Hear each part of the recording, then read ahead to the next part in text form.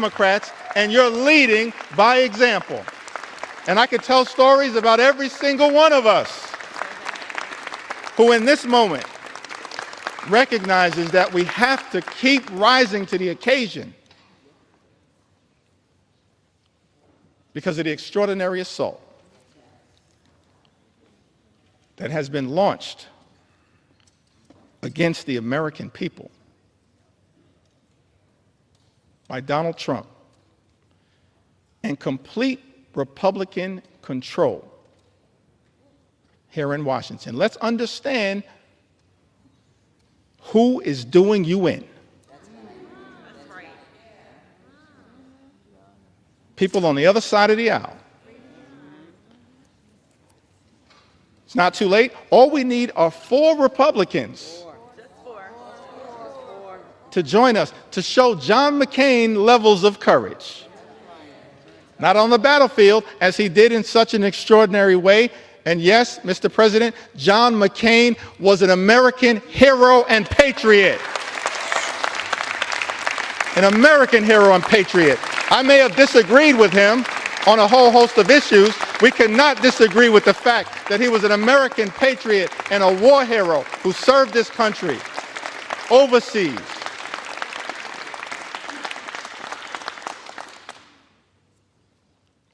And then he came back home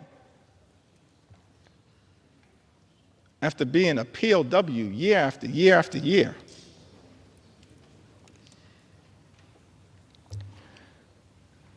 And got elected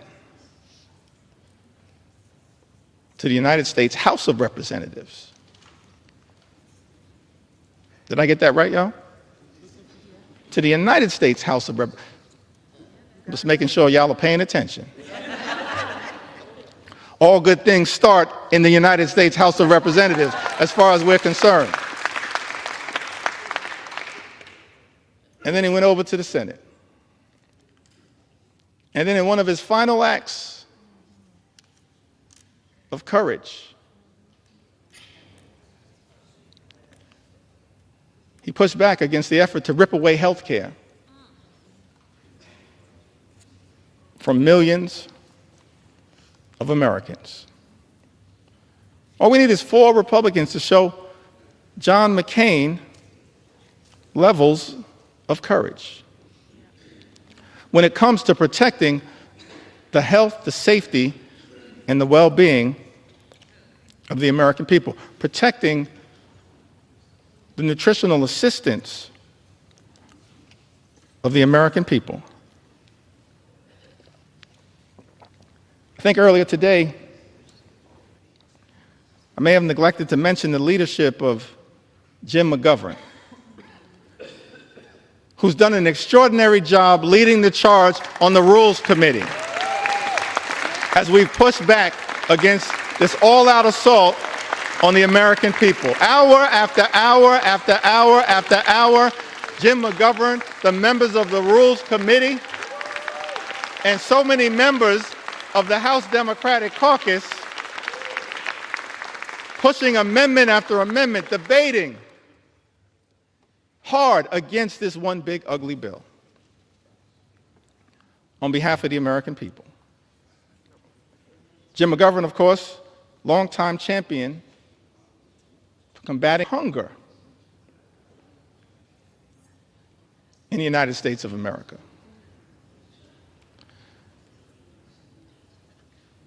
So thankful for Jim's resilience and his strength, even in the face of great tragedy. Continues to battle hard on behalf of the American people.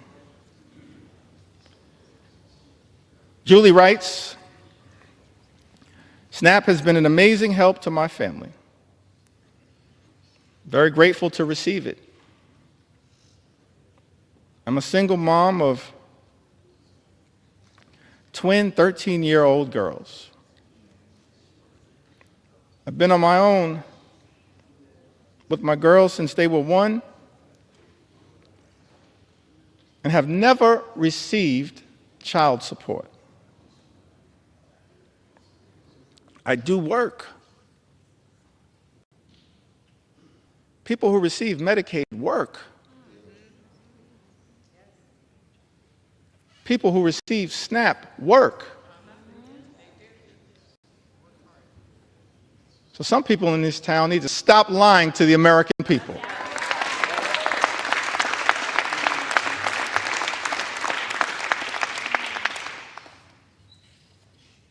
Mr. Speaker, I said some people in this town need to stop lying to the American people. Julie said, I do work, but don't make enough money to cover all my expenses. It's a big misunderstanding that people on SNAP don't have jobs.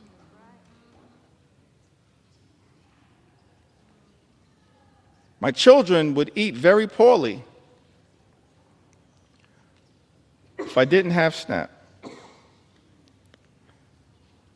I would have to rely on church food pantries, and they could only offer the bare minimum.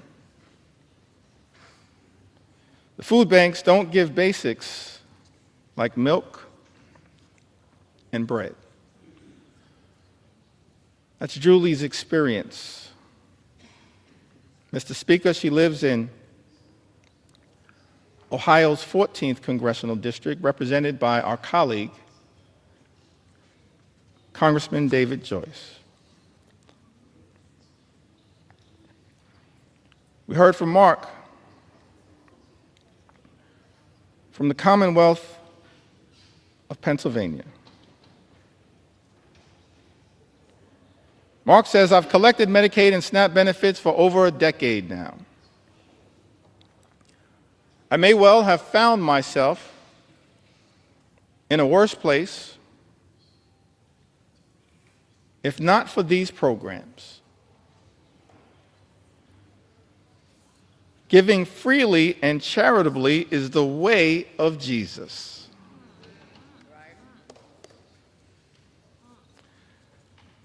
Reverend Cleaver, some people in this chamber need to hear those words again.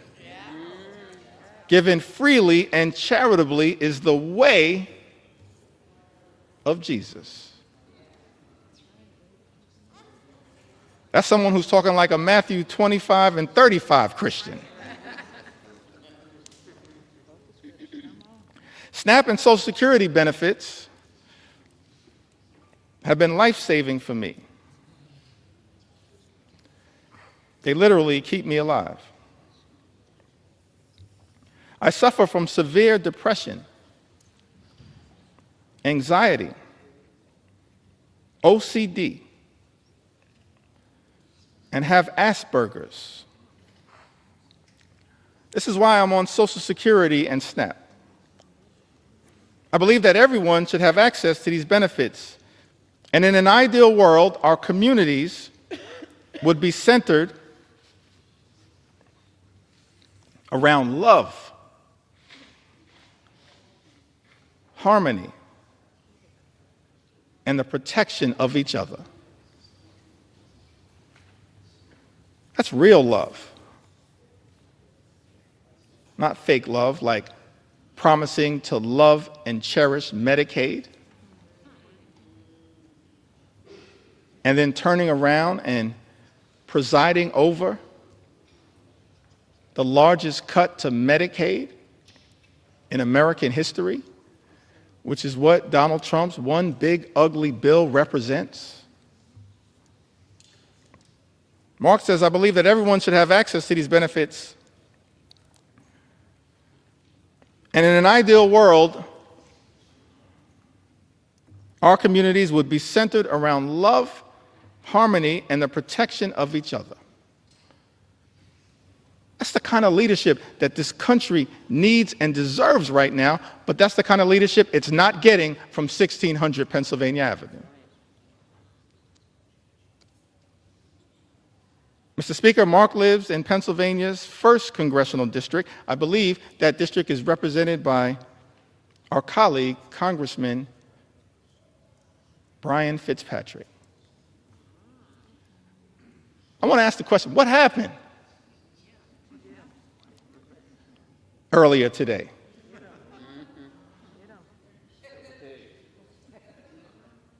How was it that a few hours ago, several of my Republican colleagues had principled opposition to Donald Trump's one big, ugly bill? Several hours ago, how is it that so many of our Republican colleagues, Mr. Speaker, had principled opposition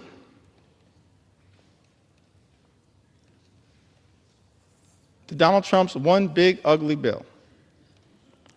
Either because of the devastating assault on Medicaid, health care, supplemental nutritional assistance, assault on veterans, assault on clean energy jobs, assault on the cost of living, which is represented in this bill, or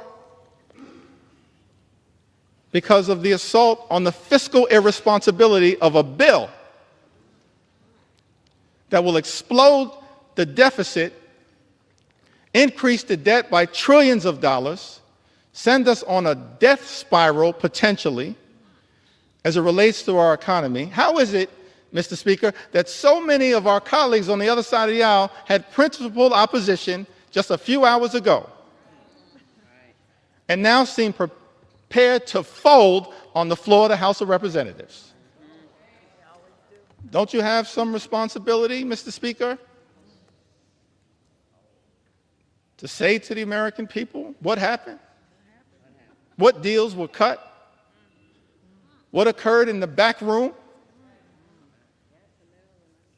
It will all come out one way or the other, Mr. Speaker. Incredible to me that this Congress is on the verge of ripping food out of the mouths of children, veterans, and seniors as a result of this one big, ugly bill in order to reward billionaires with massive tax breaks and exploding the debt in the process. I mentioned earlier in my remarks that as House Democrats, we envision a different country than the one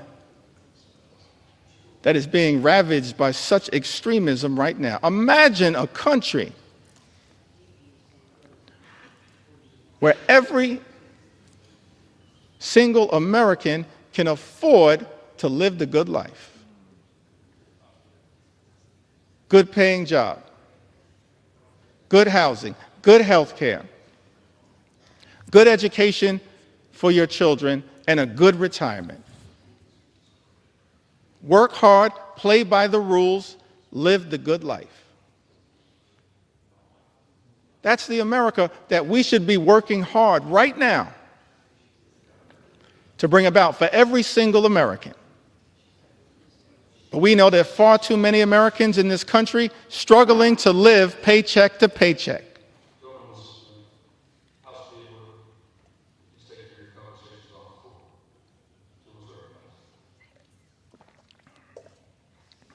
Thank you, Mr. Speaker. That should not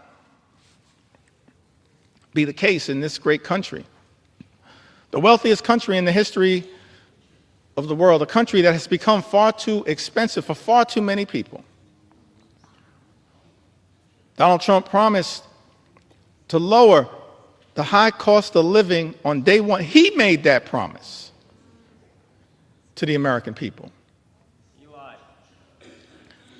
Made that promise, hadn't happened on day one, hasn't happened on month 1, month 2, month 3, month 4, month 5, month 6. It's not happening. Mr. Speaker, costs aren't going down. costs are going up in the United States of America. Life is becoming more expensive.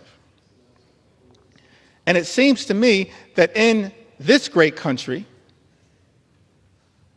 this Congress should be working hard to build an affordable economy for hardworking American taxpayers. That's our plan. That's our vision. That's our goal as House Democrats, an affordable economy for hardworking American taxpayers. But Donald Trump's one big ugly bill will make life more expensive for the American people. Lynette wrote to us.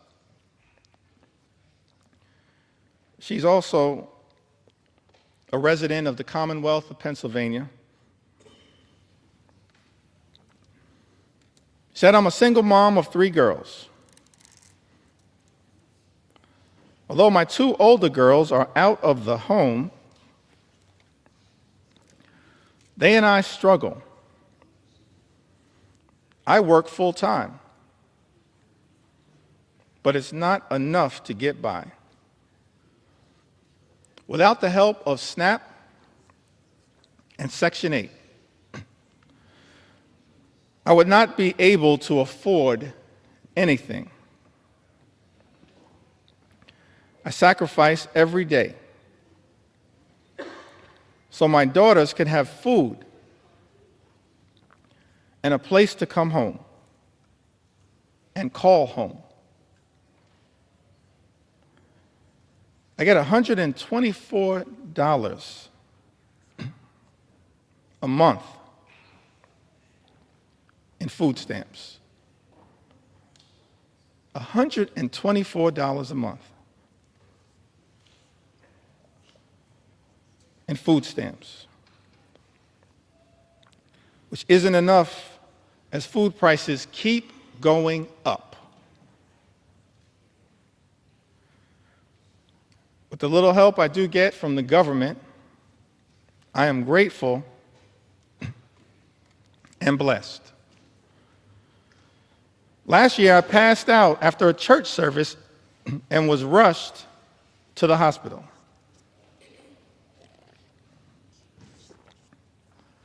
I didn't have any insurance at this time, but I was treated. However, I could not pay back the services that I received, and I still need treatments. I have been choosing to pay for rent and food, but I have these bills and other appointments that I need to go to but don't have the extra money, and I don't qualify for Medicare, don't make enough to get insurance on the marketplace for insurance. Lynette, without the help of SNAP and Section 8, I would not be able to afford anything. Mr. Speaker, Lynette resides in Pennsylvania's 7th congressional district, a district represented by our colleague, Congressman Ryan McKenzie.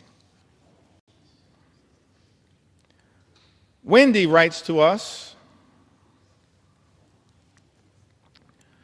from the Commonwealth of Virginia. Says that I am a single mother of 2 children, and due to bone cancer, I now live with a disability and am unable to work. I have not only survived cancer, but my children and I also survived domestic abuse. I have been making ends meet while not working or receiving any child support for almost 2 years.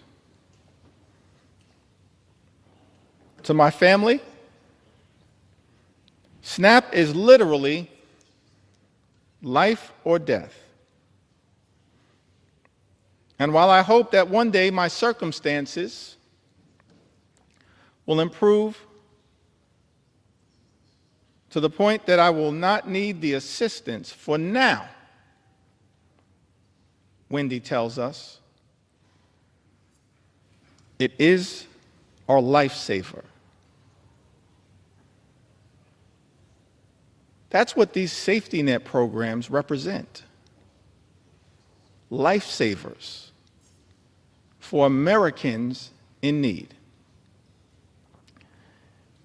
And instead of protecting these life-saving programs, these life-sustaining programs, what we see from this one big ugly bill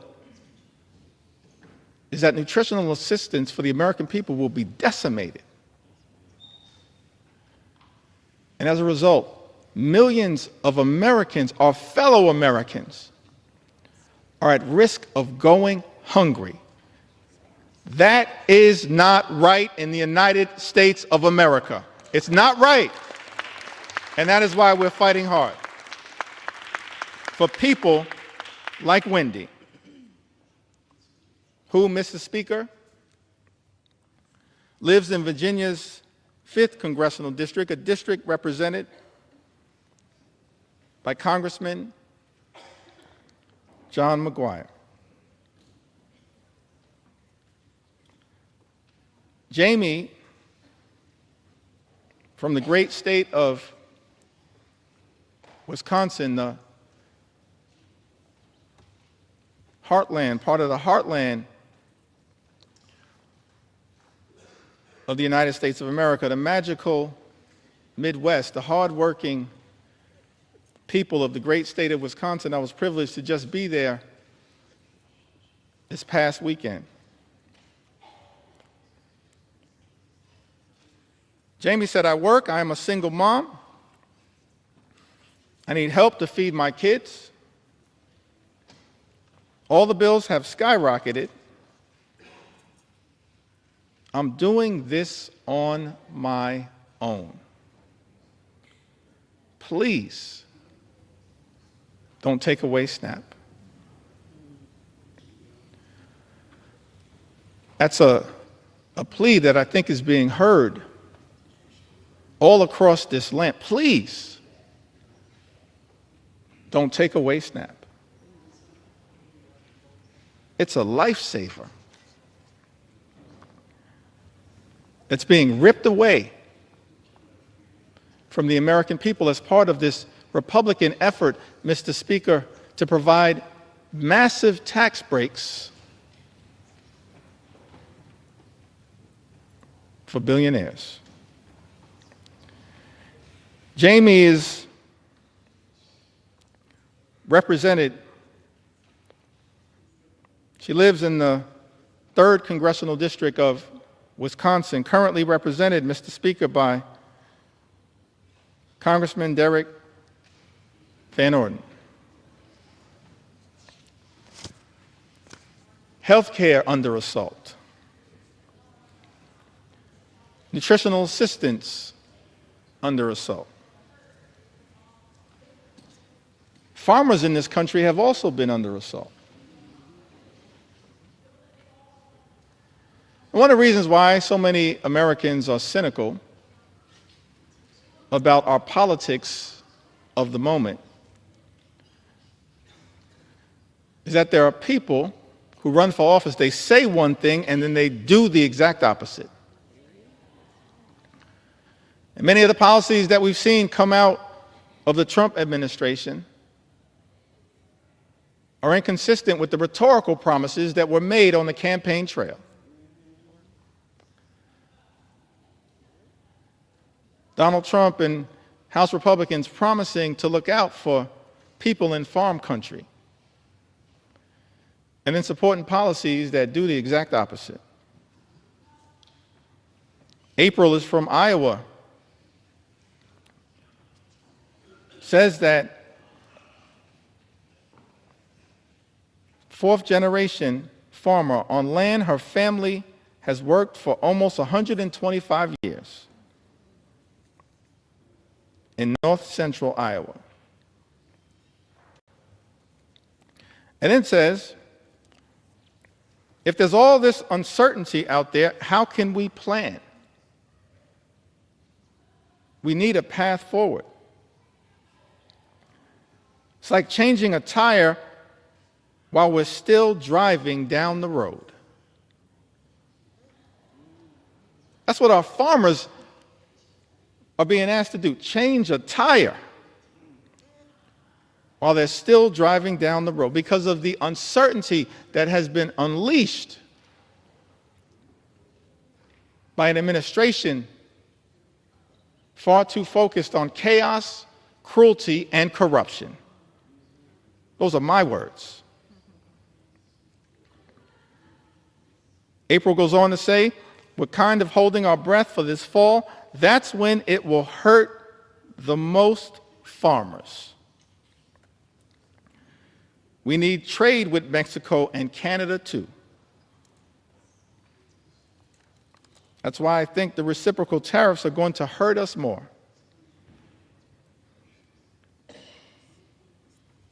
We get fertilizer from Canada. We get parts and products made in Mexico. So House Democrats, we're focused on creating more good-paying jobs, on economic strategies that make sense, that are designed to lift up the American people. But I can't find anything in this 900-plus page bill that is actually designed to permanently sustain a positive trajectory for farmers in this country and for everyday Americans. In fact, the chaotic uncertainty of the economic policies that have been unleashed by the Trump administration and complete Republican rule in Washington, D.C., will have devastating consequences for the American people and for farmers like April. John writes to us from the great state of North Carolina. He says to us, not many families can say this, black families that is, but we've been here for over 100 years. My great-grandfather, my grandfather on both sides, and my father were all farmers.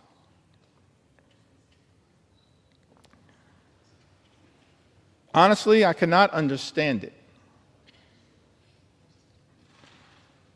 I have not heard anybody from that administration that could tell me anything that makes any sense of what he's causing. John further writes, you cannot take a chainsaw and do surgery.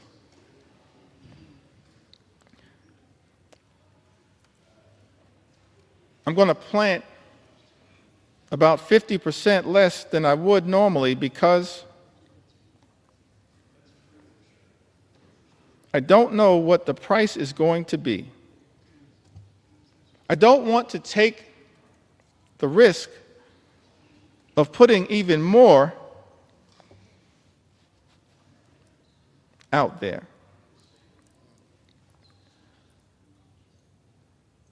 What we've seen from the Trump administration,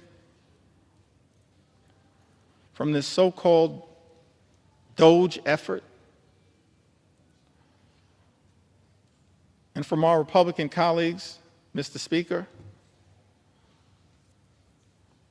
is deeply troubling. Republicans are trying to take a chainsaw to Social Security. a chainsaw to Medicare, a chainsaw to Medicaid, a chainsaw to the health care of the American people, a chainsaw to nutritional assistance for hungry children, a chainsaw to farm country, and a chainsaw to vulnerable Americans. But as House Democrats, we're here to make clear, Mr. Speaker, we're determined to take a chainsaw to Project 2025. A chainsaw, a chainsaw, a chainsaw to Project 2025 on behalf of the American people. We don't want this country to go backward. We want this country to go forward. And so no matter what it takes, no matter how long it takes, we're going to take a chainsaw to your Project 2025. That's what we're prepared to do.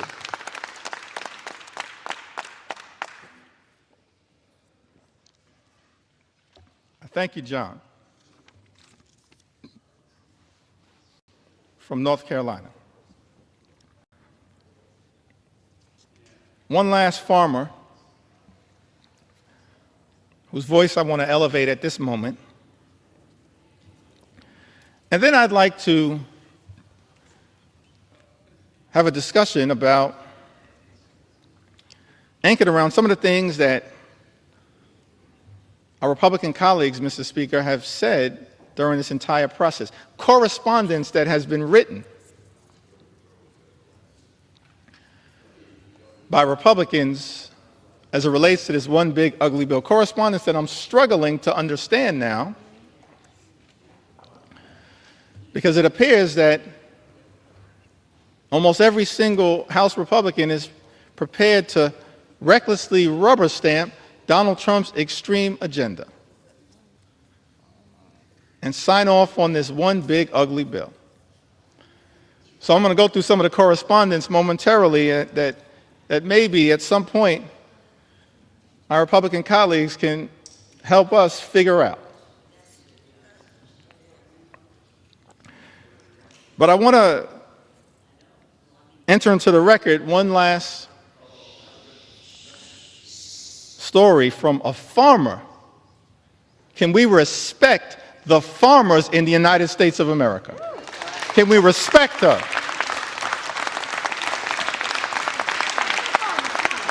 We began this country as an agrarian economy. We should respect the farmers in this country as I'm telling their stories. On the eve of our 249th birthday, can we respect the farmers in this country who we're working hard to defend?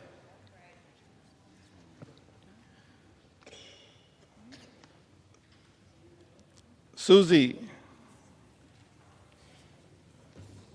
is from Missouri. In a district, Mr. Speaker, represented by Ways and Means Chairman, our colleague, Jason Smith. She writes to us, she says that Susie and her husband, they moved back to her family farm over 2 decades ago, where they raised their children, including a son with complex medical needs who relies on Medicaid for essential therapies and care. Over the years, Susie has seen firsthand how Medicaid has been a lifeline for families like hers, especially in rural communities. A proud mother and daughter of hardworking Missourians, Susie apparently has voted for both Democrats and Republicans, and her husband is a registered Republican. But as farmers, they both believe that access to health care should never be a partisan issue. We agree. Thank you, Susie. Access to health care in the United States of America should never be a partisan issue. It should never be considered a privilege just for the wealthy, the well-off, and the well-connected. It is a right that should be available to every single American, And that is what we are fighting hard right now to defend here in the United States of America, and to push back against this one big, ugly bill.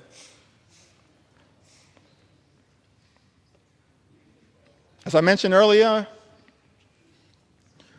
in the time that I have remaining, I certainly want to share the story of some of our veterans. Share a few stories of some of our small business owners who will also be under assault as part of this one big ugly bill. And share the stories of hardworking and law-abiding immigrant families who also will be targeted by this one big ugly bill. But I did want to take a little time at this moment to enter into the record some of the statements that have been made, Mr. Speaker, by our Republican colleagues.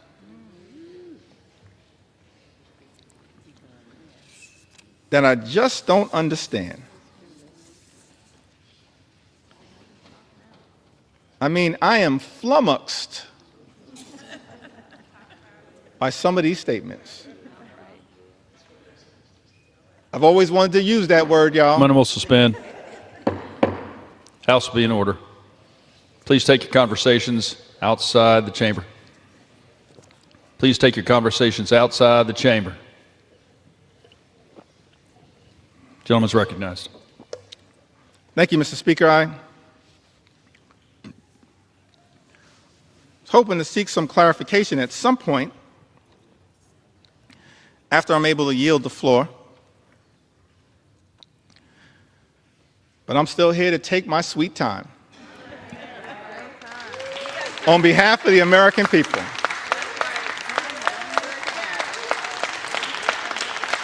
Because it was totally unacceptable that you would try to jam this bill, Mr. Speaker, down the throats of the American people with 15 minutes allocated for a debate that would hurt everyday Americans, allocated to the committees of jurisdiction. 15 minutes. And so now I'm here with my House Democratic colleagues, 4 hours in, taking our sweet time on behalf of the American people. And I'm flummoxed. Maybe it's flummoxed. As I mentioned, Mr. Speaker, I always wanted to use that word. I can't spell it, but I know what it means. I'm confused by many of these statements, so I'm trying to enter them into the record and then perhaps at some point get some clarification. Talking about Medicaid cuts, the largest cut to Medicaid in American history. Vice President said these cuts are immaterial. Are you kidding me? Immaterial? I'm perplexed, I'm astonished, I'm confused that someone who sits in the second highest office in the land would say that Medicaid cuts, $1 trillion or so of Medicaid cuts that are in Donald Trump's one big ugly bill are immaterial.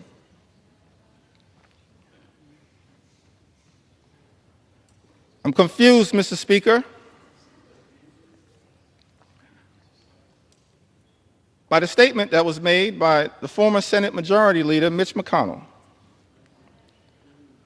who, when talking about the Medicaid cuts that millions of Americans have been reaching out to us, pouring into us their heartfelt concerns at the devastating impact that these Medicaid cuts will have on their health, their safety, and their well-being. I'm confused, Mr. Speaker, by the statement that Mitch McConnell made. He said, people will get over it. No, Mitch. The American people will not get over it, but they will get even next November. That's what's going to happen because of these cuts being unleashed on the American people. I'm confused, perplexed, astonished,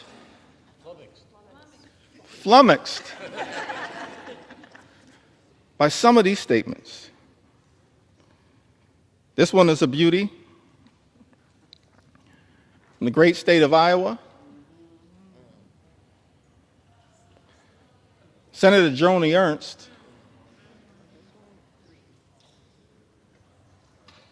she showed up at a town hall meeting in Iowa. First of all, I'll give her credit for showing up at a town hall meeting because House Republicans were instructed not to show up at town hall meetings.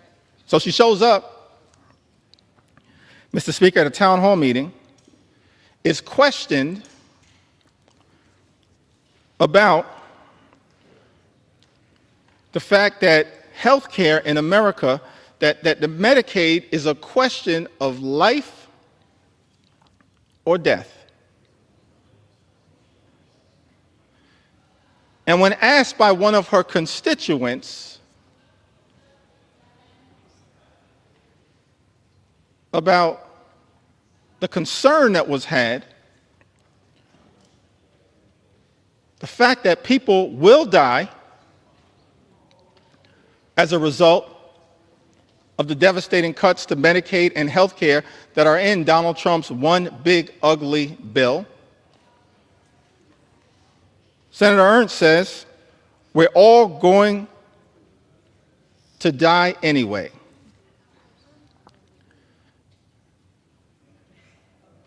Yes, Joni, the American people understand that at some point all of us will transition. But the American people do not deserve to die as a result of the Republican cruelty that is in this legislation. Do not deserve to die as a result of the cruelty that is embedded, Mr. Speaker, in this legislation. Ending Medicaid as we know it, the largest cut to Medicaid in American history.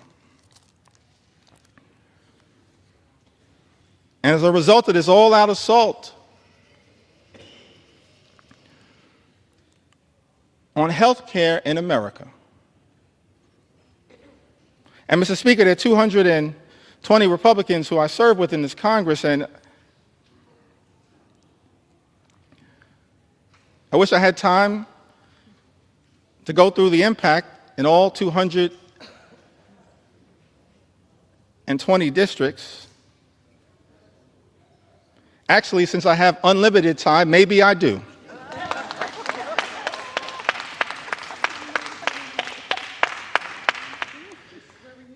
But, Mr. Speaker, I figured that, I'll start in my home state of New York.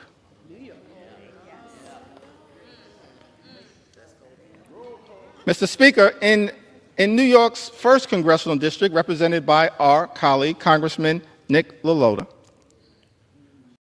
approximately 50,000 New Yorkers will lose their health care.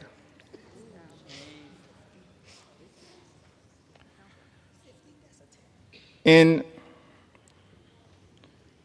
New York's 24th congressional district, Mr. Speaker, represented by our colleague, Congresswoman Claudia Tenney, over 30,000 New Yorkers will lose their health care.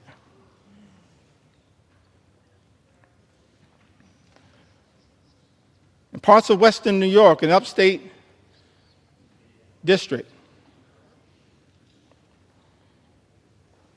New York 23, currently represented by Congressman Nick Langworthy, approximately 35,000 New Yorkers will lose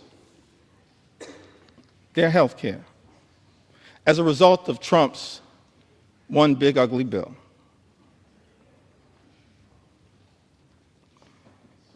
In New York 17,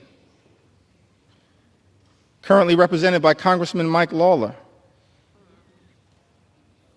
more than 30,000 New Yorkers will lose their health care. In New York 21, the North Country,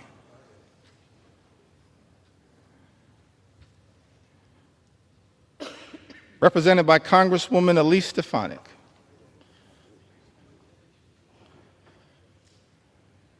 welcome back to Congress. I'm sorry it did not work out for you.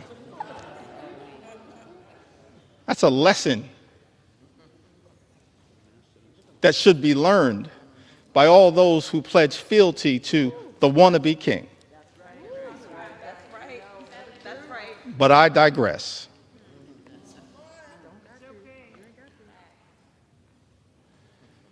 New York's 21st Congressional District, currently represented by Congresswoman Elise Stefanik,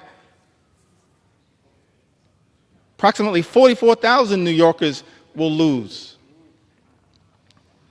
their health care.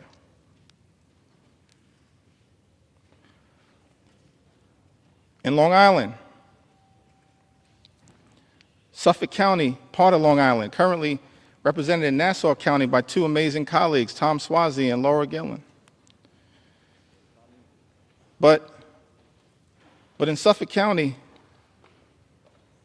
New York's 2nd Congressional District, currently represented by Congressman Andrew Garbarino, 48,000 New Yorkers will lose their health care. In Suffolk County, in New York's 2nd Congressional District, as a result of Trump's one big ugly bill.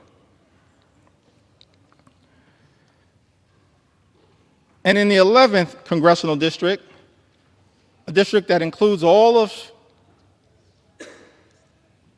Staten Island, a district, Mr. Speaker, currently represented by Congresswoman Nicole Malliotakis, more than 50,000 New Yorkers will lose their health care as a result of Donald Trump's one big ugly bill on Staten Island and in New York's 11th Congressional District. I don't think the Wu-Tang Clan would approve of that.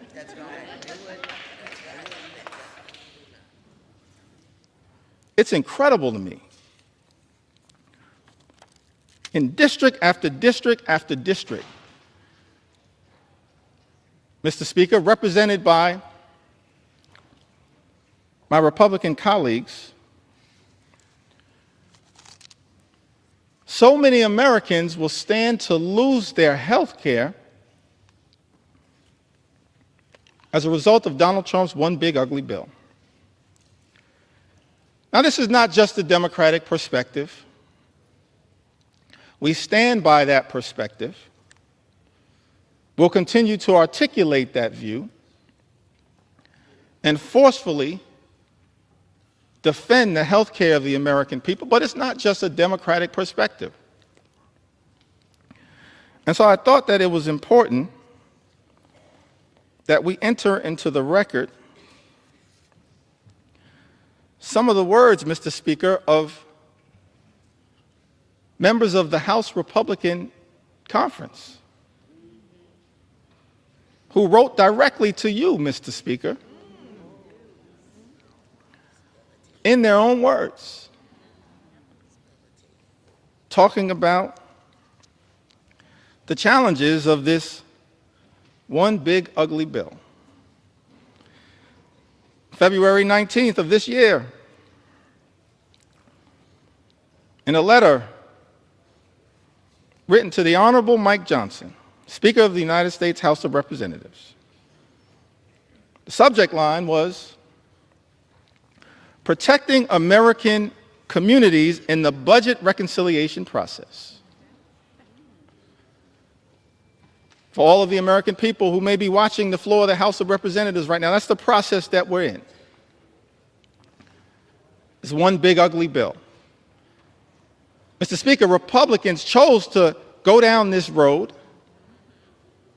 because Republicans are uninterested in actually trying to find bipartisan solutions to solving problems on behalf of the American people. And so we're in this budget reconciliation process that can avoid the filibuster in the United States Senate. And Republicans, Mr. Speaker, have been uninterested in trying to actually find bipartisan common ground. We're the party of common sense. Let's be clear about that. I'm going to be spending some time on the road talking about what common sense really is all about. Common sense certainly is not taking health care away from the American people. And so in this letter on February 19th, and I got a lot of statements that have been entered into the record, but I figured we'd start with this one. February 19th, "Dear Speaker Johnson, as members of the Congressional Hispanic Conference," that's different than the Congressional Hispanic Caucus. The Congressional Hispanic Caucus right now is fighting hard on behalf of the health care of the American people. On the Democratic side, I call that the real CHC. The Congressional Hispanic Caucus is fighting hard on behalf of the American people. But this is a letter as members of the Congressional Hispanic Conference. Mr. Speaker, as you know, these are Republicans here in the House of Representatives, and those who represent sizable Hispanic populations. We are writing to express our concerns regarding possible funding decisions stemming from the House Budget Resolutions Committee instructions advanced on February 13, 2025. Those budget instructions, by the way, were what set this whole toxic process in motion that has resulted in this moment that we find ourselves in right now on the floor of the House of Representatives, connected to this one big ugly bill. And in this letter, it says that while we fully support efforts to rein in wasteful spending and deliver on President Trump's agenda, let me park right there parenthetically for a moment. Nothing in this bill is about waste, fraud, and abuse. Nothing is doing anything meaningful about waste, fraud, and abuse. The letter continues, "It is imperative that we do not slash programs that support American communities across our nation." It then goes on to say that the House Budget Resolution proposed $880 billion in cuts to programs under the jurisdiction of the House Committee on Energy and Commerce, with Medicaid expected to bear the brunt of these reductions. Their words, not our words. Nearly 30% of Medicaid enrollees are Hispanic Americans, and for many families across the country, Medicaid is their only access to health care. Slashing Medicaid would have serious consequences, particularly in rural and predominantly Hispanic communities, where hospitals and nursing homes are already struggling to keep their doors open. Mr. Speaker, these are members of the House Republican Conference warning about the devastating impacts of this one big, ugly bill. It goes on to say that the House Committee on Education and the Workforce has been tasked with cutting $330 billion where federal aid for higher education, such as Pell Grants, may be a target for reductions. Once again, let me park right there parenthetically to make the observation. This bill also assaults higher education in the United States of America. That's a disgrace. And Mr. Speaker, members of the House Republican Conference predicted that that would occur. Their words, not our words. House Committee on Education and the Workforce has been tasked with cutting $330 billion, where federal aid for higher education, such as Pell Grants, may be a target for reductions. Hispanic students make up a significant share of Pell Grant recipients, many of whom are first-generation college students, striving for a better future for themselves, their families, and our nation. If we are serious about empowering the next generation and strengthening our workforce, we must facilitate and not undermine opportunities that help students succeed. Finally, the House Committee on Agriculture has been directed to cut $230 billion. And then, Mr. Speaker, our Republican colleagues go on to write, while we fully support efforts to eliminate fraud, waste, and abuse, by the way, that's all fake, we support a federal government that's effective, that's efficient, that's equitable, that eliminates waste, fraud, and abuse. That's not what this bill is all about. But it goes on to say, while we fully support efforts to eliminate fraud, waste, and abuse, we must ensure that assistance programs such as SNAP remain protected. I mean, I'm just confused. Remain protected, as nearly 22% of Hispanic families rely on this critical program as a temporary safety net during difficult times. And then this letter concludes, written to you, Mr. Speaker, by the Congressional Hispanic Conference. Hispanic Americans are the future of the Republican Party. I'll reserve judgment on that statement. As House Democrats, we're going to fight for every single community in the United States of America, including the Hispanic community. Every single community.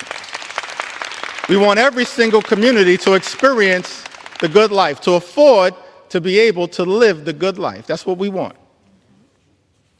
For every single community, good paying job, good housing, good health care, good education for your children, and a good retirement. That's what we want for every community. But the Congressional Hispanic Conference, they write, in closing to you, Mr. Speaker, that these Hispanic Americans are closely watching to see if we will govern in a way that honors their values and delivers results.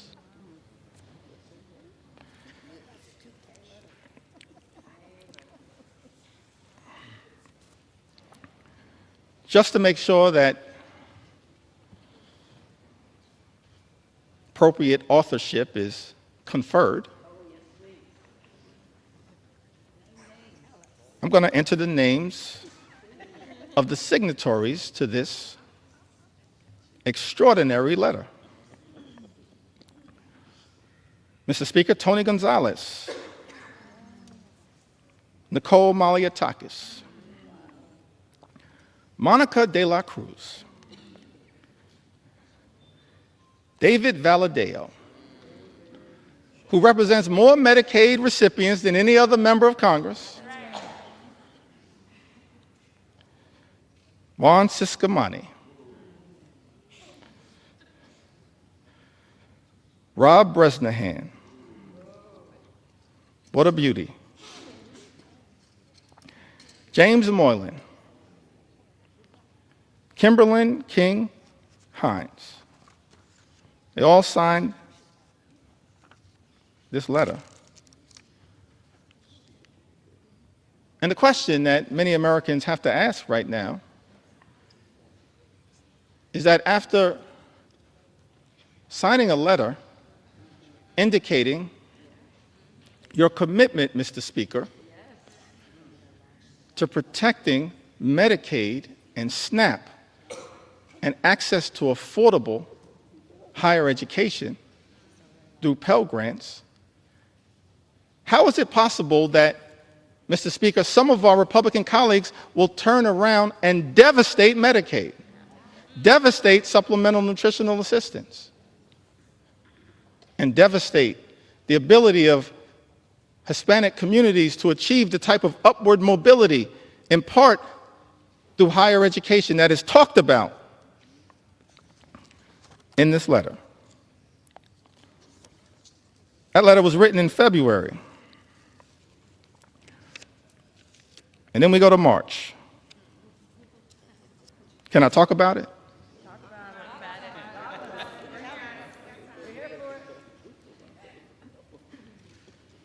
I mentioned, Mr. Speaker, I'm here to take my sweet time on behalf of the American people.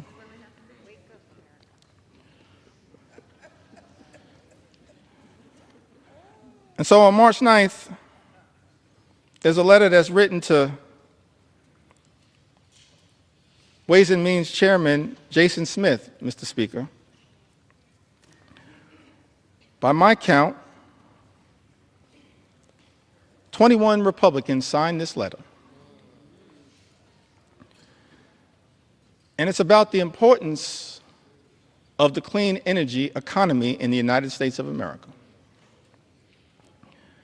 I would assume, based on this letter, that all of the signatories to this particular piece of correspondence are now horrified by the attack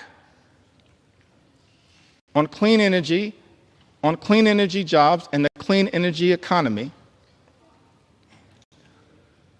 in this one big ugly bill. But we'll see shortly, because everyone is going to have to go on record.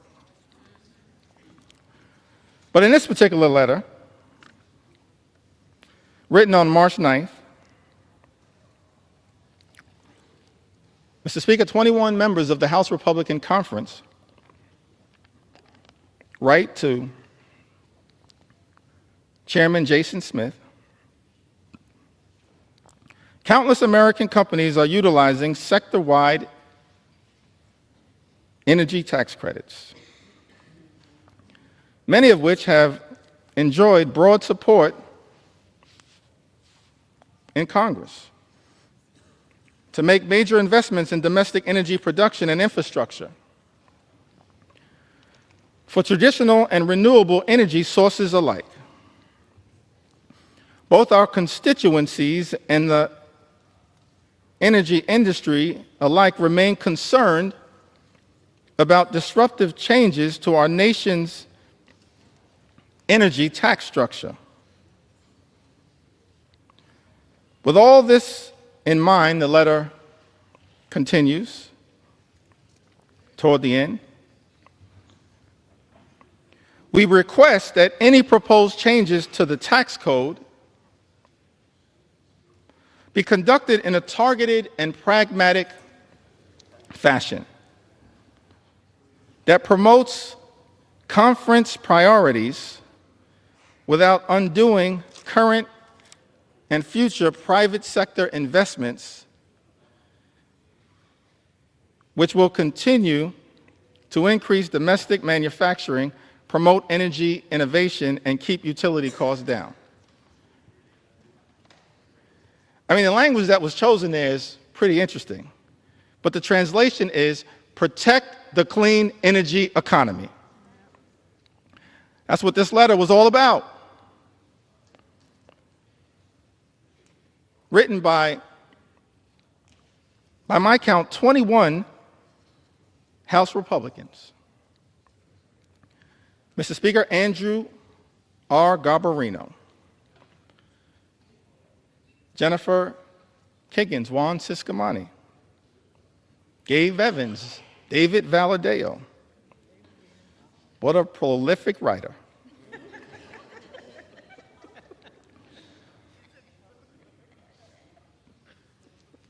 Mark Amadei, Michael Lawler, Young Kim, Don Bacon, Vince Fong, Jeff Hurd, Tom H. Kane Jr., Nick LaLota,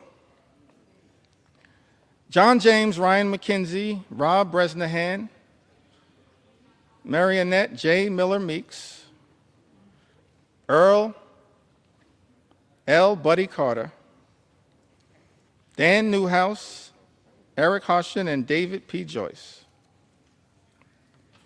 all writing in support of a clean energy economy. We as House Democrats, we know that there's an all-of-above approach that is underway right now, but we support wind and solar energy, renewable energy, because renewable energy is cheaper energy, and cheaper energy means reducing the high cost of living for everyday Americans. That's what we as House Democrats support. And yet, I'm perplexed because this letter was written, but the one big ugly bill represents an extraordinary and unprecedented assault on clean energy and cheaper energy in the United States of America. Mr. Speaker, I asked the question, what are those 21 Republicans going to do when it comes to voting for this one big ugly bill?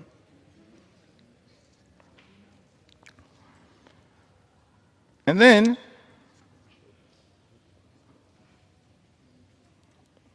we've got another letter in April. So we've got a February letter, a March letter, an April letter. Quite elegant with these letters. April 14th, 2025, this is correspondence written by 13 House Republicans, Mr. Speaker. Written to you and Steve Scalise. Majority Leader written to Tom Emmer. The Majority Whip, and written to Brent Guthrie, the Chairman of the Energy and Commerce Committee. It says, as members of Congress who helped deliver a Republican majority, many of us representing districts with high rates of constituents who depend on Medicaid, we would like to reiterate our strong support for this program. By the way, a program that the one big ugly bill now will cut and devastate, gut, Mr. Speaker, by almost $1 trillion. In this letter, 13 Republicans say we would like to reiterate our strong support for this program that ensures our constituents have reliable health care. Balancing the federal budget must not come at the expense of those who depend on these benefits for their health and economic security. Mr. Speaker, that's their words, not our words.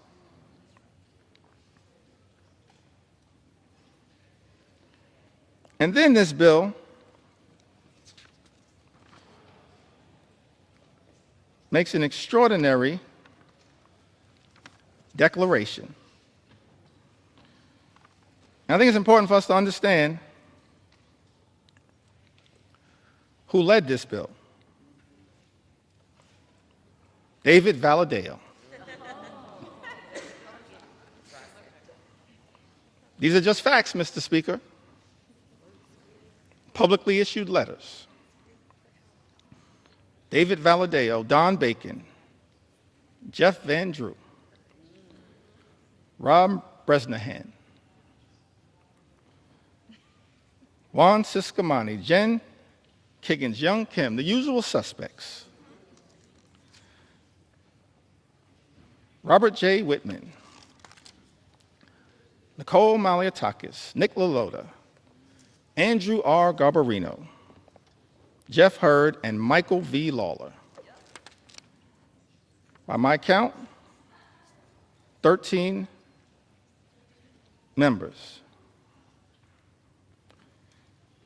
And in some of the relevant portions of this letter, it says to strengthen Medicaid, we urge you to prioritize care for our nation's most vulnerable populations. Our constituents are asking for changes to the healthcare system that will strengthen the healthcare workforce, offer low-income, working-class families expanded opportunities to save for medical expenses, support rural and underserved communities, and help new mothers.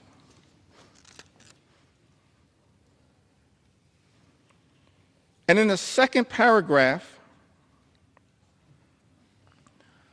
of this letter dated April 14, 2025, Mr. Speaker, these 13 members of the House Republican Conference make this extraordinary representation. It says, however, we cannot and will not support a final reconciliation bill that includes any reduction in Medicaid coverage for vulnerable populations. This bill represents the largest cut to Medicaid in American history. It will devastate vulnerable populations all across America. And so the reality is, all 212 House Democrats are going to stand up and protect the health care of the American people. We're going to protect the Medicaid of the American people against this assault on vulnerable communities. And I'm looking forward to all 13 of you joining us to protect the health care of the American people that you represent. That's the promise, Mr. Speaker, that your Republican colleagues made in this April letter. What's changed? We're looking forward to all 13 Republicans in this letter joining us to protect the Medicaid of the American people.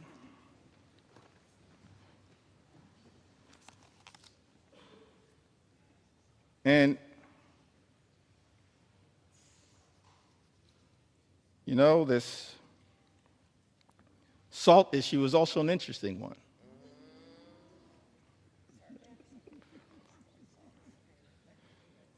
Statement was issued on May 8th,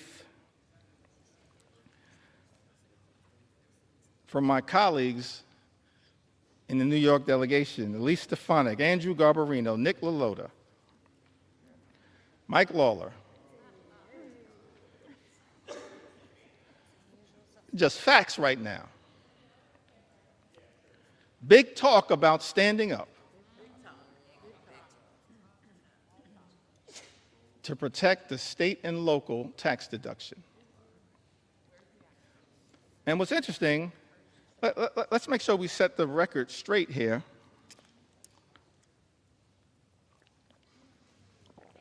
As to what happened to the state and local tax deduction, which impacts millions of hardworking American taxpayers all across the country, including in the districts represented by the individuals that I just named. The state and local tax deduction was decimated, Mr. Speaker, by Donald Trump, House Republicans, and Senate Republicans in 2017 in connection with the GOP tax scam that callously and unnecessarily imposed a $10,000 cap, wiping away thousands of dollars a year for hardworking American taxpayers. Republicans did that. Mr. Speaker, let's set the record straight. And so, Mr. Speaker, there are people in this chamber claiming to be saviors. Saving what? From the devastation that Republicans have wrought by decimating the state and local tax deduction? And you know what's interesting about this is that people who are against this claim that the state and local tax deduction is subsidizing states in certain places to the detriment of others. But every single state that suffered from the Republican effort, Mr. Speaker, under Donald Trump's presidency in 2017 to decimate the state and local tax deduction, every single state is a donor state, sends more money to the federal government than we ever get back in return. A donor state. Some people in this town running around misrepresenting the facts.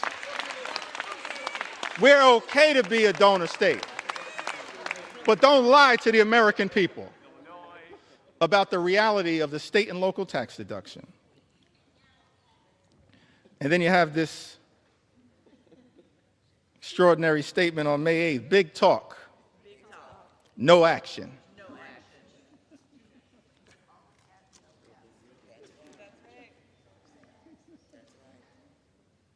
I guess in Texas they say all hat, no cattle.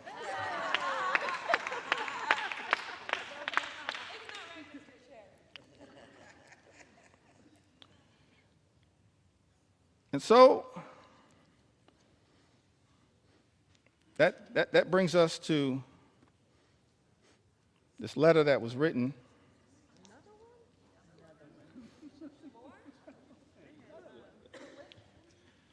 prolific writers,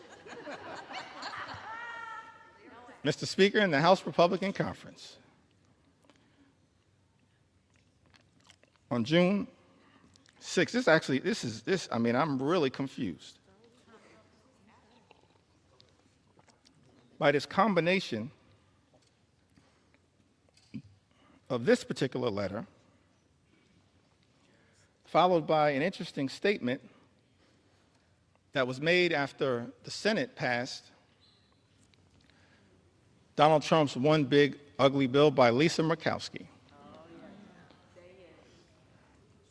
And maybe somebody, Mr. Speaker, can help me reconcile these statements. Because all of us in the House and in the Senate were independently elected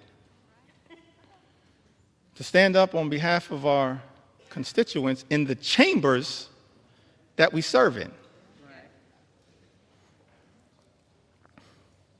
I'm going to get back to that point momentarily. So in the House, we passed this one big ugly bill initially in late May that devastated Medicaid, devastated nutritional assistance, devastated the clean energy economy that actually is benefiting red state after red state after red state in the United States of America. And so,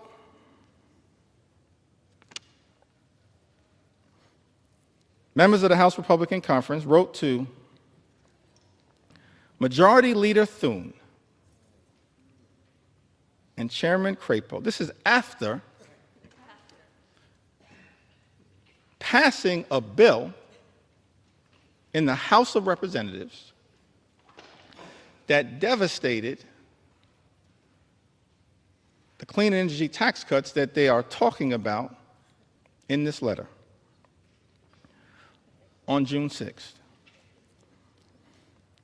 It says, as members of the House Republican Conference, we write to express our continued support for common sense energy policy and to urge the Senate to substantively and strategically improve clean energy tax credit provisions included in the House-passed reconciliation bill.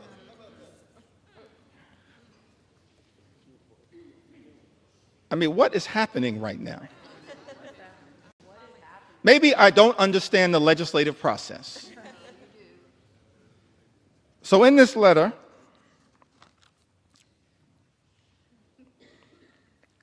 it goes on to say, in relationship to a bill that every single signatory signed and voted for. Our position has always been that the energy tax code should be modernized in a way that promotes fiscal responsibility and business certainty. Fully realizing that balance requires improvements to the House-passed version of H.R. 1. We believe that the Senate now has a critical opportunity to restore common sense and deliver a truly pro-energy growth final bill that protects taxpayers while also unleashing the potential of U.S. energy producers, manufacturers, and workers. In other words, every single one of these signatories, Jen Kiggins, Brian Fitzpatrick, Juan Ciscomani, Nick LaLota, Mike Lawler, Andrew Garbarino, Don Bacon, Mark Amadei, Gabe Evans, Young Kim, David Valadeo,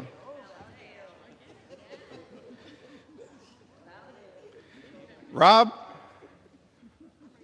Bresnahan, and Thomas H. Kane, Jr. Every single one of these signatories voted for a House bill that undermined the clean energy economy, noted that it would hurt their own constituents, voted for the bill anyway, and then begged the Senate to make a difference. That's not how we should be legislating in the United States House of Representatives. That's not how you legislate, particularly when every single House Democrat voted against the bill. It left the House limped out of the House by a single vote. So every single signatory on this letter could have stopped the bill. That you yourself, Mr. Speaker, indicated the signatories of this letter damaged the very thing they claim to be fighting for. I'm confused, perplexed, flummoxed at what the heck is going on. Extraordinary.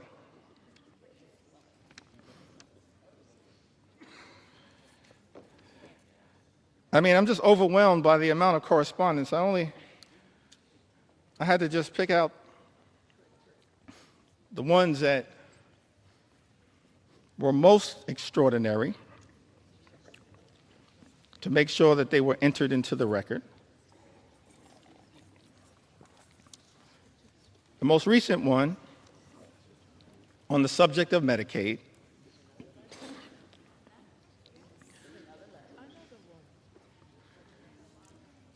was written on June 24th. It was directed to the Honorable John Thune, Majority Leader of the United States Senate, the Honorable Mike Johnson,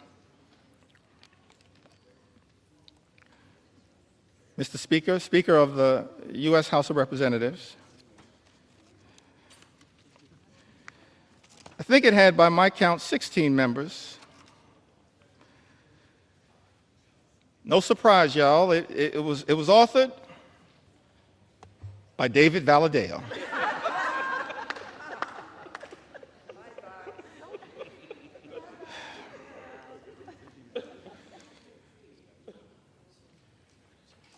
I mean, these letters can make up a book, Mr. Speaker.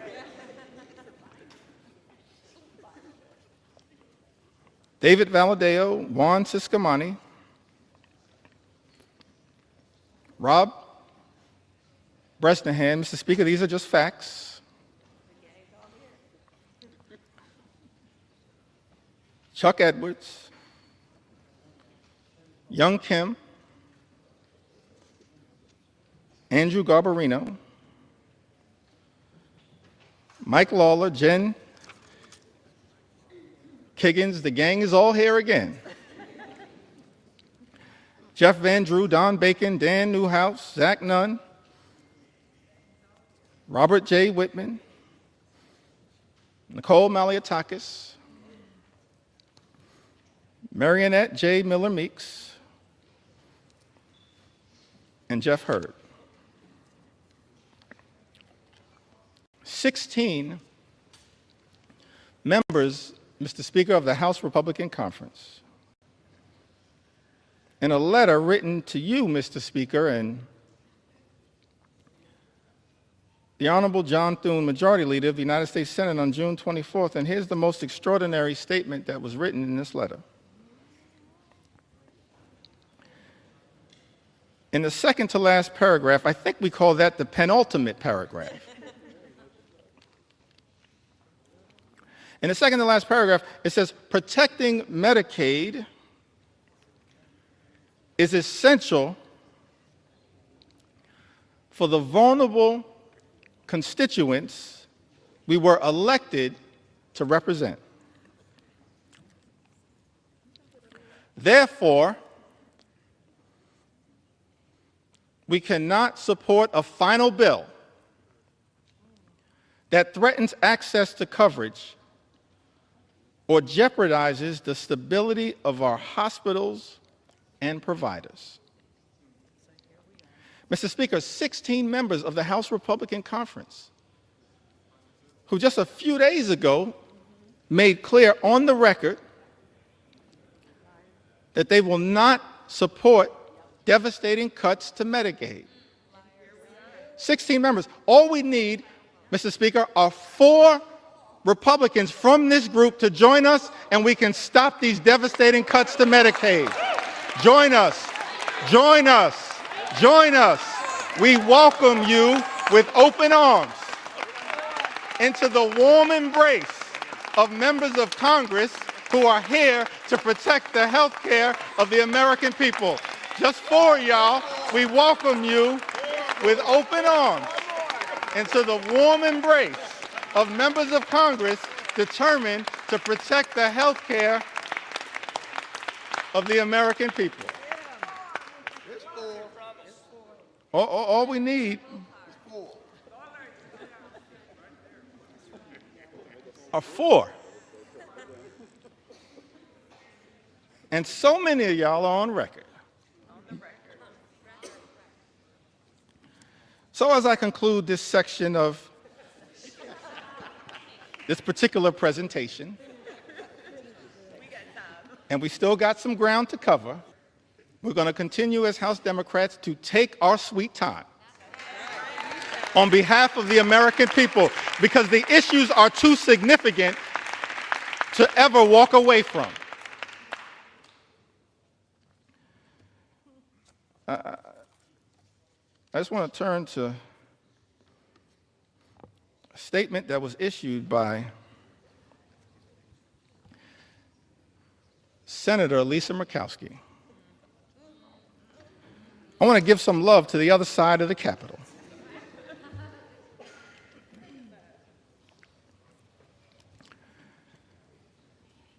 And again, Mr. Speaker, these are just the words that were issued. I'm not even trying to characterize the words.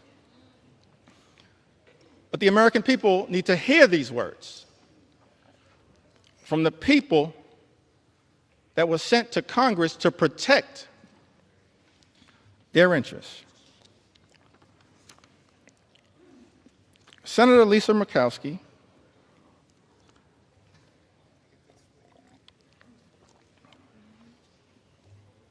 says this was one of the hardest votes I have taken during my time in the Senate. Let me just editorialize there briefly. This should not be a hard vote, Senator Murkowski. This should be a hell no vote on behalf of the people you were sent to Washington to represent. It's a hell no vote for us because we're standing up on behalf of the American people. It should be a hell no vote.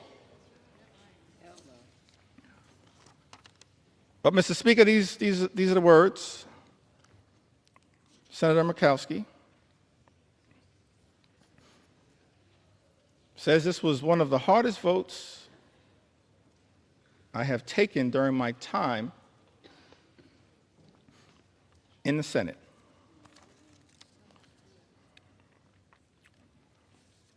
And then she keeps it real. As far as I can tell, she says, but let's not kid ourselves. This has been an awful process. Mr. Speaker, those are the words of a Republican senator, not us. This has been an awful process, a frantic rush to meet an artificial deadline that has tested every limit of this institution.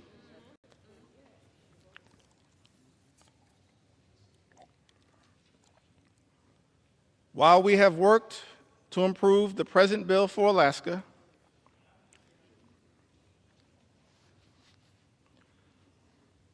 it is not good enough for the rest of our nation.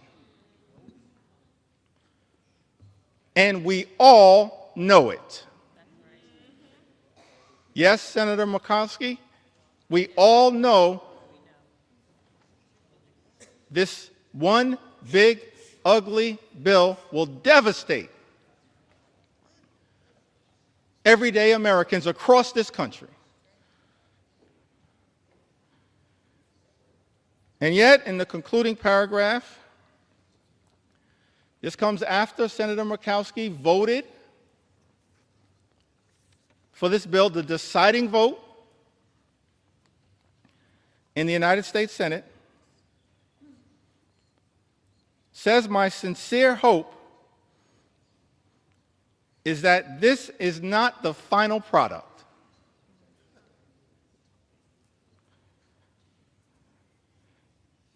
This bill needs more work across chambers and is not ready for the president's desk. We need to work together to get this right. So let me get this straight. I think the number was 16 House Republicans, Mr. Speaker, vote for a bill they know will hurt the communities, Mr. Speaker, that they represent.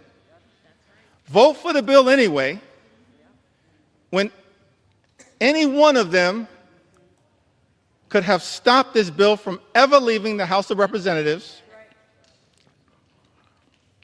and then write a letter to the senators in the other side of the Capitol saying, fix this bill. When any single one of them could have stopped the bill dead in its tracks. And then Senator Murkowski, in her chamber, turns out to be the deciding vote for a bill that she says, Mr. Speaker, is not good enough for the rest of the nation, and we all know it, votes for it anyway, and then begs the House to fix the bill.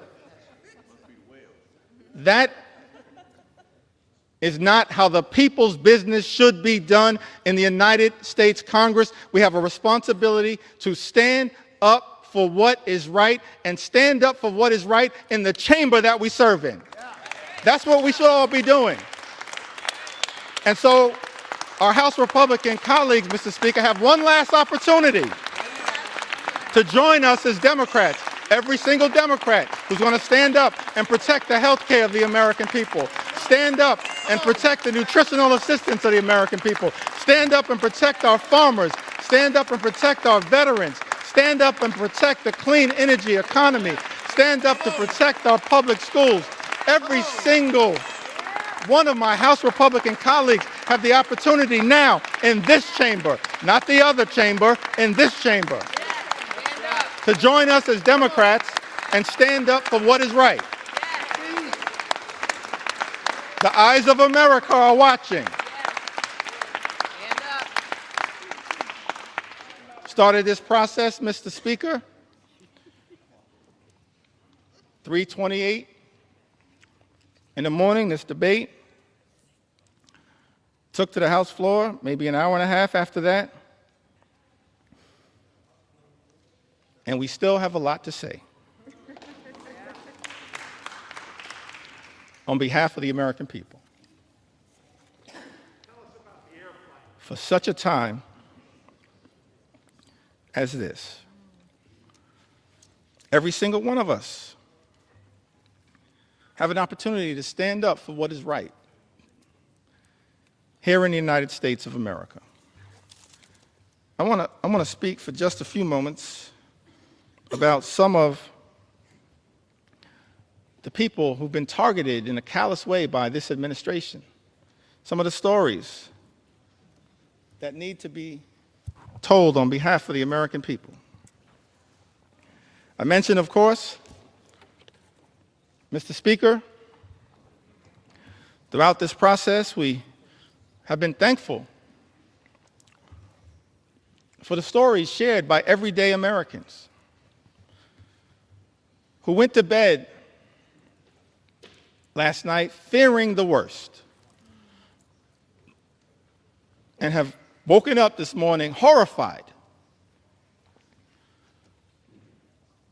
by Donald Trump's one big ugly bill that will hurt everyday Americans and rewards billionaires with massive tax breaks that will serve to devastate the social safety net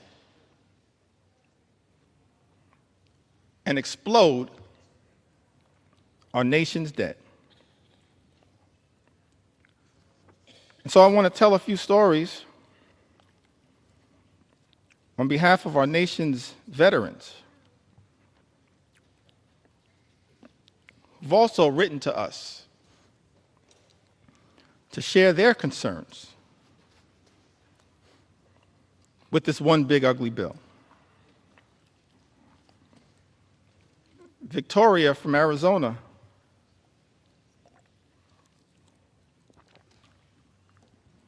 wrote to us, Mr. Speaker, said, "My husband and I are patriots. We are both Army veterans who were disabled as a result of our service. We have 5 children and run a small electrical contracting business. We live on a fixed income and, like most families, have struggled with rising costs. One of our sons is adopted. He is a wonderful, loving 7-year-old who has autism and ADHD. He qualifies for Medicaid because he was adopted, and it has been the saving grace for his health and well-being. Medicaid is the reason we were able to get his formal diagnosis of his autism and ADHD.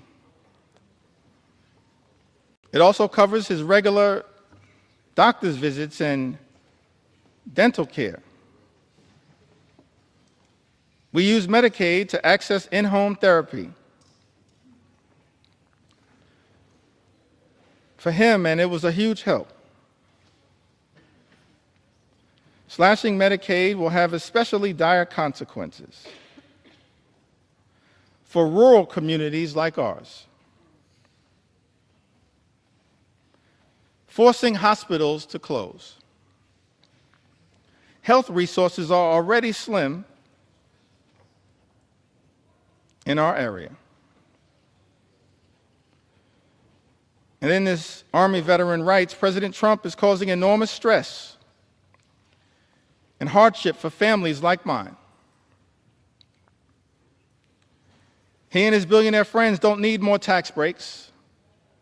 It's outrageous. The last thing we should even be considering is cutting Medicaid. These programs are lifelines. We agree with you, Victoria. She lives in Arizona's 6th Congressional District. District, Mr. Speaker, currently represented by Congressman Juan Ciscomani. Troy, another veteran, lives in California, Mr. Speaker. Lives in a district currently represented by Jay Obernalte. That's California's 23rd congressional district, I believe. He writes to us and says, I was in the U.S. Army and went to Kosovo in 2001,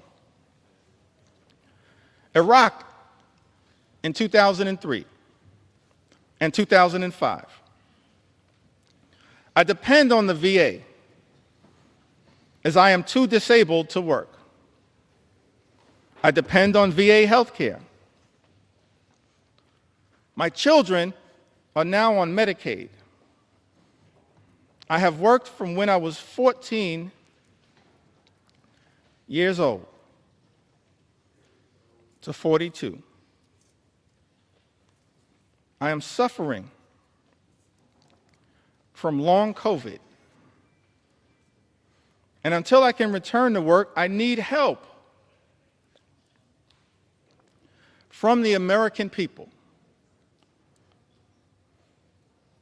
I have had your backs. Time for you to cover my back. Writes Troy Mr. Speaker. I need NIH's help. Now is the time to stand up for all Americans. Stop the assault on the VA, NIH, Medicaid, and the rest of Americans.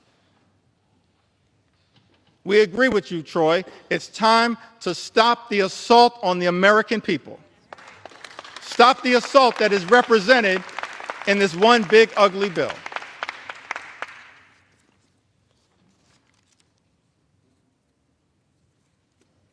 Christy, another veteran, wrote to us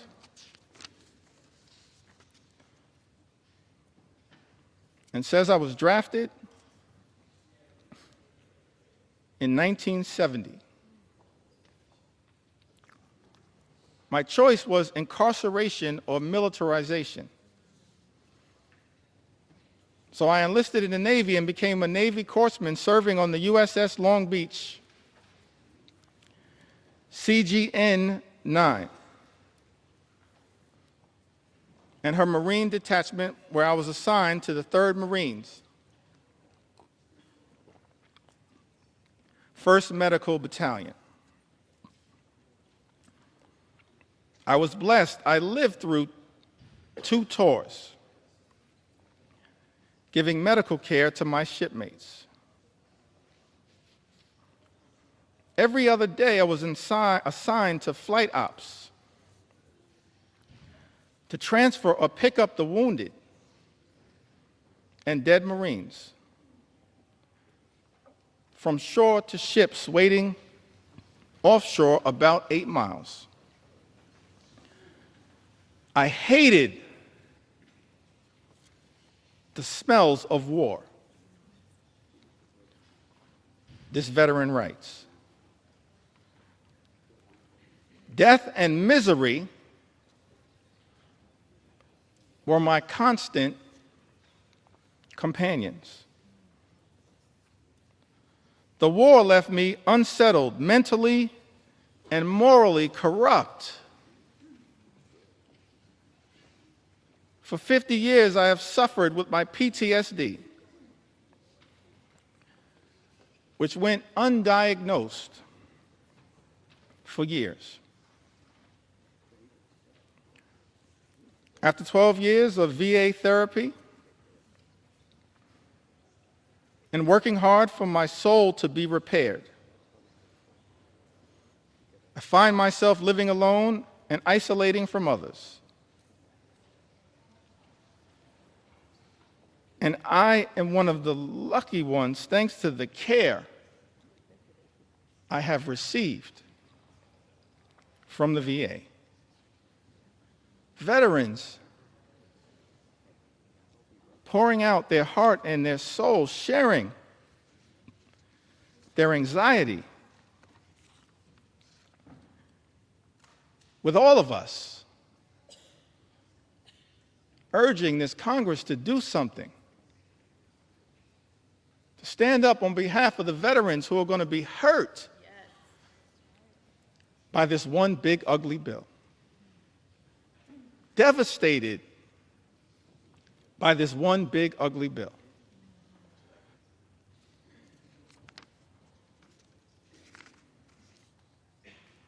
We also heard, Mr. Speaker, from Timothy, who I believe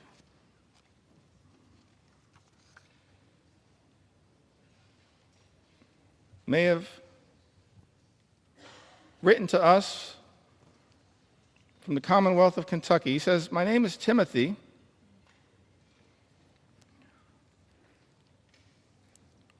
And for the past 5 years, I have worked at the Department of Housing and Urban Development in field policy and management, the Department of Housing and Urban Development that was once led so ably by our former colleague, Congresswoman Marcia Fudge, and now has been taken in a very different direction.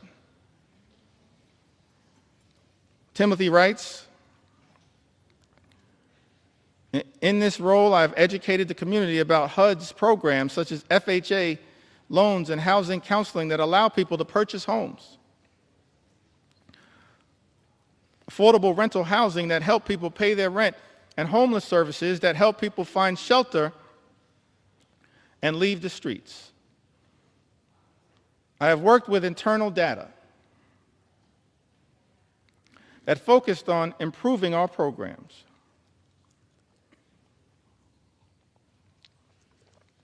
Most recently,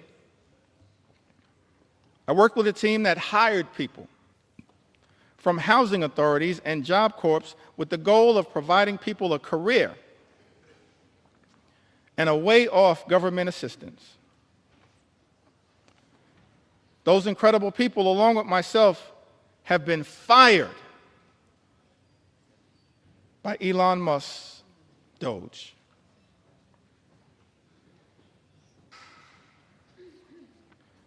My entire professional career,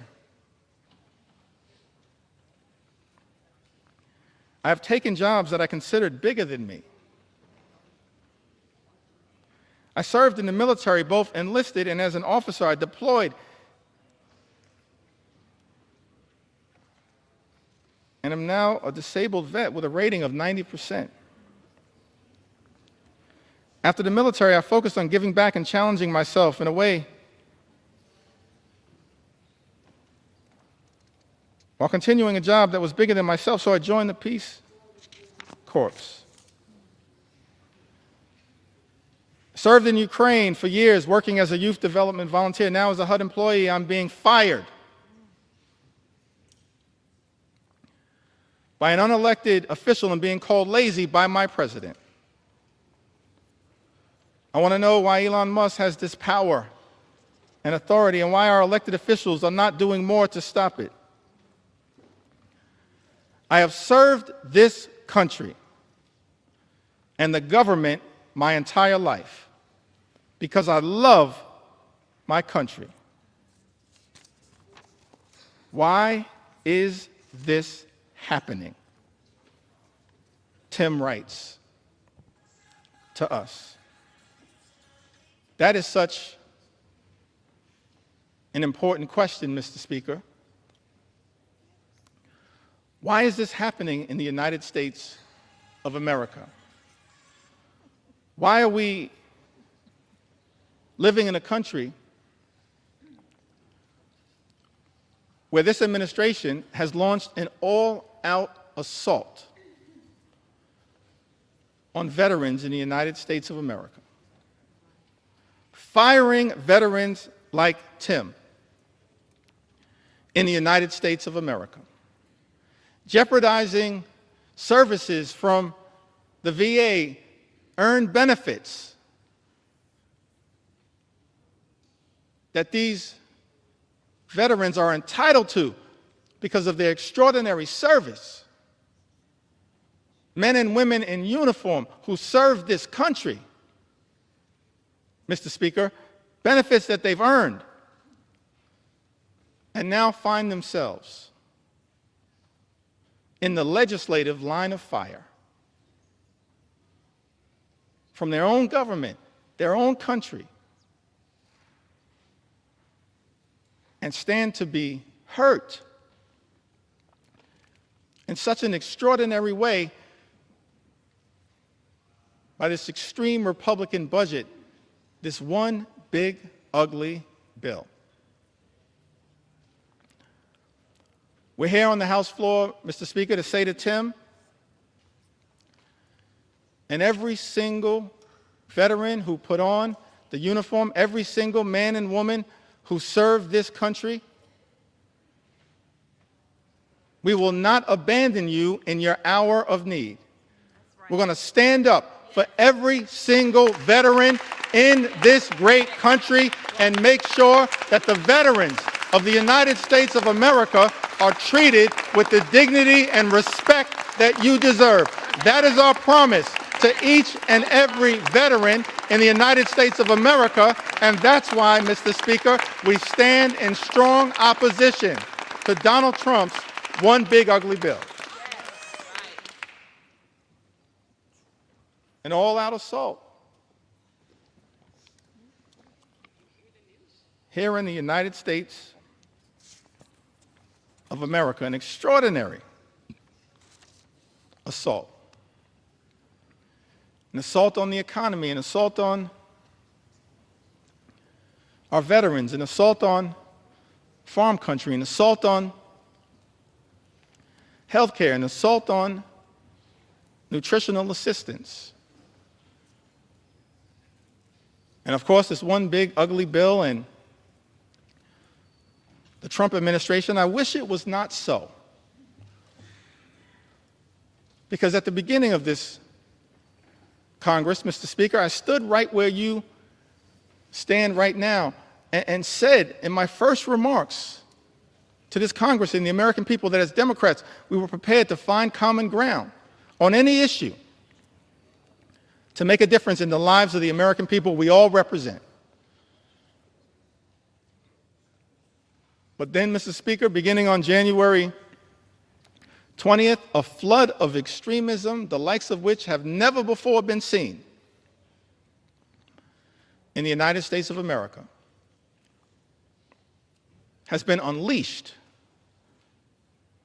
on the American people.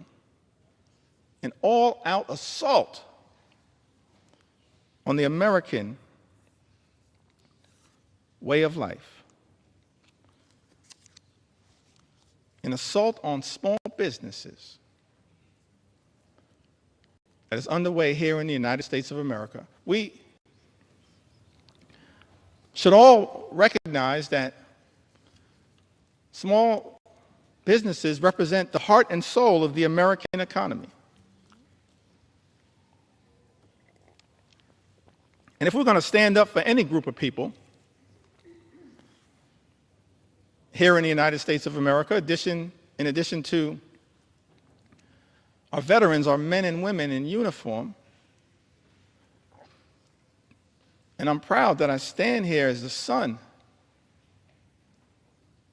of someone who once wore the uniform. My father, he's in heaven right now. Marlon Jeffries grew up in Newark. His nickname was Pudding. One of my regrets is that I never got to ask him, how did he get the nickname Pudding? But he left Newark as a high school graduate and put the uniform on, enlisted in the Air Force, and served in Germany during the Cold War. We have to stand up for our veterans, stand up for small businesses. And we've heard a lot throughout this process about concerns from small business entrepreneurs here in the United States of America.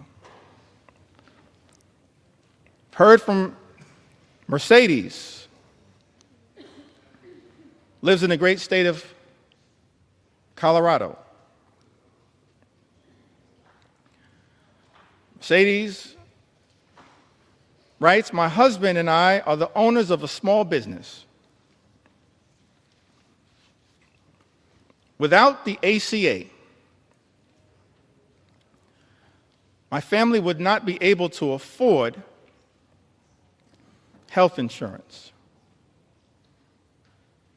My daughter also receives free dental coverage as a result of the ACA. I still have major issues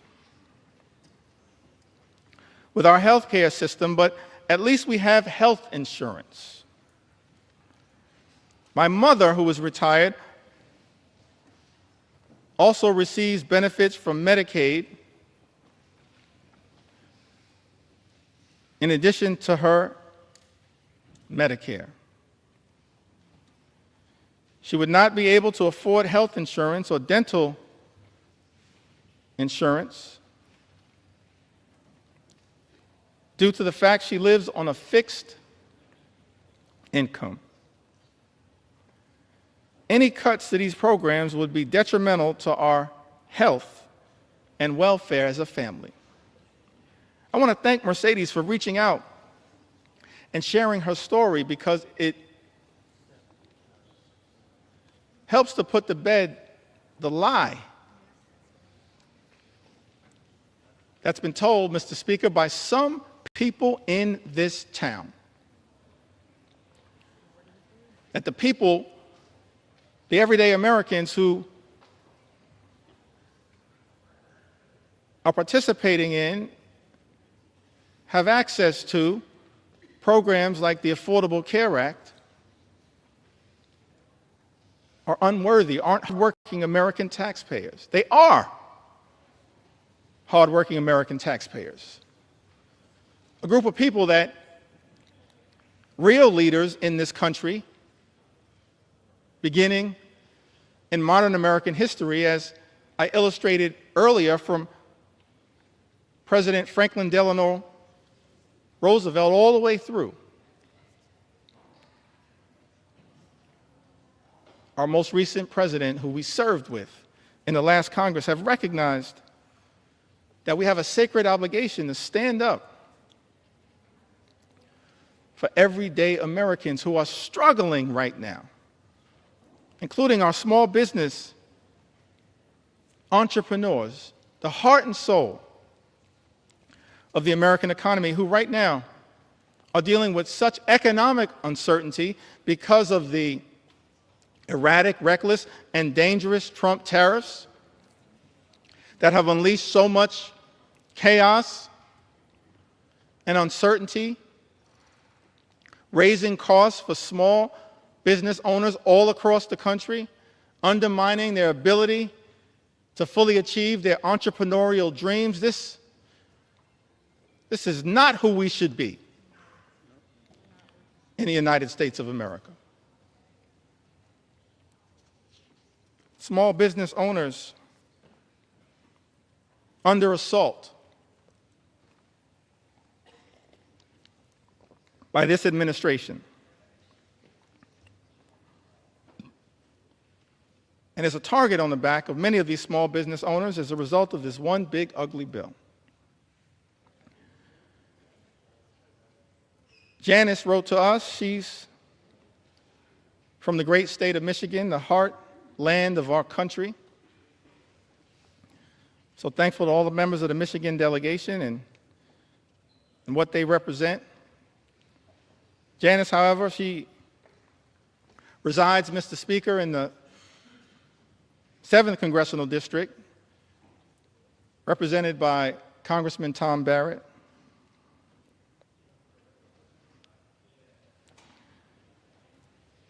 Says that small business owner, mother, ACA recipient in Michigan, who recently spoke about how Trump's tariffs would potentially force her to close her business, which has given her family a livelihood for a decade and helped put 2 children through college. I just don't understand why Trump thinks putting tariffs will help American businesses. It's not. She writes, it's going to decimate us.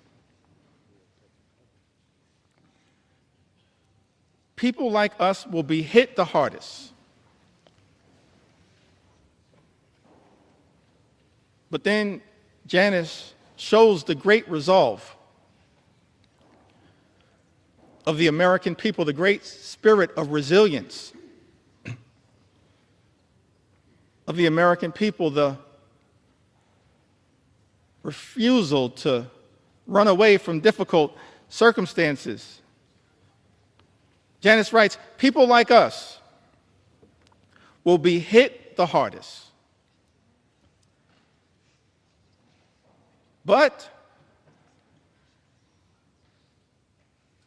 Janice then writes, I refuse to call it quits. I won't give in to him. Janice, neither will House Democrats. Not now, not ever. We will never give in to this type of extremism as being unleashed on the American people. We will continue to stand up for you. One last small business owner that I'd like to mention. So many who've written to us, whose stories I want to be able to share, but let me perhaps go back to the Big Apple, the great state of New York. But let me also say to the American people, one of the ways in which we've received all of these stories, and we urge you to continue to share these stories from all across the land. You can share your story with us at democraticleader.house.gov/share your story. democraticleader.house.gov/share your story. We want to hear from the American people as to how we can best represent your interests on this day and on all days moving forward, because your stories are powerful. Your stories will continue to give us the resolve to fight for an America that's fair and just, an America where every single person can afford to live the good life. Good paying job, good housing, good health care, good retirement, and of course a good education for your children. That's not too much to ask in the wealthiest country in the history of the world. Work hard, play by the rules, and every single American should be able to afford to live the good life. But we know that in this country, far too many people are living paycheck to paycheck. Far too many small business entrepreneurs living paycheck to paycheck. And justifiably expect better from this government. We should be working hard in a bipartisan way to make their life better, not unleashing shock, awe, and pain on the American people. That's what this one big ugly bill will do. Devastate everyday Americans. Linda writes to us, a small business owner. I believe she's from the North Country. Lives in New York's 21st Congressional District, Mr. Speaker. Linda's a flower farmer and flower importer in upstate New York. Small business has been impacted by Trump's tariffs on products being imported from Western Europe, the Netherlands, I believe. The economic strain and uncertainty imposed by the tariffs on small business owners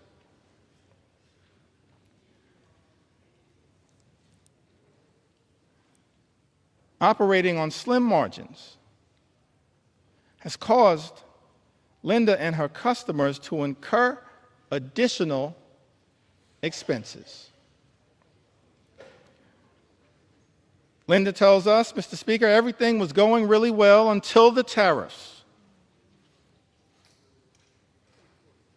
And now she worries the business will go bankrupt and be forced to close if the tariffs stay in place. How is it that we're living in America where President Trump, Mr. Speaker, and House Republicans promised to address the high cost of living in the United States, promised to lower costs on day one. But costs aren't going down, they're going up. And as a result of these Trump tariffs, are now at risk of experiencing thousands of dollars per year in additional costs. And there is nothing in this one big ugly bill that is going to meaningfully make the lives of everyday Americans, of hardworking American taxpayers, of working class folks, of middle class folks, of all those Americans who aspire to be part of the middle class, of the poor and the sick and the afflicted. Nothing in Donald Trump's one big ugly bill that will meaningfully make their life more affordable. An all-out assault on the economy. We're dealing with an all-out assault on health care, on Medicaid, on the Affordable Care Act, on the Children's Health Insurance Program. All-out assault on the care, Mr. Speaker, being provided by Planned Parenthood. The medical care being provided by Planned Parenthood that is jeopardized in this very bill. All-out assault on hungry children, on hungry veterans, and on hungry seniors, millions of people who will lose their nutritional assistance, will go hungry. Food is being ripped out of their mouths by this one big ugly bill, Mr. Speaker, that so many of my Republican colleagues seem prepared to support, notwithstanding their prior statements on the record to the contrary. All-out assault on veterans, an all-out assault represented in this bill on small business owners and entrepreneurs who are the heart and soul of our economy. And this bill also represents an all-out assault on law-abiding immigrant families. And Mr. Speaker, we're going to tell their stories as well. We're going to tell their stories. We're going to tell their stories. Because what's happening in this country, an all-out assault on law-abiding immigrant families, is unconscionable, unacceptable, and it's un-American. Because this is a country that should continue to pride itself as a nation anchored in the rule of law, and at the same time, a nation anchored in our journey as one of immigrants from all over the world. And we should never abandon that journey. We're approaching the 249th birthday of this great country, this exceptional country. And I believe, and we can go directly, if necessary, Mr. Speaker, to the words that were initially issued by Thomas Jefferson, the author of the Declaration of Independence. And he went through a whole series of indictments against the king. That America,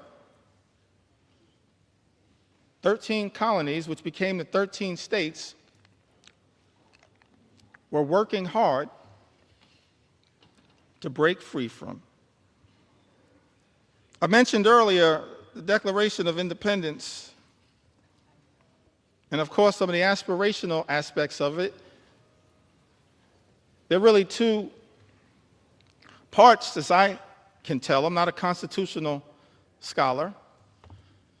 I'm thankful for the constitutional scholars that serve in this Congress. No one more constitutional and more scholarly than my friend and colleague, the top Democrat on the Judiciary Committee, Jamie Raskin, who continues to lead the charge, standing up for the Constitution here in the United States of America. But as I read the Declaration of Independence, there seem to be two parts to it. There's the aspirational part, Mr. Speaker, of the Declaration of Independence. Of course, we hold these truths to be self-evident, that all men are created equal. We understand that now in a more enlightened way. All men, all women, all children, all of God's children created equally. That they are entitled to certain unalienable rights. That among these are life, liberty, and the pursuit of happiness. And so we spent a little time talking about what that could look like, our commitment to bringing about the American dream, the good life for every single person in this country, everybody. Work hard, play by the rules. You should be able to afford the good life in the United States of America. That's what we're going to continue to work on. Bring the American dream to life, consistent with that aspirational part of the Declaration of Independence, the life, the liberty, and the pursuit of happiness. But then, as far as I can tell, there was also a second interesting part of the Declaration. It was the indictment against the king. And I commend everyone in this chamber, all of the American people who may be observing the proceedings in the House of Representatives, particularly as we approach July 4th, to read that Declaration of Independence. Perhaps I may even enter it into the record later on today. Because we're here, Mr. Speaker, to take our sweet time on behalf of the American people. To make sure as best I can, as best we can, to cover all of the things that as Democrats we're fighting hard to defend during this extraordinary moment of assault directed at the American people as a result of this one big, ugly bill that will hurt everyday Americans in order to reward billionaires with massive tax breaks and then exploding the deficit and the debt in ways that will jeopardize the future of our children and our grandchildren. But the aspirational part of the Declaration of Independence, of course, that is often famously quoted. But then if you read other parts of the Declaration of Independence, extraordinarily written document, it reads like an indictment against the extremism of the king. It reads like an indictment against the kings. I think of King George. It reads like an indictment against King George's flood the zone strategy. It reads like an indictment against King George's shock and awe strategy. It reads like an indictment against what I think may have been called Project 1775, which is what brought us to Project 1776. And you look at this indictment, and one of the things it alludes to, it talks about, is the notion of the king's effort to stop the assimilation of people from other parts of the world into the United States of America. So we understand that from the very beginning of this great country, there was a recognition, of course, of the importance of immigration to the success and vitality of the United States of America. And let me be clear, Mr. Speaker, so there's no misrepresentation. As House Democrats, we understand the importance, the urgency of securing the border. We believe that our immigration system is broken and that it should be fixed in a comprehensive and bipartisan way. So many leaders in that effort, so many big ideas were willing to partner in a bipartisan way. Pramila Jayapal, Linda Sanchez, Adriano Espaillat, Tom Suozzi, so many others. Veronica Escobar, we want to partner to fix our broken immigration system in a bipartisan and comprehensive way, secure our border. But we're also going to make sure we stand up for our nation's heritage, a nation of immigrants, which continues to this very day. It's an important part of American exceptionalism, and as far as I can tell, in my reading of the original document, the writings of the founders of this great country, the framers of the Constitution, they recognized it from the very beginning. They weren't perfect. We didn't have a perfect start. But of course, as the preamble to the United States Constitution set forth, we the people, in order to form a more perfect union. Mr. Speaker, we've been set on this magical course, our march toward a more perfect union. And the immigration journey has always been an important part of the American journey. That's why it's heartbreaking to see some of the things that are happening in the country right now.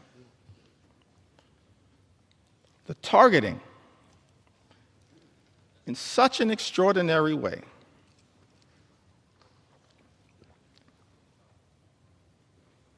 of law-abiding immigrant families, including American citizens. How can this be? in the United States of America.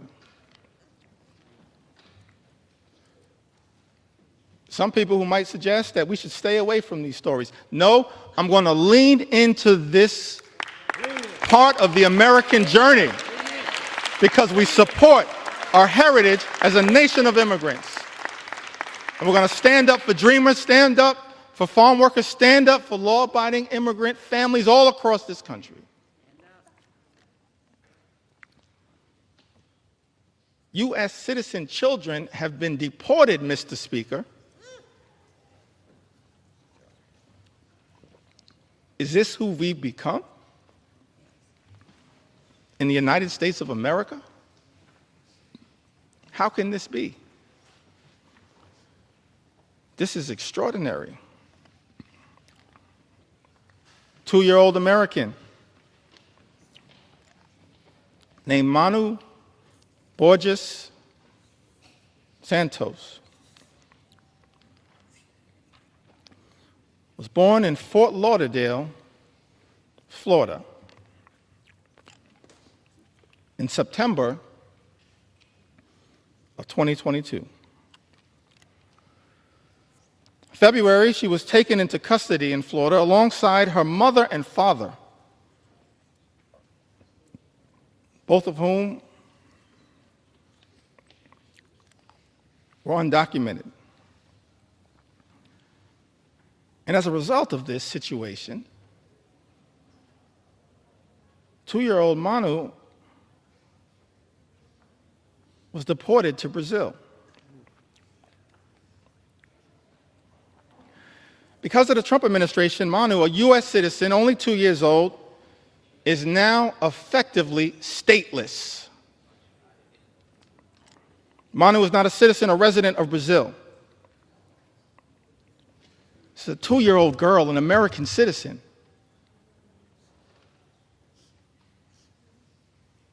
Removed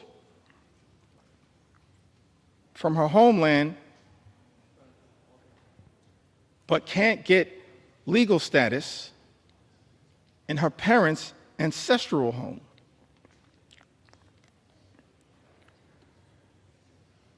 And as a result of her inability to get citizenship down in South America, because she's an American citizen, she has no right to routine pediatric checkups,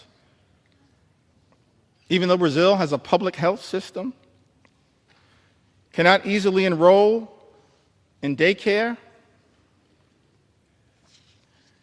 and finds herself in an untenable situation. I think we are better than this. We've got to find a better way, because I thought this administration promised, Mr. Speaker, to target violent felons,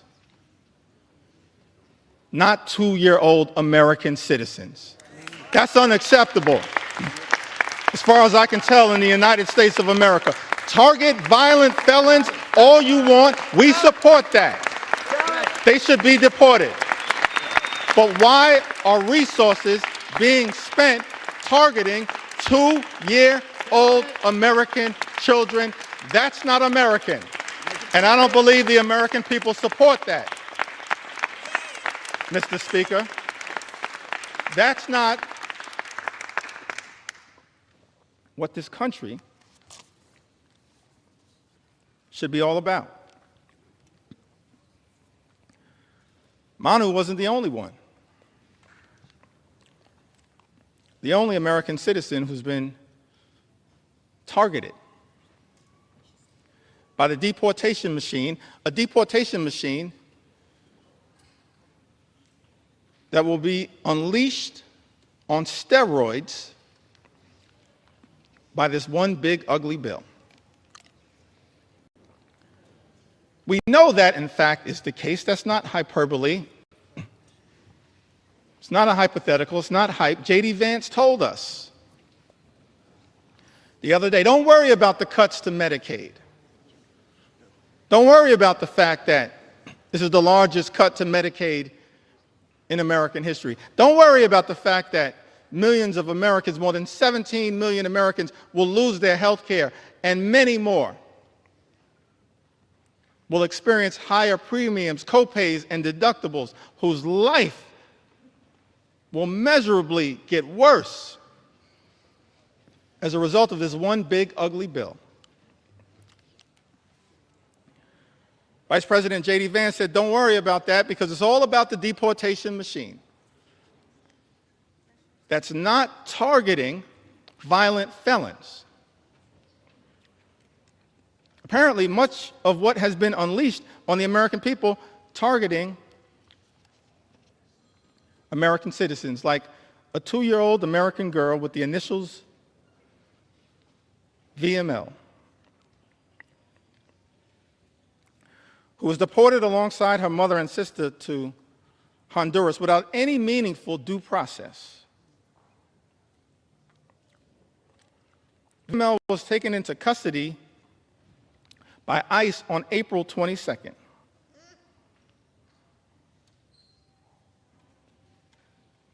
April 22nd happens to be the birthday of my mom. I love you, Miss Lanita Jeffries. If you're watching right now, I love you. My younger brother and I, we thank you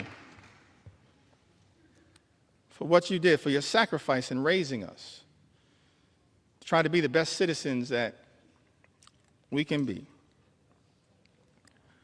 VML was taken into custody by ICE on April 22nd while attending a routine check-in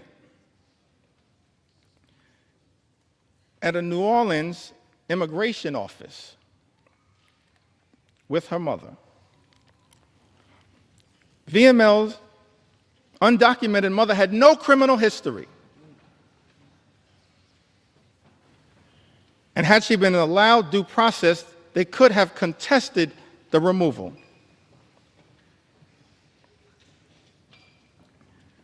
Instead,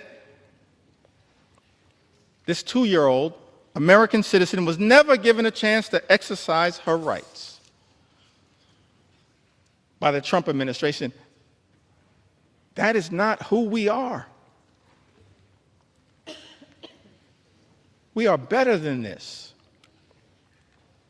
in the United States of America.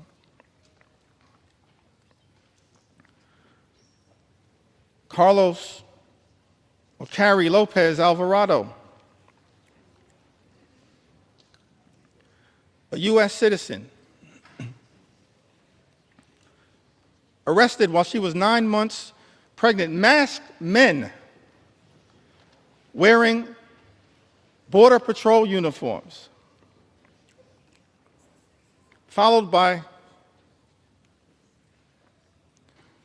a white truck into a building's private parking in the city of Hawthorne. In that truck was Carrie's partner, Brian. When she tried asking questions about who the agents were and what authority they had to arrest her partner, she was arrested. And Carrie, an American citizen, recounted that they started grabbing me from both sides, and I ducked down to sort of shield my stomach because I was afraid. An American citizen afraid that they were going to hurt me.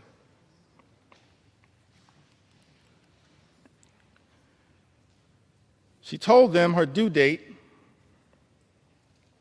She was 9 months pregnant.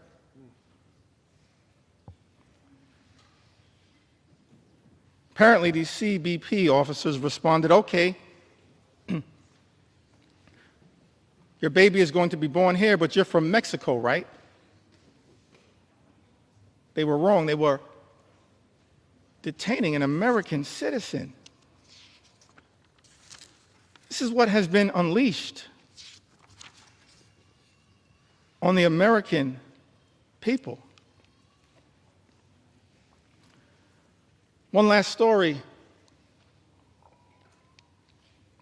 that I feel compelled to share on this issue. Mr. Speaker, I still got some ground to cover. Take your time. Take your time.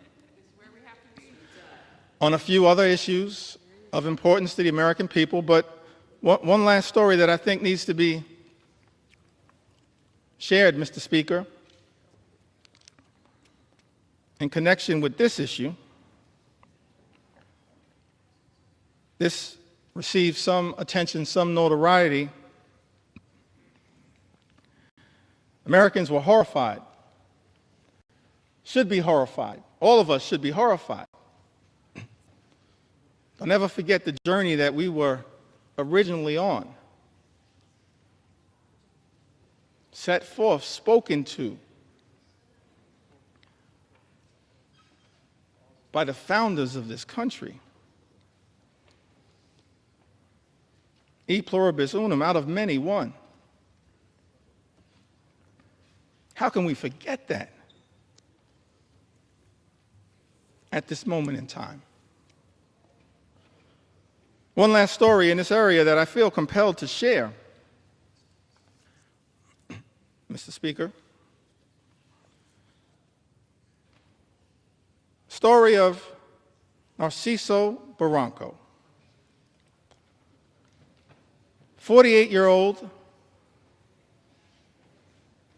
undocumented landscaper who has been in the United States since the 1990s and has no criminal record.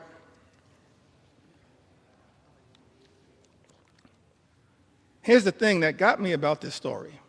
It caused me to ask the question about this particular moment, the type of deportation machine that has been unleashed on the American people. Narciso, this landscaper, raised 3 American sons, all of whom became Marines, 2 of whom are currently, Mr. Speaker, on active duty Marines. His sons, juggling their military assignments, have been trying to deal with the costs and the paperwork required to adjust their father's immigration status through parole in place, a program which allows undocumented members of military families to apply for a green card. But these men in uniform, juggling their military assignments, had not gotten there yet. So after 3 decades, living, working, and raising a family of patriots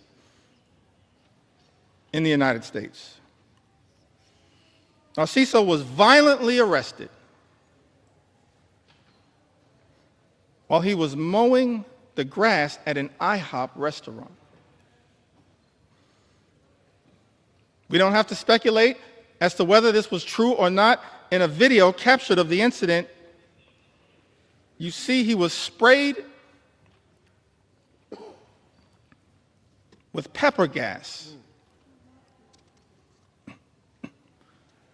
He was detained on the ground. He was not resisting. And he was hit repeatedly in the head by masked federal agents while he was on the ground. Let me park right there parenthetically for a moment. Seems to me that every other law enforcement professional in the United States of America has to disclose their identity in a way that is identifiable. These masks need to come down. They need to come down. They need to come down. These agents should just be held to the same set of standards as every other law enforcement officer in the United States of America. And if you don't understand the righteousness of that position, just study the case of Narciso. His oldest son, a Marine veteran, said in an interview, what we weren't prepared for and didn't prep him for was these guys attacking him. We never expected anything like that. We expected these guys to act professionally.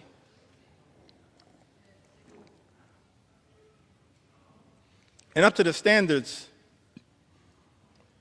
of the United States government. Are masked, armed federal agents who beat people on the ground really the standards the United States government should be standing by? Are these the types of actions, Mr. Speaker, that House Republicans endorse and support? This is not the way that anyone in the United States of America should be treated, particularly the father of 3 patriotic Marines. No one should be treated this way, but certainly not the father of 3 patriotic Marines in the United States of America. It's outrageous. It's out of control. And it's completely and totally unacceptable. Unacceptable. Unacceptable here in the United States of America. We are better than this. Better than this. Mr. Speaker, I've talked about the aspirational vision that we have for a country where everybody can afford to live the good life and work hard, play by the rules, experience the American dream, live the good life, good paying job, good housing, good health care, good education for their children, and a good retirement. That's not too much to ask in the United States of America, the wealthiest country in the history of the world, a great country, an exceptional country, as Abraham Lincoln once observed in a speech in the chamber of the House of Representatives. America, the last best hope of Earth. Spent a little time talking about the type of things, the type of America that we should be working hard in a bipartisan way to bring about, and spent some time critiquing this one big, ugly bill. And it's not like Republicans, Mr. Speaker, weren't given every opportunity to try to address the concerns that we have raised. I'm thankful for my colleagues in all of the committees of jurisdiction who worked hard, pulling all-nighters, offering amendments to try to improve this one big, ugly bill. We've actually introduced throughout this process, Mr. Speaker, hundreds of amendments. Just yesterday, before the Rules Committee, hundreds of amendments. And before that, in late May, when the initial bill was being debated in a marathon session before the Rules Committee, more than 125 or so Democrats offering more than 500 different amendments to improve this bill, to stand up for the American people, doing so over and over and over again throughout this process. And so, Mr. Speaker, I think it's important for the American people to understand what exactly House Republicans have rejected. What changes have House Republicans rejected to this one big, ugly bill?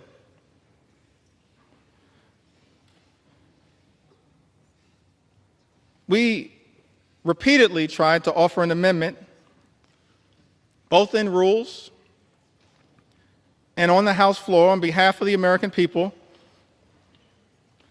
to strike every single provision that would cause the largest cuts to health care and food assistance in history, which will result in 17 million people or more losing health coverage and jeopardizing nutritional benefits for about 42 million Americans who might otherwise go hungry. Republicans voted down that amendment.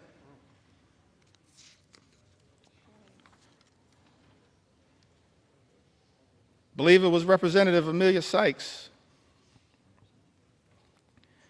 had an amendment to strike the Medicaid cuts in the bill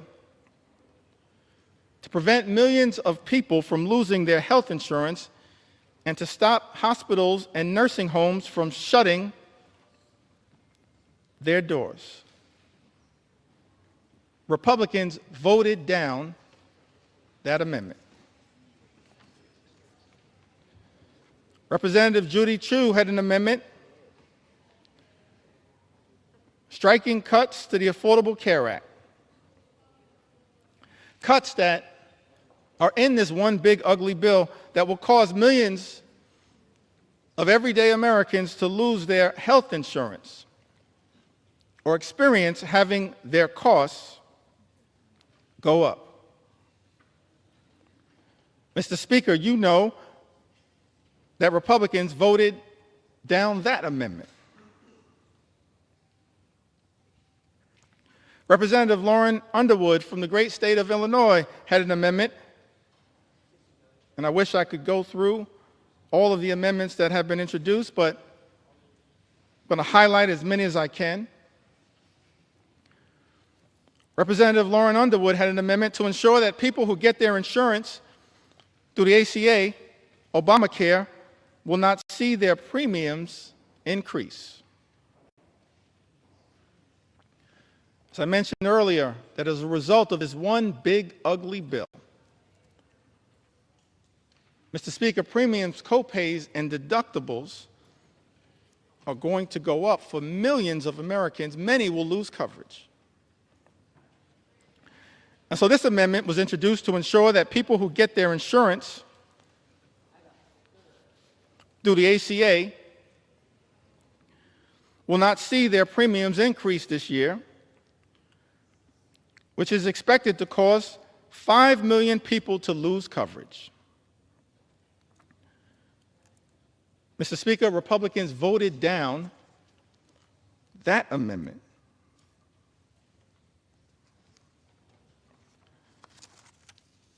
Representative Kelly Morrison had an amendment that strikes the defunding of Planned Parenthood, which provides access to life-saving cancer screenings and reproductive health care. Now, last year, Republicans, Mr. Speaker, promised that reproductive health care, reproductive freedom was a state issue. President Trump promised that reproductive health care, reproductive freedom was a state issue. And yet in this bill, there's a backdoor attack on reproductive freedom. By targeting health care, preventative health care, that Planned Parenthood provides to millions of people all across this country. Representative Kelly Morrison had an amendment that strikes the defunding of Planned Parenthood, which provides access to life-saving cancer screenings along with reproductive health care. Republicans voted that down. Let me pause there parenthetically just to make one observation on this issue of reproductive freedom. What we're seeing right now in the House of Representatives, Mr. Speaker, Republicans unleashing a march toward a nationwide abortion ban. That's what's going on right now. What does this provision have to do with making life more affordable for everyday Americans? Nothing. This is all part of a right-wing ideological extreme effort to undermine reproductive freedom in the United States of America. Let me make something clear, Mr. Speaker.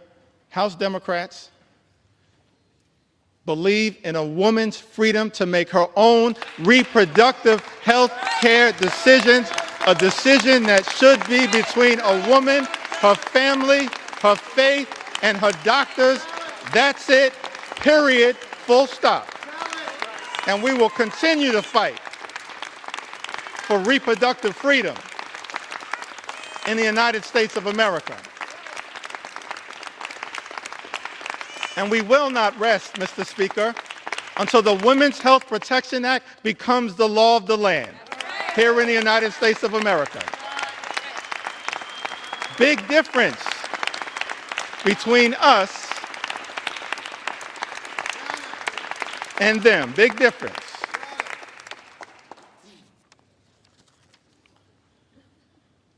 Mr. Speaker, Representative Johanna Hayes introduced an amendment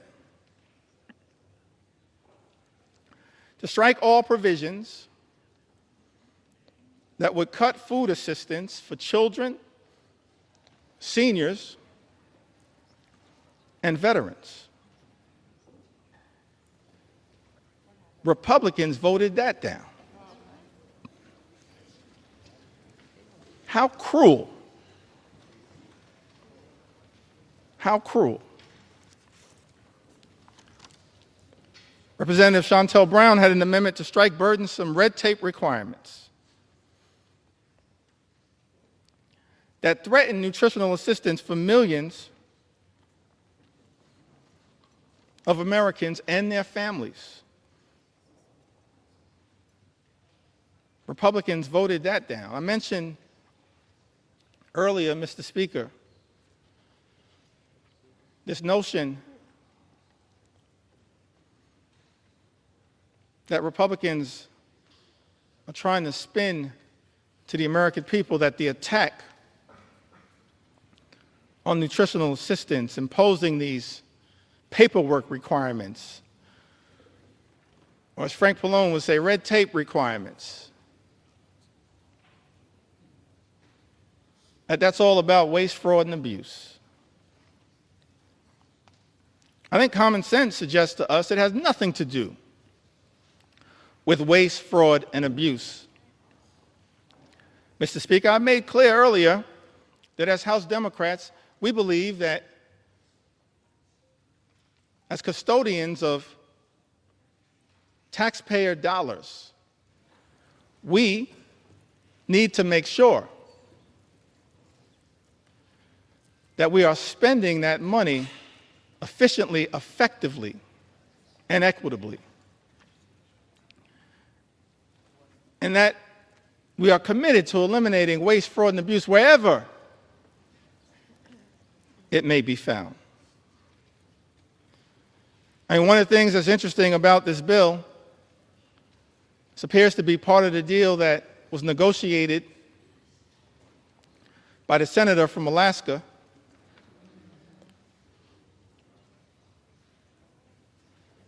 is that the states apparently that have the highest error rates with respect to supplemental nutritional assistance are shielded from the initial impact of the nutritional assistance cuts. Let's think about that for a moment. How can it be that Republicans, Mr. Speaker, are claiming that this bill has anything to do with waste, fraud, and abuse, and yet the states with the highest error rate, as Republicans during the Rules Committee acknowledged under questioning from Jim McGovern and Mary Gay Scanlon and Joe Neguse and Teresa Leger Fernandez, acknowledged that the states with the highest error rates actually shielded from the initial impact of the cuts to supplemental nutritional assistance. Angie Craig pointed this out. It exposes, in my view, the lie being told, Mr. Speaker, by some in this town that this effort, this one big, ugly bill, is somehow about combating waste, fraud, and abuse. One of the reasons why we know common sense dictates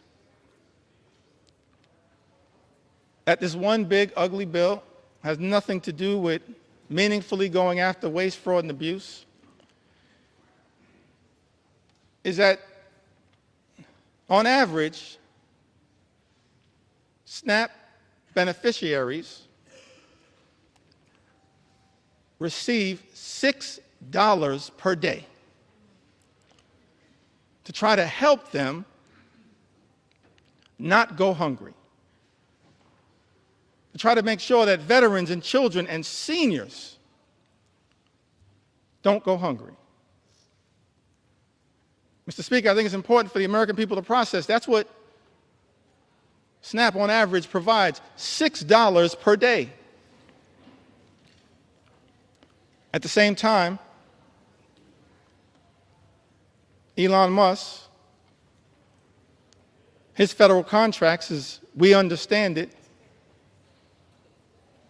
amount to $8 million per day. Mr. Speaker, if Republicans were really serious about targeting waste, fraud, and abuse in the United States of America, start there. $8 million per day. Start right there.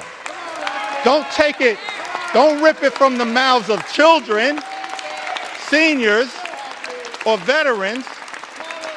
If Republicans were really serious about targeting waste, fraud, and abuse, start right there with Elon Musk. And we'll join you.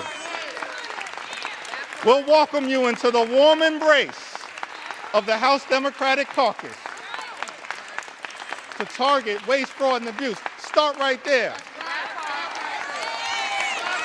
You can start right there, Mr. Speaker. Start right there. Ranking members Jim McGovern and Bobby Scott had an amendment, Mr. Speaker, to prohibit the bill from going into effect unless cuts to Medicaid and SNAP would not result in fewer families being eligible for free school meals. Mr. Speaker, as you know, Republicans voted down that amendment. We can't find a way to stand up for school meals, for school breakfast, for school lunch. That's just cruel.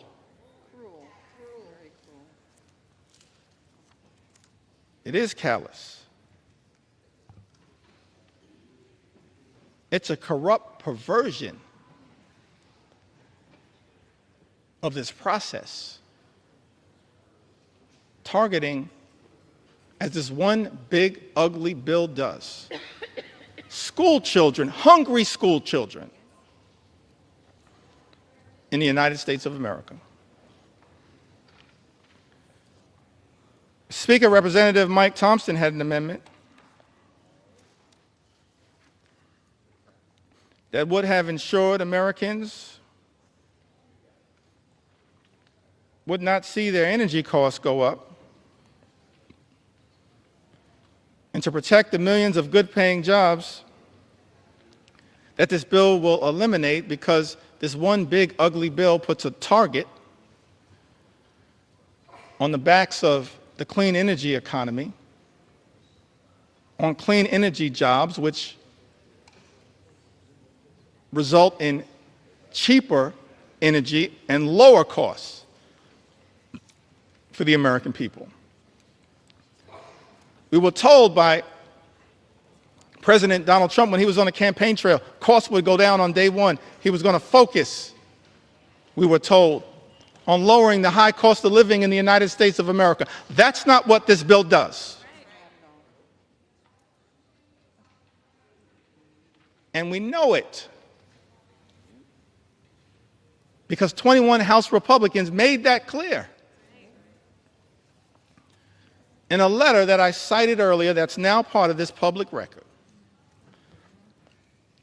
Representative Mike Thompson, supported by others, had an amendment. All of these amendments co-sponsored by members all across the gorgeous mosaic of the House Democratic Caucus. We're proud of the fact that we look like we represent, in the most intimate way possible, consistent with John Adams' original vision of the House of Representatives, that the House should be a portrait of the American people. That's what we represent. We're proud of that fact. The gorgeous mosaic of the American people. That's what we're all about, in the most intimate way possible. That's why we love the House, and what the House is supposed to represent, the best of the House, not what we're seeing on the floor right now. Mr. Speaker, Republicans voted down the amendment introduced by Representative Mike Thompson that was designed to ensure that Americans would not see their energy costs go up. It was also designed to protect the good-paying American jobs that were part of both the Bipartisan Infrastructure and Jobs Act, the Infrastructure and Jobs Act, as well as the Inflation Reduction Act. And so this amendment was designed to lift up the principle of actually trying to create good-paying union jobs that actually allow people to provide a comfortable living in the United States of America. Amongst this all-out assault that we are witnessing in the United States is an all-out assault on organized labor, an assault on collective bargaining, an assault on the freedom to negotiate.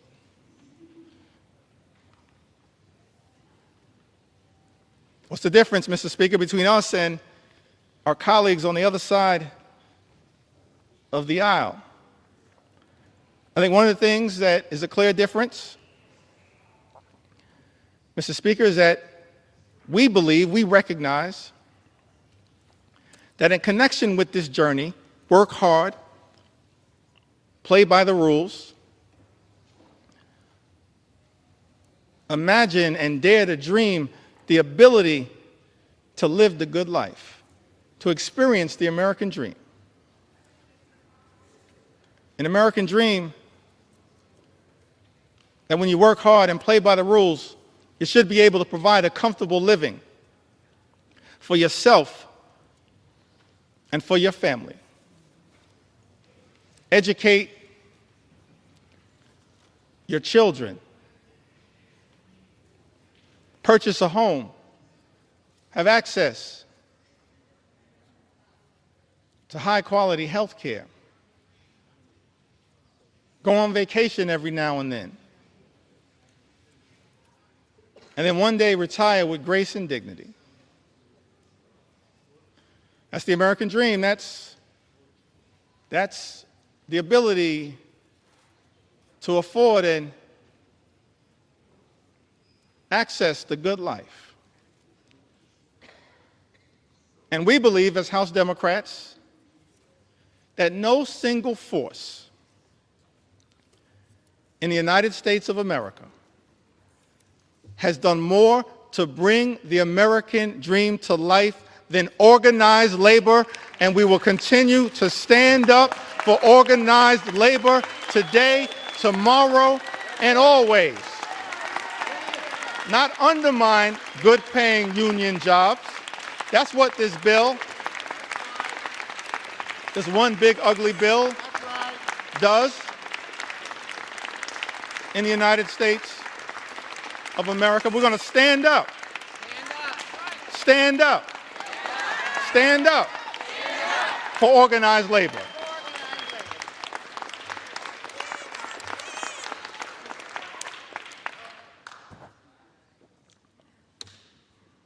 This is personal to me. My parents, Marlon Jeffries,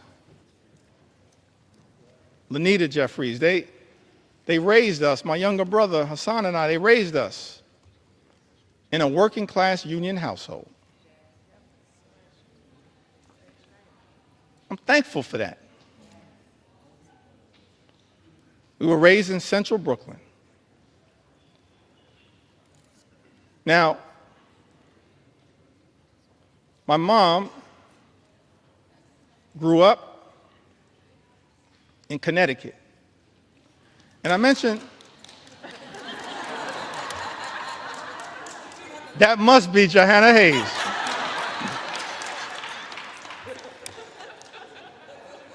I don't see Rosa DeLauro in my sight line, but we're so thankful for all of the members of the Connecticut delegate. I'm an unofficial sixth member of the Connecticut delegation. My mom raised in Bristol, Connecticut. She went to Bristol High School. Thankful for my mom. And my dad, I mentioned earlier, he grew up in Newark.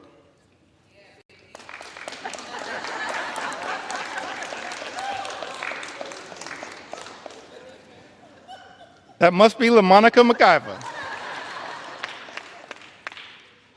I grew up in Brick City. I mentioned earlier he had a nickname Pudding.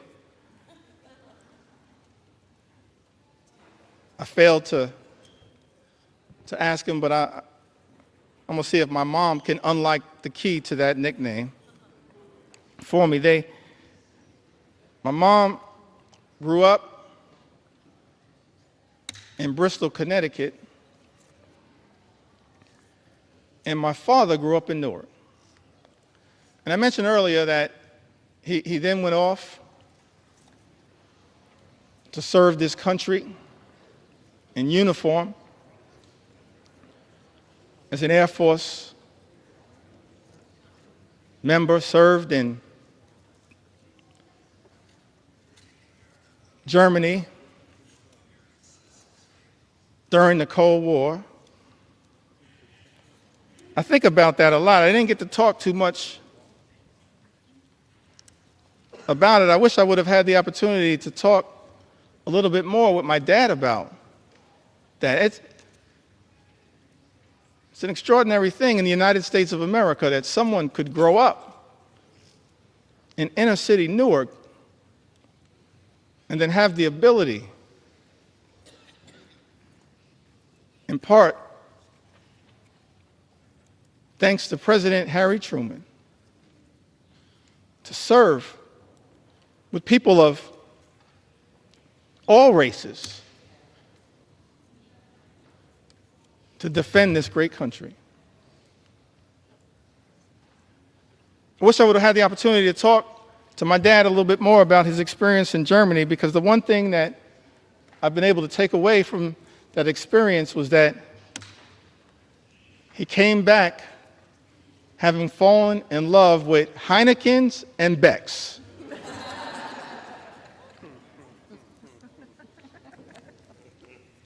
But he came back after serving this country, Mr. Speaker, in uniform, as so many men and women do right now in uniform. And let me make clear, we're so thankful, we're so appreciative of the courage of the men and women in uniform who serve in the United States military, and we will always stand behind you. We thank you for your service, your patriotism, your courage, your heroism, and your sacrifice, lifting up the freedom that is America. You are not suckers, you are heroes. You're not suckers, you're heroes.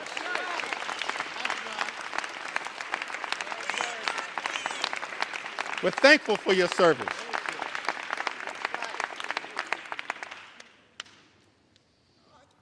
The men and women, no better hype person than Frederica Wilson.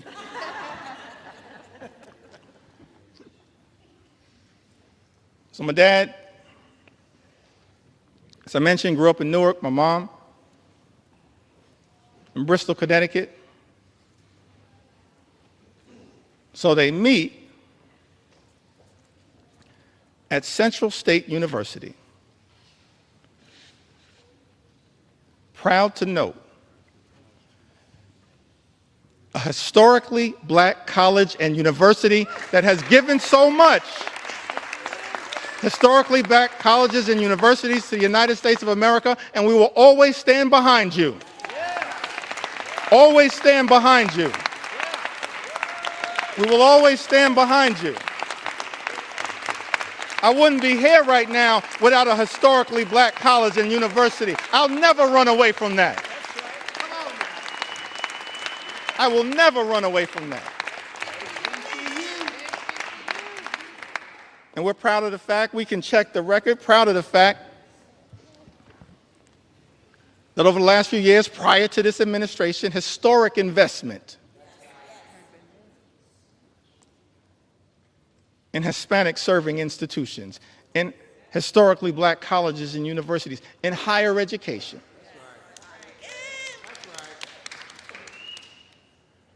That's part of who I am right now. I don't know if I'll have time to tell the story of my grandmother. Maybe I will.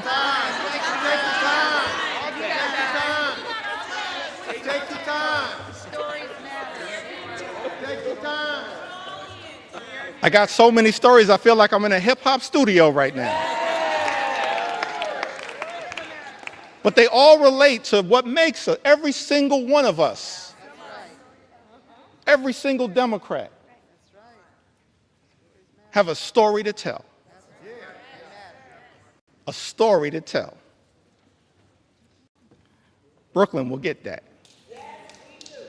Every single one of us have a story to tell. That leads us to this moment. It's the reason why we're fighting hard against this incredible and unprecedented assault on the American way of life and an assault on organized labor. So my parents, they meet at Central State University, and Dad would tell us, my younger brother and I, that it was love at first sight. But apparently my mom said, not so fast. But it worked out. I'm thankful for that. They met at Central State University. And so, of course, I mentioned that mom from Connecticut, father from New Jersey. Why was it that we grew up in New York City? Apparently, they compromised and moved to Brooklyn. And so I'm raised in Brooklyn, New York, working class neighborhood, in the middle of the crack cocaine epidemic. Dangerous times in New York City. In a union household, proud that I grew up in the Cornerstone Baptist Church, still a member of the Cornerstone Baptist Church. Grew up in this union household. And Mr. Speaker, I land on that moment, and every single one of us as House Democrats have a similar story to tell about why in our heart, in our soul, in our essence, in our experience, we're so horrified by the attacks on organized labor. Because we understand the importance of what organized labor has meant to the American journey. My mom and dad were both public servants throughout their entire lives. My mom worked for 45 years, DC 37, for the city of New York. My dad, he worked for 30 years. He was a member of the Public Employees Foundation. He was a substance abuse social worker dealing with addiction. During the heroin explosion of the 1970s, the crack cocaine epidemic of the 1980s. But they got married in 1967. And they were newlyweds. And many people familiar with the history of the labor movement, particularly in New York City, know that in 1967, the Social Service Employees Union, which they both belonged to at the time, famously went on strike for better pay, better health care, better working conditions, and most importantly, better service to the clients that they served. And I've thought about that fact. They were newlyweds. A few months in, and they had to make a decision when the Social Service Employees Union went out on strike, whether they would cross the picket line, because it was unclear,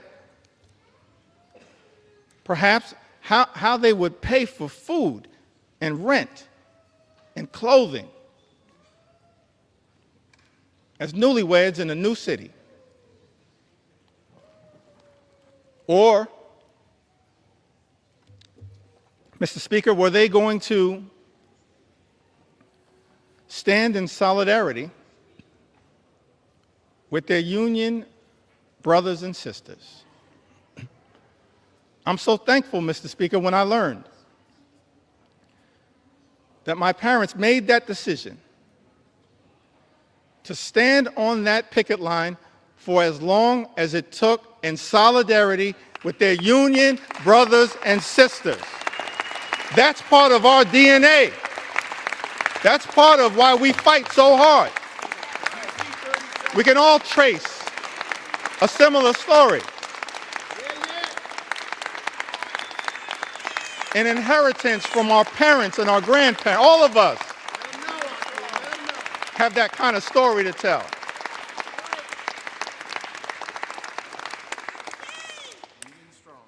Why am I so thankful that my parents made what I believe was a tough personal decision, but of course the right decision? It's because what that union membership actually meant to my journey and my younger brother's journey. 1973, my younger brother was born with a serious heart condition. He's okay right now. He's doing well. Right now, he continues to say on social media that he's our mother's favorite son. Let me say from the House floor, no, you are not. I think she favors both of us. A younger brother, 1973, he's born with a serious heart condition. He's okay right now. He's born with a serious heart condition. I'm thankful that it was that union negotiated health care that got our family through that difficult moment. That's why we do what we do. Our own personal experience.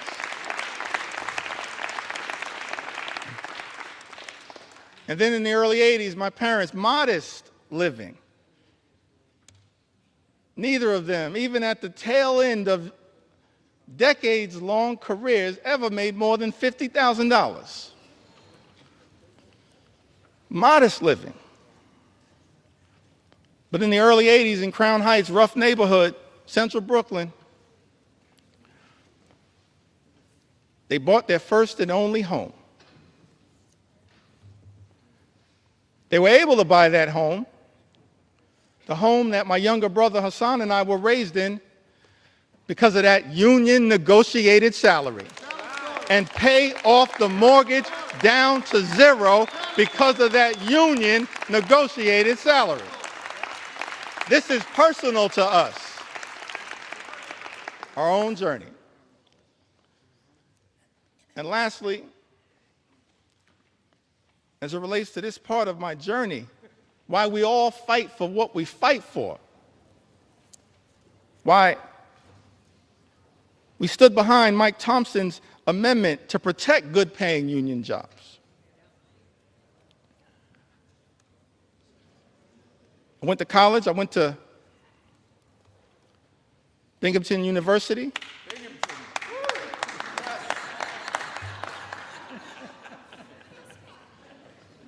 When I first got here, I was surprised to learn, actually, that I was the first graduate of Binghamton University ever elected to the United States Congress. I was shocked to learn that, but not the last. Because Vindman and Mannion have now joined us. And so we tripled the size of the Binghamton University delegation.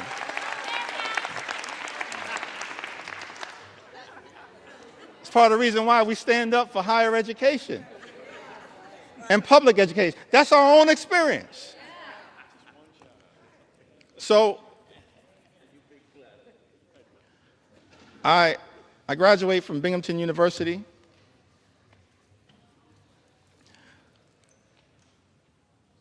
My younger brother graduated from Morehouse University. I think that was Hank Johnson. Sanford Bishop.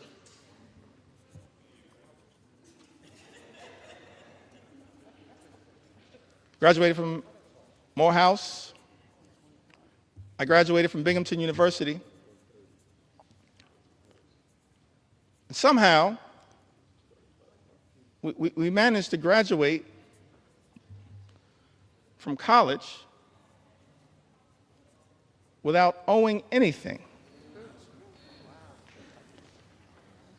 And for the life of me, I couldn't figure out how. Because as I mentioned, my mom, my dad, they just earned a modest living all throughout their careers. So one day I had a conversation with my mom and I was trying to figure it out.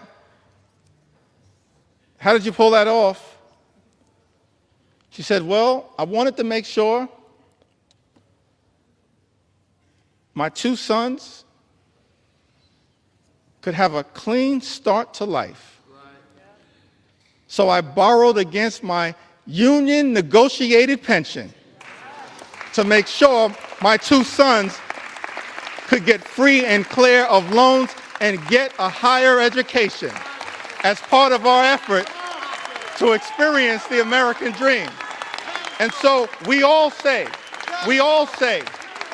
to our brothers and sisters in organized labor, you don't ever have to worry about whether House Democrats are going to stand up for you, because you've always been there for us. You've always been there for us. You've always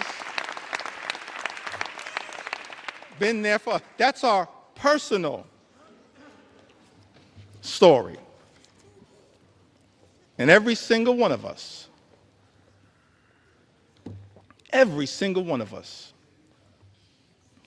we do this work because we've lived a life of opportunity that this great country has provided to us. And we're deeply troubled, saddened, disgusted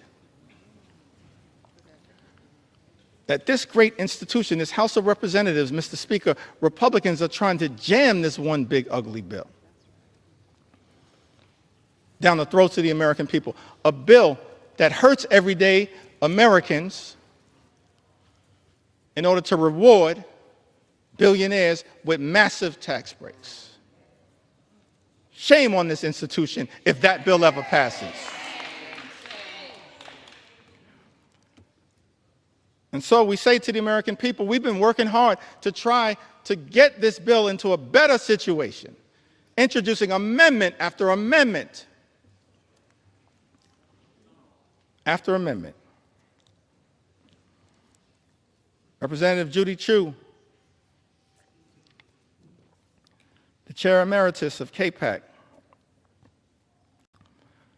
one of our extraordinary leaders, my good friend Grace Meng, she now chairs KPAC, but Representative Judy Chu, she had an amendment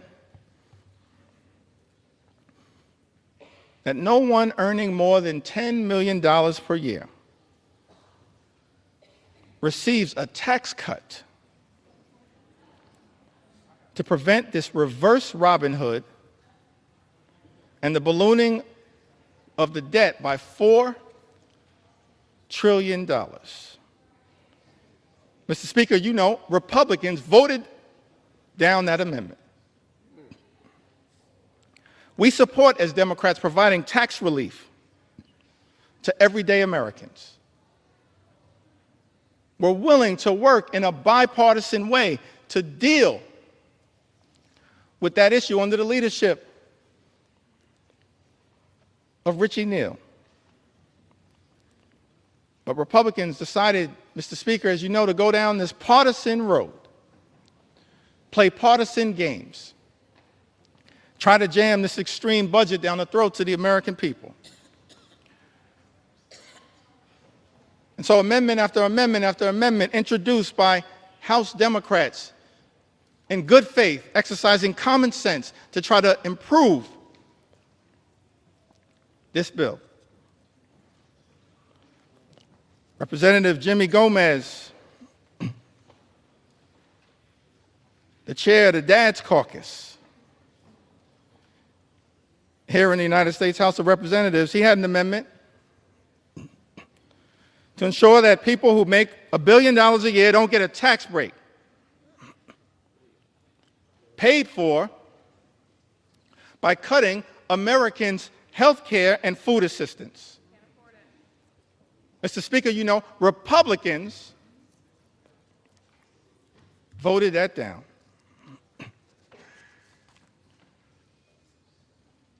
My good friend and classmate, Representative Susan DelBene,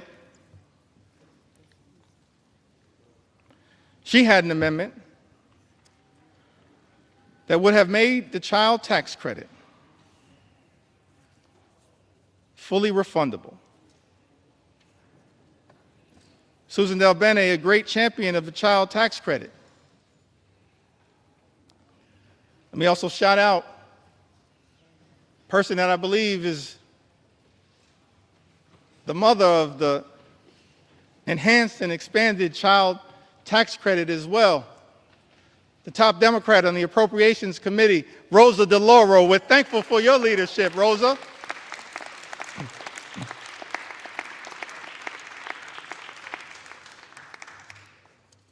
Fighting hard on behalf of the American people. Susan DelBene, a great champion of the child tax credit. She had an amendment, Mr. Speaker, to make the child tax credit fully refundable, covering the 17 million children who are being left behind by the big, ugly bill, and increase the child tax credit for families. Because what Republicans are doing, Mr. Speaker, as you know, in this particular bill, not enhancing and expanding the child tax credit, you are undermining the child tax credit. And Representative Susan DelBene, my classmate, along with Catherine Clark and others, the class of 2012. We used to be the new kids on the block, now we're just the OGs.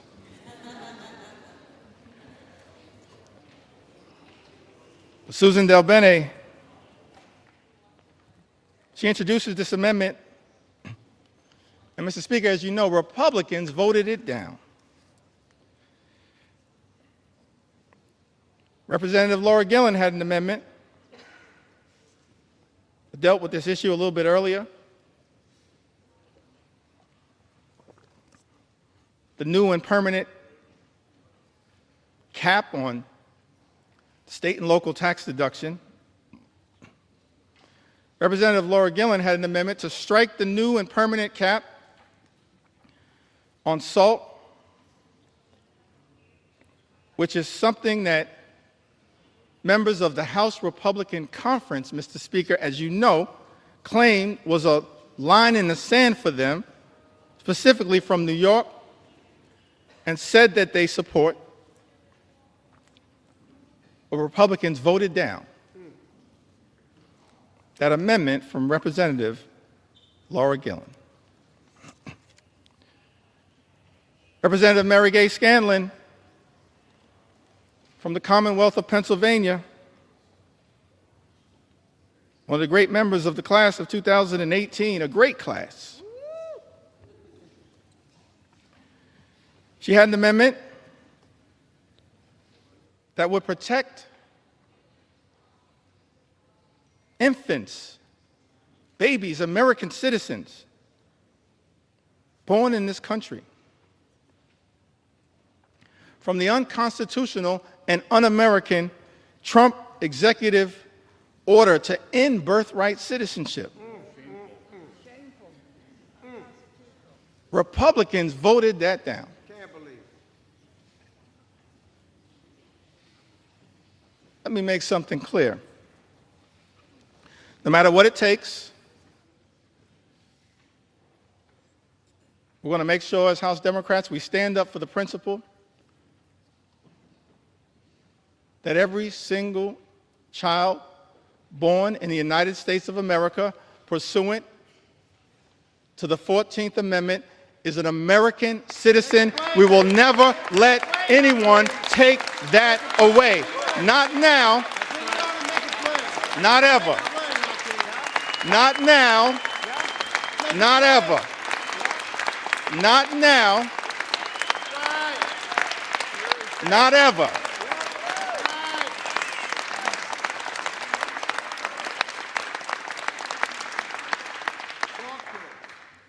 I think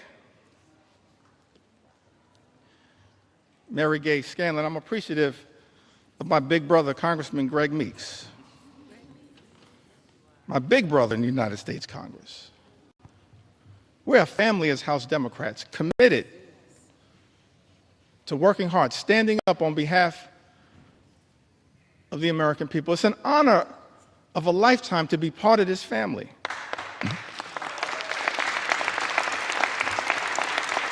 To stand on the shoulders of Nancy Pelosi and Steny Hoyer and Jim Clyburn. It's an honor to be part of this family. Fight hard on behalf of the American people. Representative Mary Gay Scanlon, I've got to repeat this, had an amendment, Mr. Speaker, to protect infants, children, babies against the unconstitutional and un-American Trump executive order to end birthright citizenship. Republicans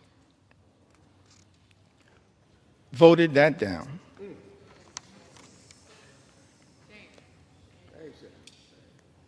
Representative Pramila Jayapal had an amendment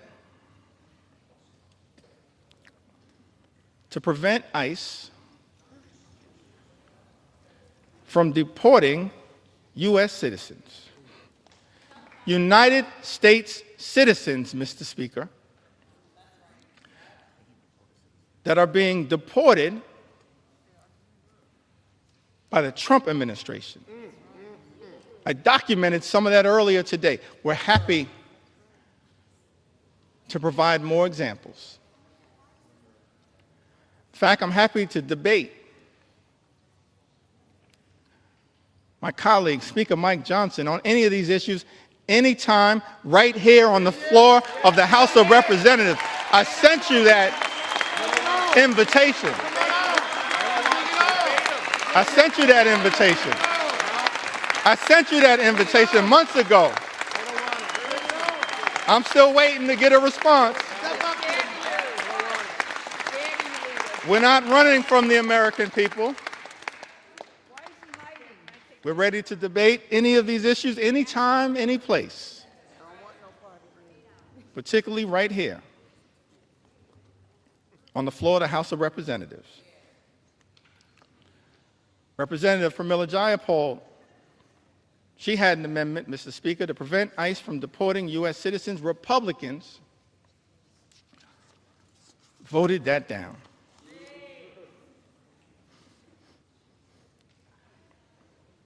Ranking Member Jim McGovern,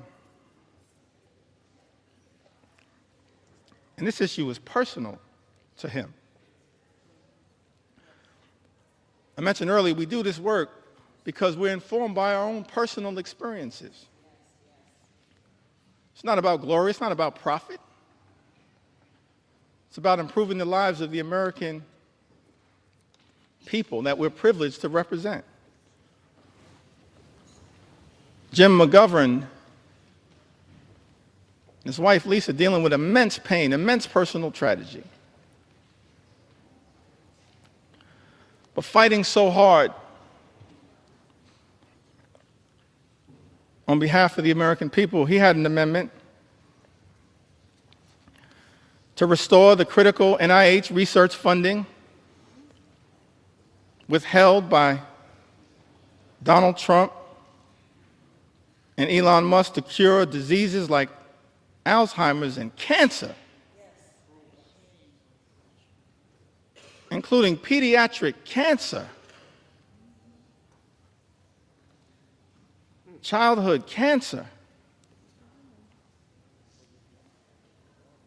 Mr. Speaker, you know Republicans voted that down.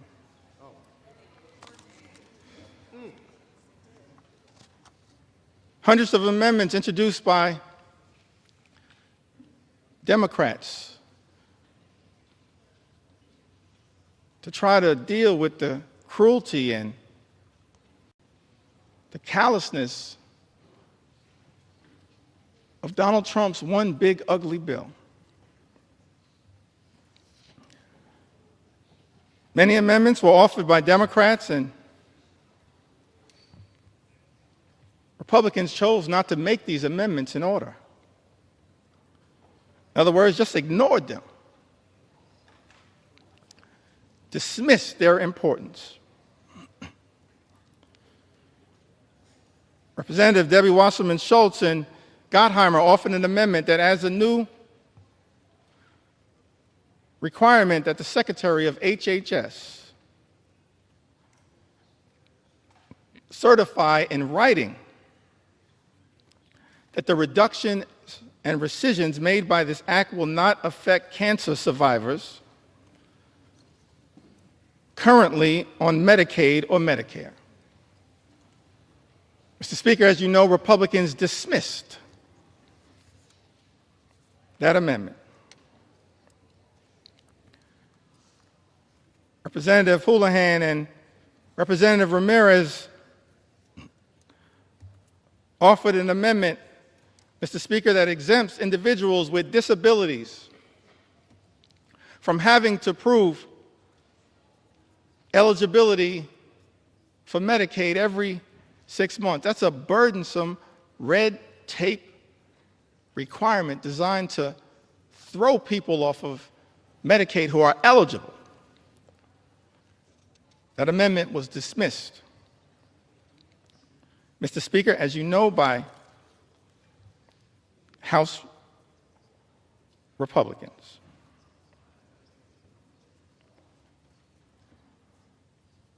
Representative Sarah McBride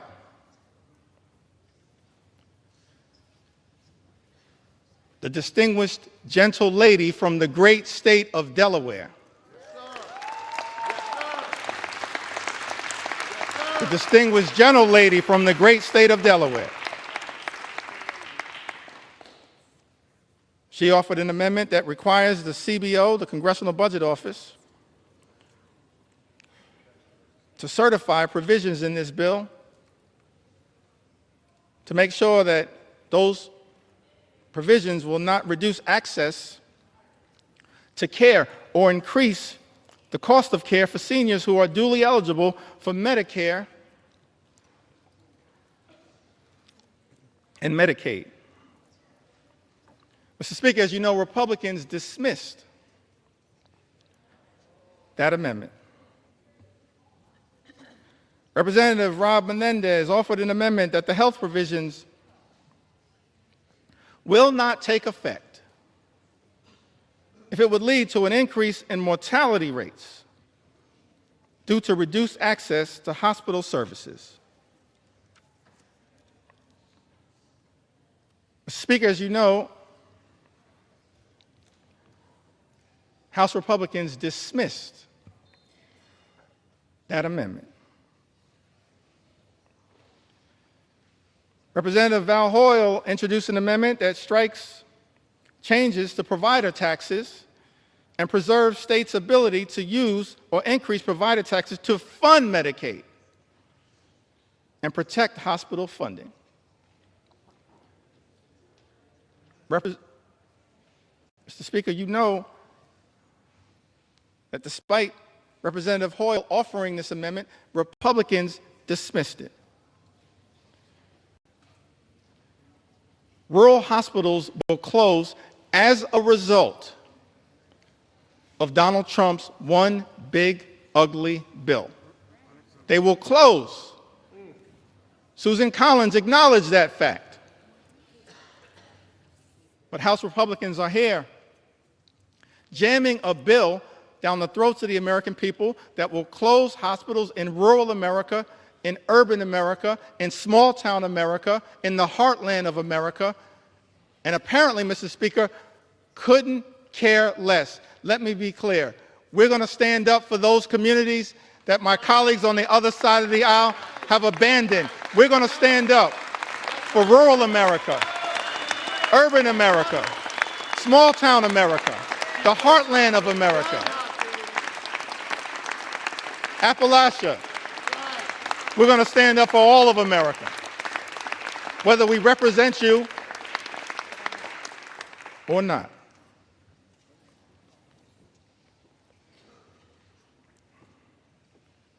Representative Nanette Barragan, one of our co-chairs of Steering and Policy, along with Robin Kelly and DWS, she offered an amendment increasing the Hospital Stabilization Fund that they had to include in this one big ugly bill. This amendment was designed to protect hospitals from closing and expand eligibility for safety net hospitals that we know exist all across America. In every corner in this country. Safety net hospitals that serve a large number of low-income patients, including those with Medicaid. And yet, Mr. Speaker, as you know, House Republicans dismissed this amendment. Amendment after amendment after amendment that Democrats have introduced to try to relieve the pain that is being visited upon the American people by this one big ugly bill, voted down by Republicans or dismissed out of hand. Representative Costa introduced an amendment to protect those on the low-income heating and energy assistance program who are also targeted by this one big ugly bill. It's part of an effort to ensure that all households on SNAP can continue to qualify. Mr. Speaker, as you know, Republicans dismissed that amendment out of hand, ignored it, did not see fit to take it up. Representative Jill Takuda from the great state of Hawaii, she introduced an amendment trying to prevent the nutrition title of this bill from taking effect. Against USDA can determine that the provisions of this one big ugly bill would not result in material economic harm to farmers, ranchers, and producers. Mr. Speaker, as you know, Republicans dismissed that amendment out of hand. Representative Lloyd Doggett had an amendment to extend tax cuts for the 98% of the American people who make $400,000 or less per year. Had that amendment been taken up and passed, it would have cut the cost of this one big, ugly bill by approximately 50%. And we would have been standing up for those everyday Americans who are now going to be hurt by other provisions in this GOP tax scam, this disgusting abomination. Mr. Speaker, as you know, that amendment dismissed out of hand by the House Republican majority. Representative Seth Magaziner from the great state of Rhode Island. He's only in his second term. Somehow he's the dean of the delegation.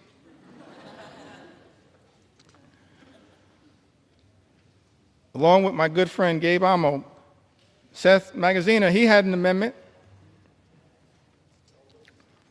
to provide a tax cut for the middle class, paid for by increasing taxes on the wealthiest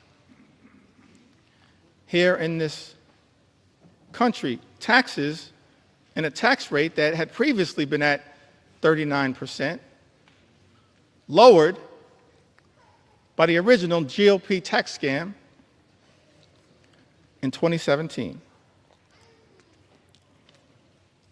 He had this amendment to provide a tax cut for middle-class Americans. Instead, Republicans are spending $1 trillion on massive tax breaks for the wealthiest amongst us. And that amendment was dismissed out of hand. Representative Stephen Horsford, who also came in the class of 2012, he had an amendment to make no tax on tips, which we support. But we support no tax on tips becoming a permanent part of the law, and that's not what this one big, ugly bill does. Tax breaks for billionaires, permanent. Tax breaks for everybody else expire. That's not the way to stand up for everyday Americans. That's extraordinary. Representative Stephen Horsford's amendments to make no tax on tips permanent and to close loopholes that are in this one big ugly bill. Dismissed out of hand. Amendments introduced by Ranking Member Huffman, Andrea Salinas, Dave Mint, Emily Randall, and others, protecting public lands, dismissed out of hand. Amendments on energy introduced by members like Luz Rivas, dismissed out of hand. And I think I'll end this portion of my presentation. Mr. Speaker,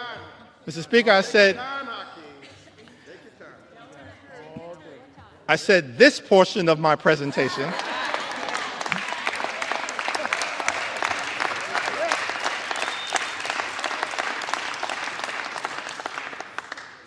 Still got a little more time. Donald Trump's deadline may be Independence Day. That ain't my deadline.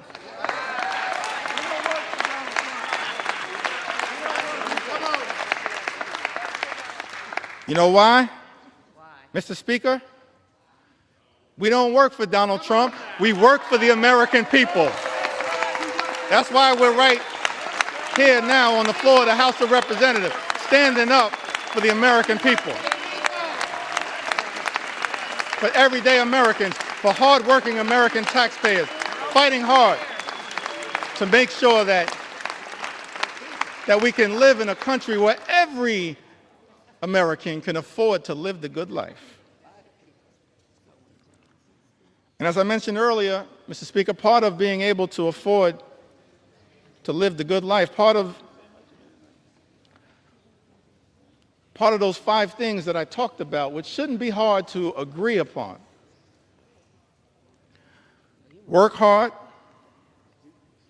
play by the rules, and then being able to be part of a country. Imagine a country where when you work hard and play by the rules, you can afford to obtain the American dream, to experience the good life, good paying job, good housing, good health care, a good education for your children, and then a good retirement. So we had a series of amendments, Mr. Speaker, introduced on the subject of education. Let me say something about the Department of Education, and every agency, every department can, of course, be improved in terms of its efficiency, but the Department of Education does important work, particularly as it relates to the most vulnerable children amongst us.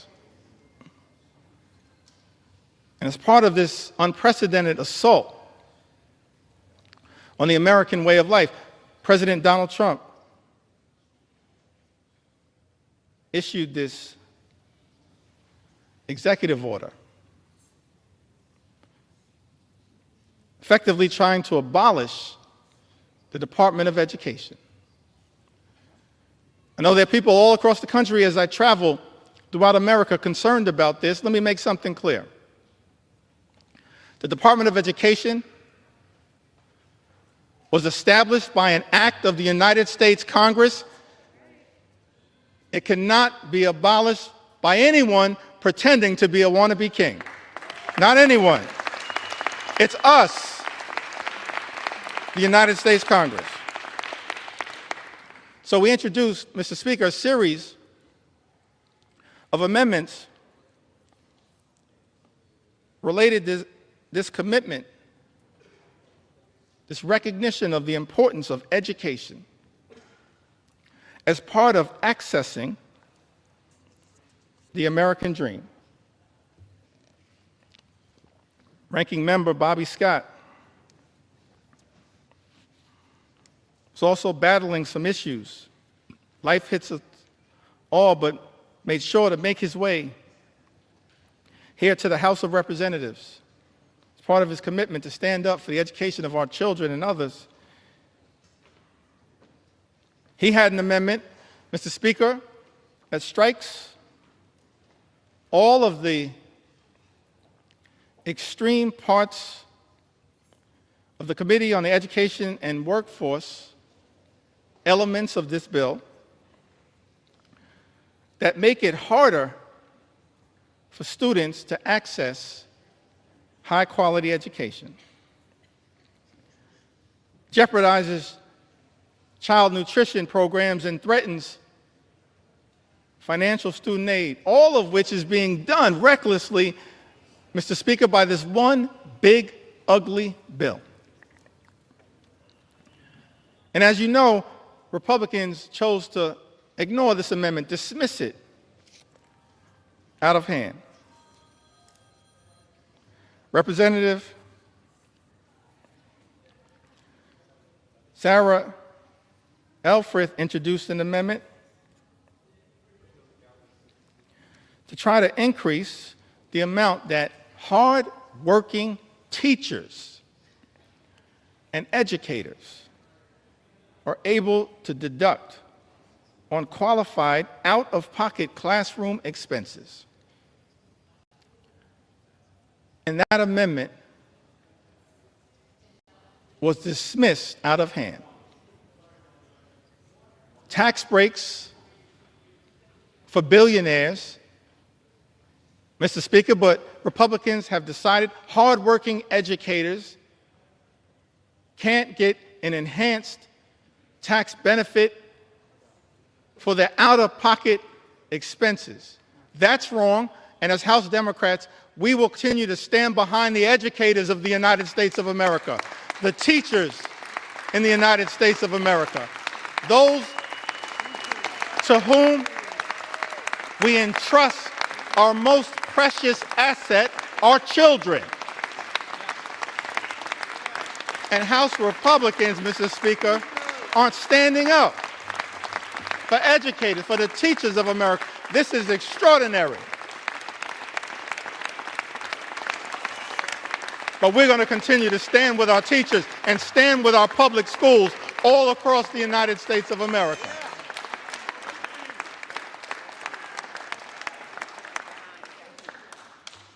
That's what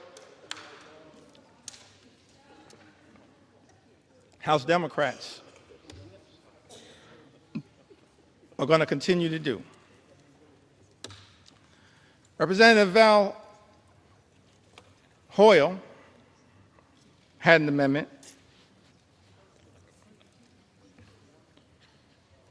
to increase Pell Grant funding, Pell Grant awards that are severely undermined in Donald Trump's one big ugly bill.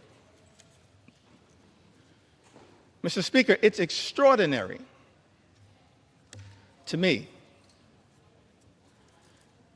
that this reckless Republican budget manages to go after blue-collar jobs, organized labor, hardworking American taxpayers who don't shower before going to work, but shower after work, that Donald Trump's one big ugly bill goes after blue-collar, good-paying, prevailing wage jobs here in the United States of America, and then also goes after access to higher education. Representative Val Hoyle had an amendment, Mr. Speaker, increasing Pell Grant awards that are severely undermined in this bill. House Republicans chose to ignore this amendment, dismiss it out of hand.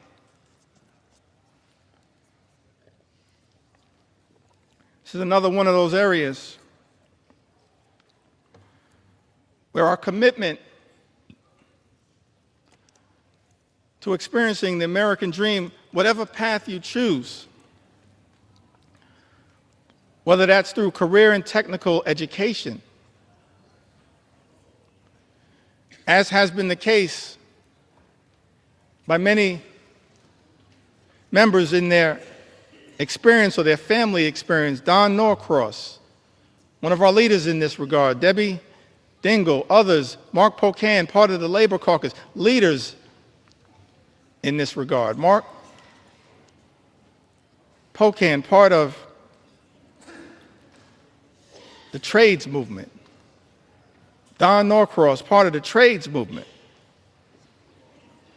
Debbie Dingell, so close to the UAW and the trades.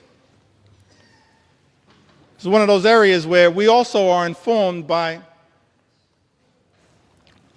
our personal experiences, why we find what is taking place, Mr. Speaker, in this one big ugly bill so disgusting.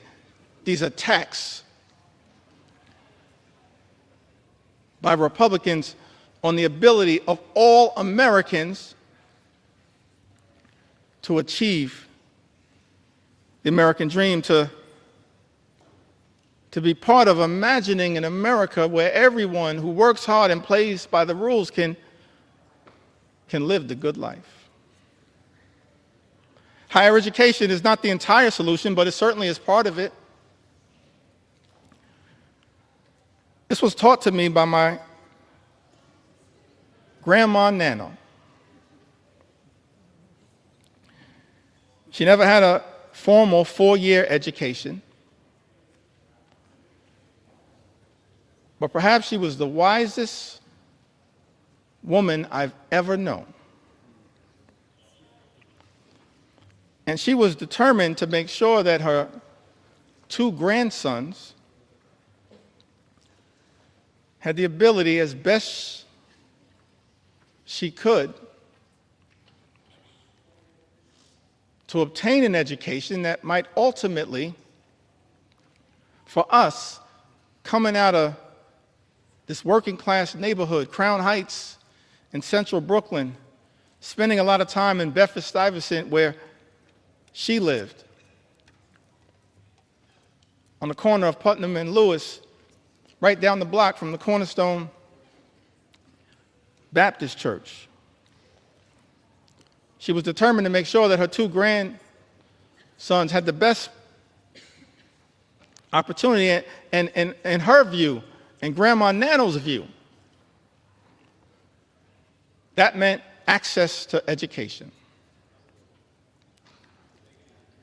And so, when we were young, she said to my younger brother and I, I'll never forget this conversation. We were in her home in Bed-Stuy. She said that the two of you are going to go to elementary school and then you'll graduate, go to middle school and graduate, high school and graduate, college and graduate. And then she dreamed about us going to graduate school, get a law degree, a PhD, a medical degree, an MBA, some form of advanced education. We were like, Grandma, we're going to be in school our entire lives. And she was so committed to that journey that every single time we graduated, this is a woman of modest means, she gave my younger brother and I, whoever was the graduate, $500 in cash. I still don't know where Nano got that money from.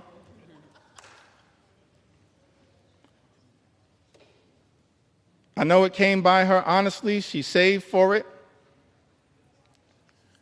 But it was designed to help incentivize her grandchildren to keep going through all of the obstacles.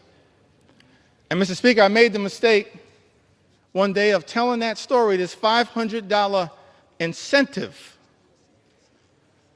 in front of my two sons. And they said, Dad, you've been shortchanging us our entire lives. Access to education is a part of the journey for many of us. Shocking to me that this one aspect, not the only aspect, this one aspect that Thomas Jefferson, the author of the Declaration of Independence, once articulated, the father of the University of Virginia. Ben Franklin, the father of the University of Pennsylvania, others saw an important role for enlightened education as just one path that we as House Democrats are trying to protect, while also making sure that every single hardworking American can get the type of career and technical education if they choose that path to experience the American dream. Mr. Speaker, as I perhaps approach the end of this particular journey, Take your time.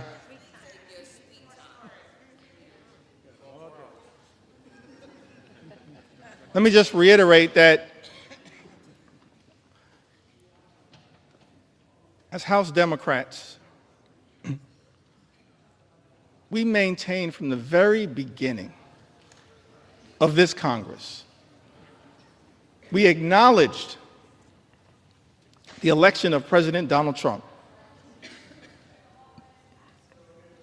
offered to work with our colleagues on the other side of the aisle whenever and wherever possible in order to make life better for the American people,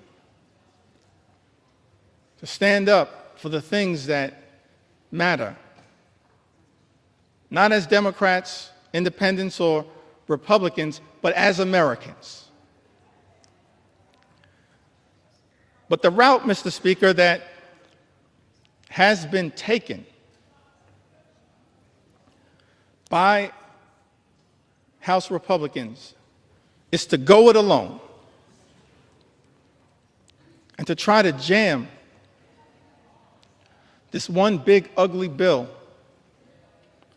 filled with extreme right-wing policy priorities down the throats of the American people. That's why, in good conscience, we can't stand here, Mr. Speaker, and support this effort, this one big ugly bill that hurts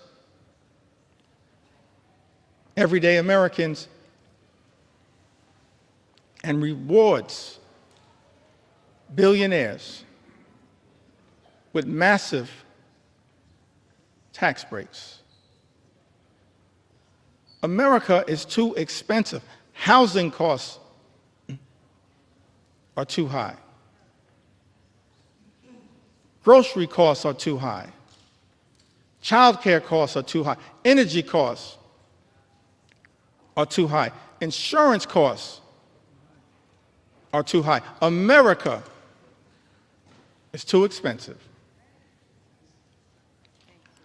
President Trump and House Republicans promised to lower costs on day one. Mr. Speaker, but costs aren't going down, they're going up. The policies unleashed by the Trump administration have been so chaotic, so all over the place, so much uncertainty has been created that the economy is being run off track, and nothing has been done to lower the high cost of living.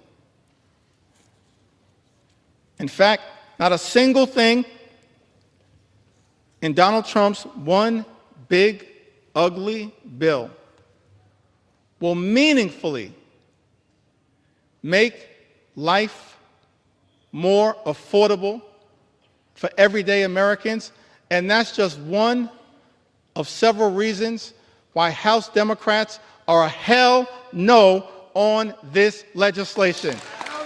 We were a hell no last week, a hell no this week, a hell no yesterday, a hell no today, and will continue to be a hell no on this effort to hurt the American people.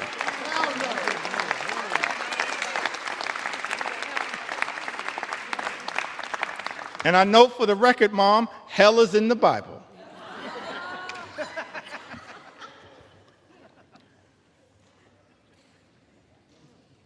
The American people are understandably frustrated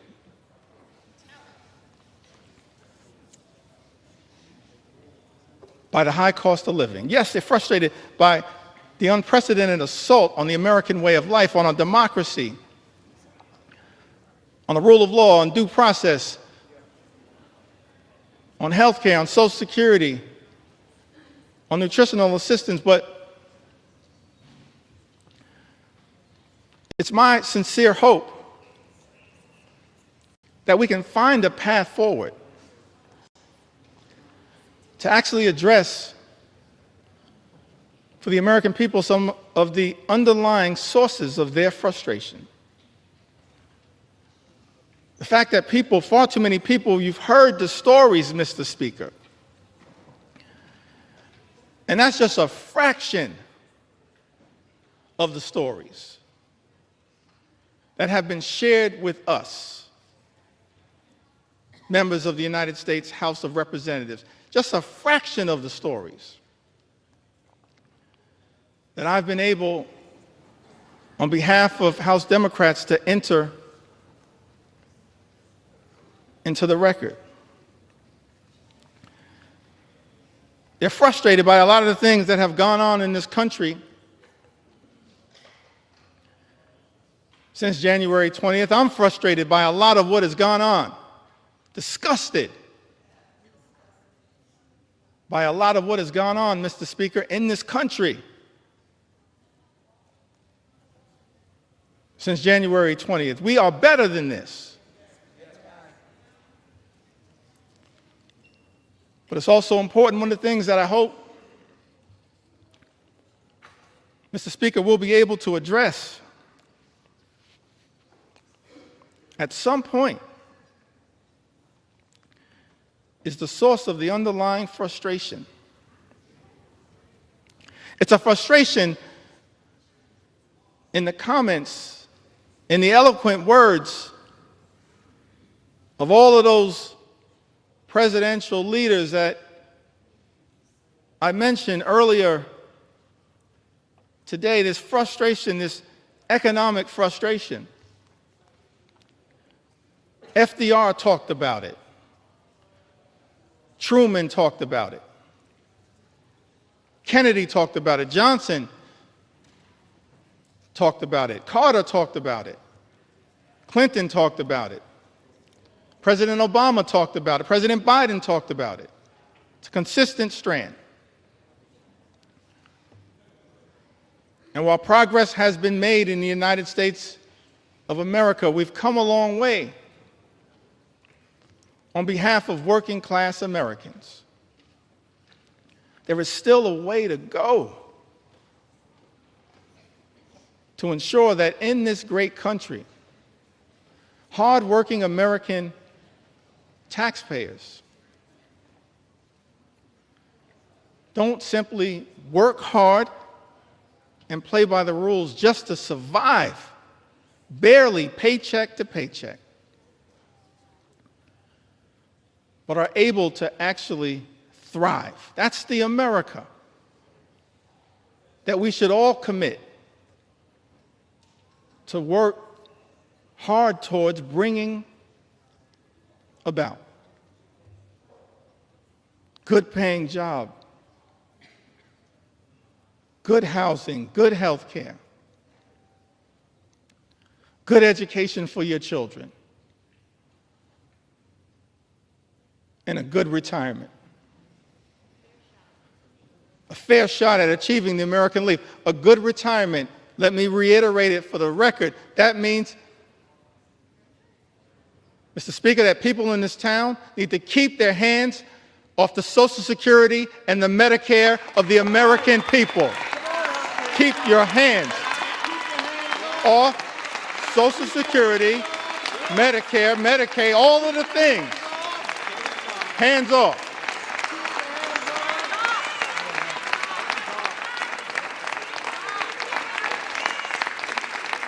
And one of the many reasons why we strongly oppose Donald Trump's one big ugly bill is because it will result in the largest cut to Medicare, sets in motion the largest cut to Medicare, more than $500 billion by some estimations in American history. The American people, understandably frustrated, not for years, but for decades, that far too many have dealt with a situation where the system is not building an economy that works for hardworking American taxpayers, for everyday Americans, for working class Americans, for everyone who aspires to be part of the middle class. It's our sincere hope that we can get to a place one day,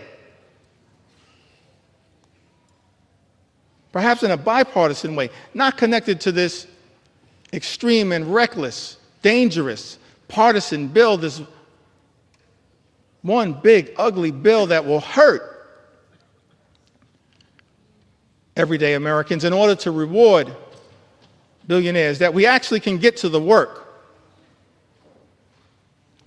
of lifting up everyday Americans, because the deck has been stacked against you for far too long. And that's not the America that the American people deserve. And part of the challenge, part of the problem, part of the issue as to why we find ourselves, everyday Americans, in this situation, it's because of the dominance of special interests in this town.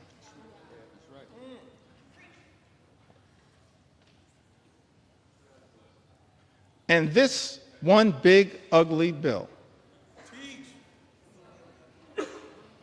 represents a massive giveaway to special interests in this country.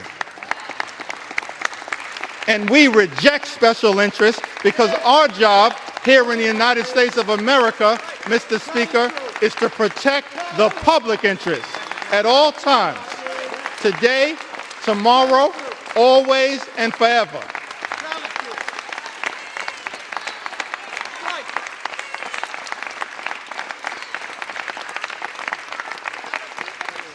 Extraordinary to me, Mr. Speaker, that you got folks in this town talking about draining the swamp. Guess what? You are the swamp. You are the swamp. You are the swamp. We've never seen anything like this. The type of corruption that has been unleashed on the American people and has poisoned, Mr. Speaker, this bill.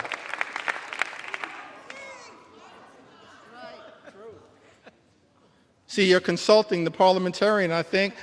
I said people in this town.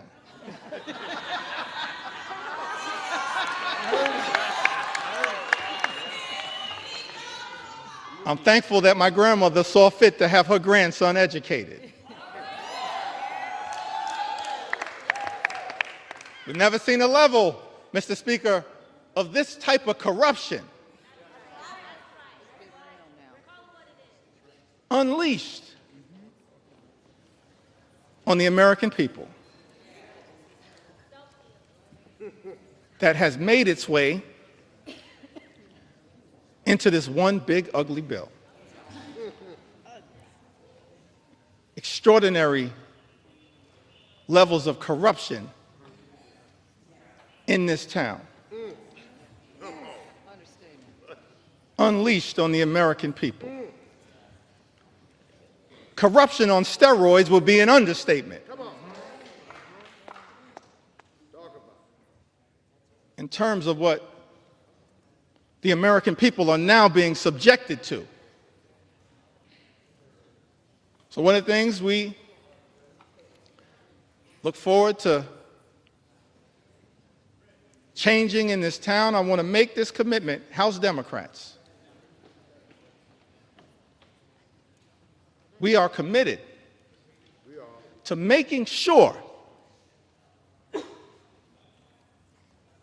that we end corruption once and for all in the United States of America, in corruption in Congress, in corruption at the Supreme Court, and in corruption with the administration. That's part of our agenda, an anti-corruption agenda. That's what the American people deserve.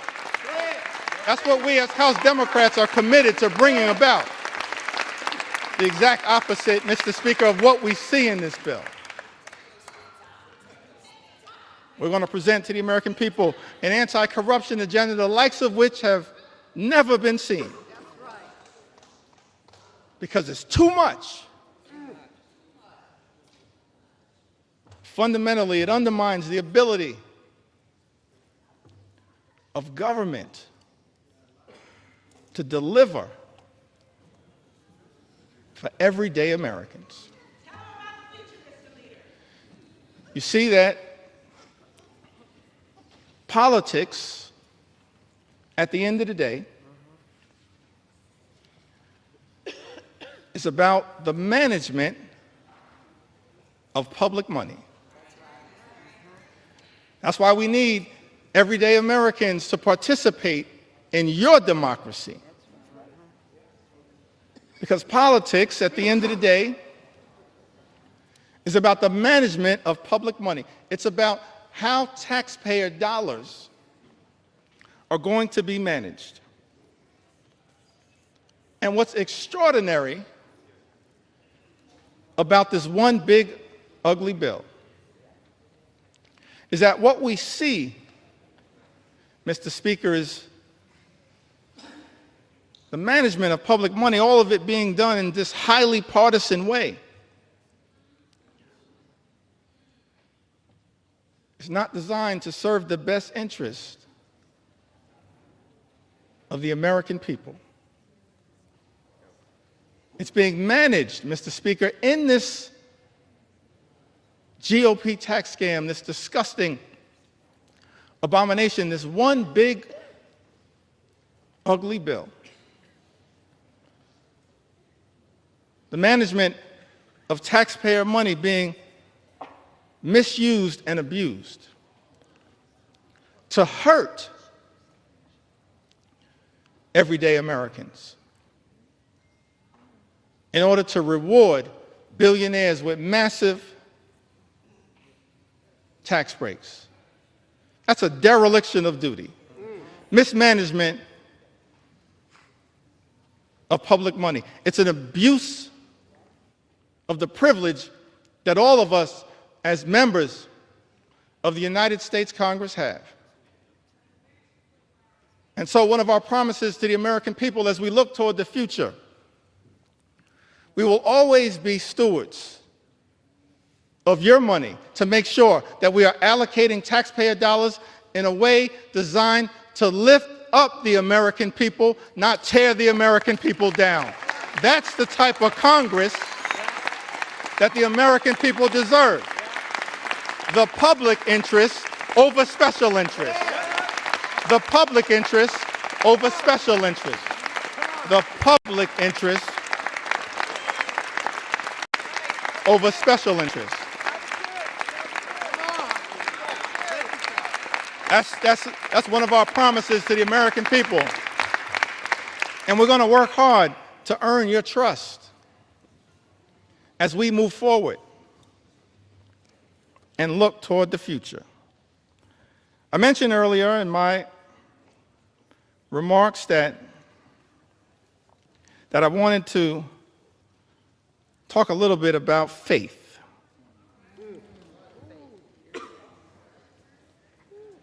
I grew up in the Cornerstone Baptist Church.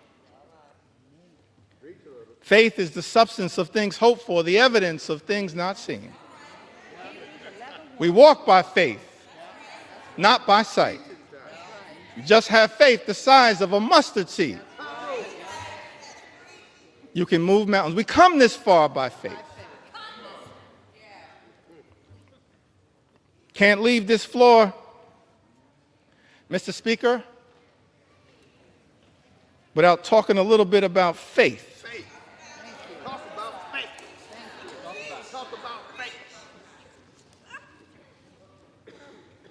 And I use faith in the broadest sense of the word. Proud of what we are in this country: Jewish faith, Muslim faith, Hindu faith, Buddhist faith, Christian faith. All faiths. That's the interesting thing. This rush to jam this reckless bill down the throats of the American people, all of it somehow connected to our 249th birthday that we're going to celebrate tomorrow, July 4th. a journey launched by the Declaration of Independence, and ultimately, this principle embedded in the First Amendment around the importance of faith, but also at the same time the importance of separating church and state. It's all in the First Amendment as interpreted by the Supreme Court.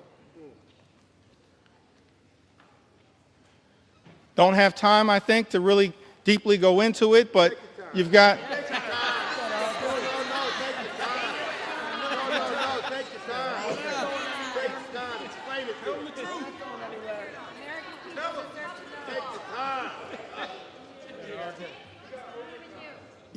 you've got the Establishment Clause and you've got the Free Exercise Clause.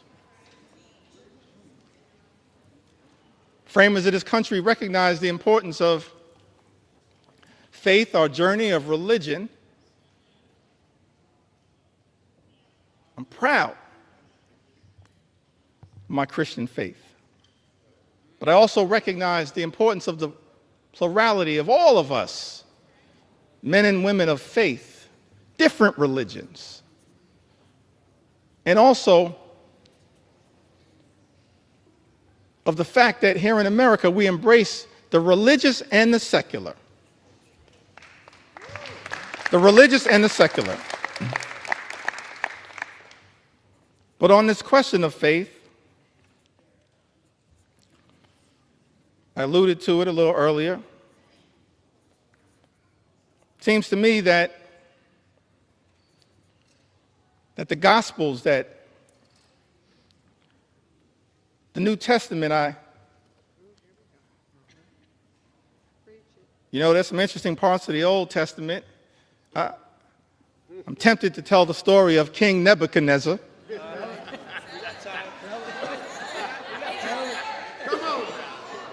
Mr. Speaker, a lot of parallels to what's going on right now.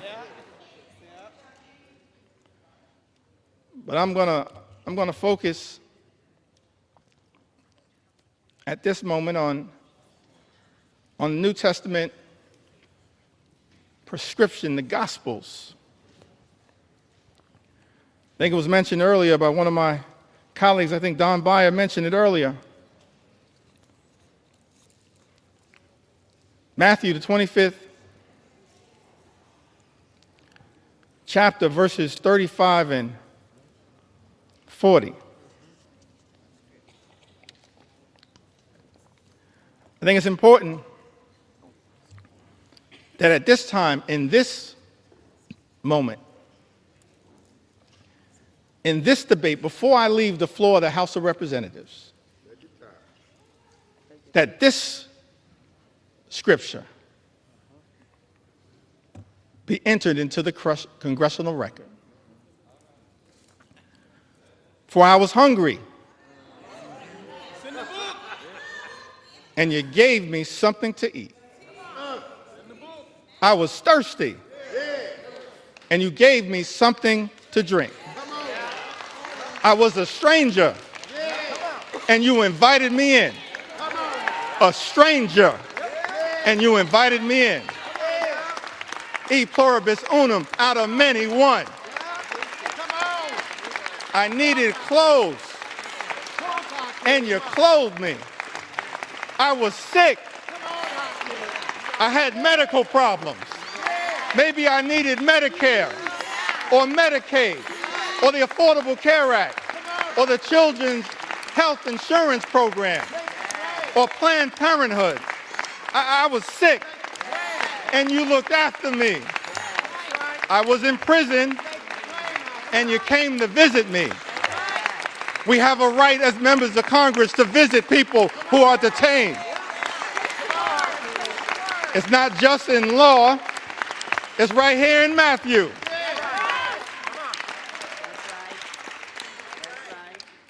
Then the righteous will answer him, Lord, when did we see you hungry and feed you? Or thirsty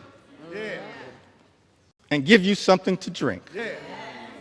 When did we see you a stranger and invite you in? Or needing clothes and clothe you? When did we see you sick or in prison and go to visit you? And of course, the reply from Jesus, truly, I tell you, whatever you did, whatever you did for one of the least of these brothers and sisters of mine, you did for me. That's what we should be doing here in the United States House of Representatives. Our job is to stand up for the poor, the sick, and the afflicted, the least, the lost, and the left behind, everyday Americans. That's what Matthew teaches us. And that's not what's happening in this one big ugly bill. That's not consistent with what my faith teaches me.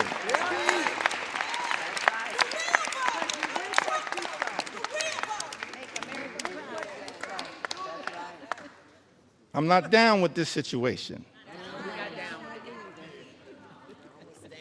I'm not down with this situation.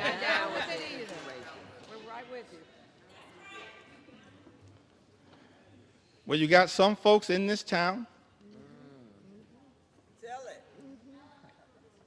They go to church.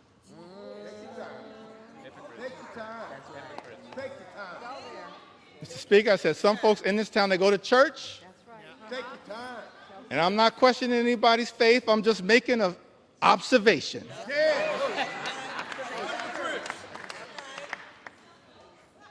Got some folks in this town, they go to church and they pray on Sunday. P-R-A-Y.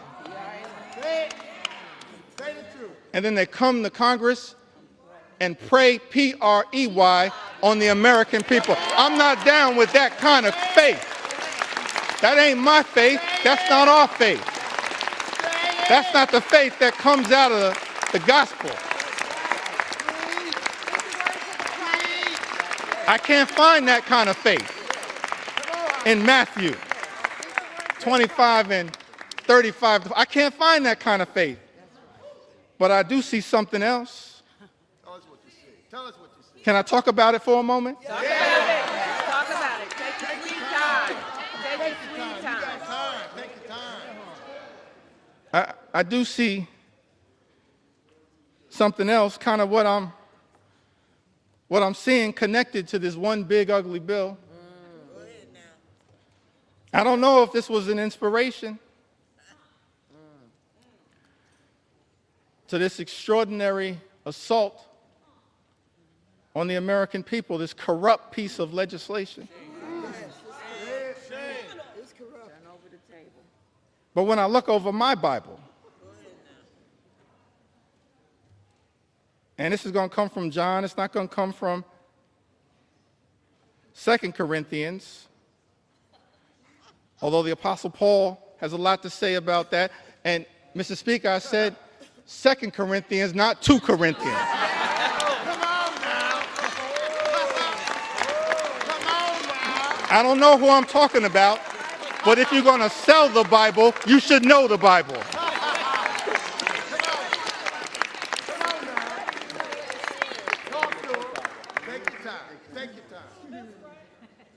Trying to figure out, because it's not in Matthew. That's right. 25, 35 to 40, but I did see something in John. Go ahead now. Tell us what you saw. Tell us what you saw. John 10 and 10. This frightens me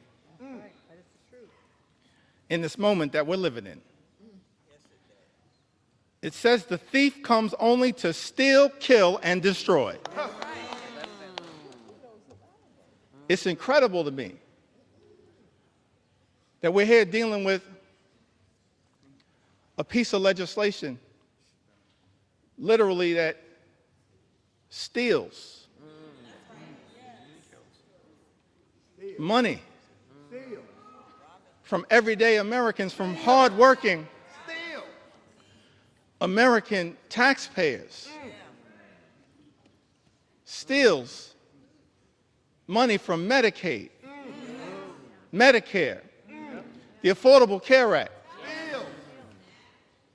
supplemental nutritional assistance, steals money from Pell Grants, from the education of our children,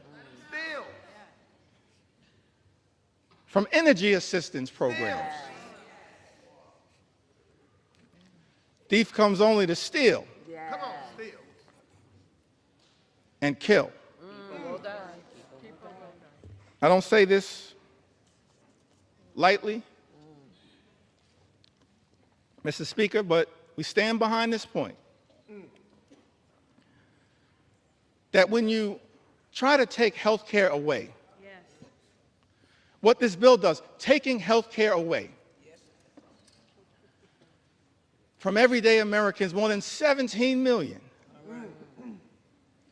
this unprecedented assault on Medicaid, on the Affordable Care Act, on Medicare, on children's health insurance. What you effectively are doing, hurting everyday Americans, hurting children, hurting women, hurting older Americans, seniors, people with disabilities.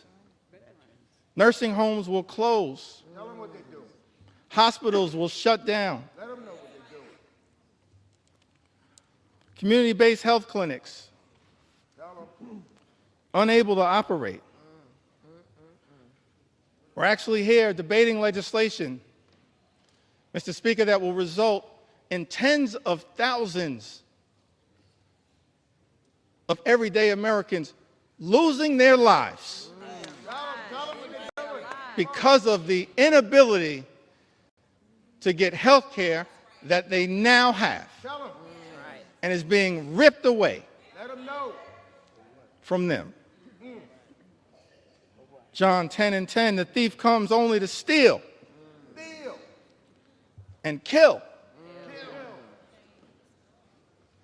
and destroy. All-out assault on the American people.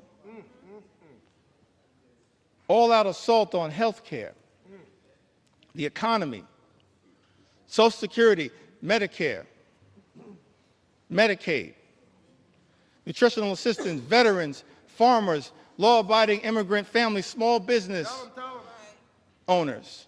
All of the things that we've spent some time on this House floor talking about, that this bill is trying to destroy.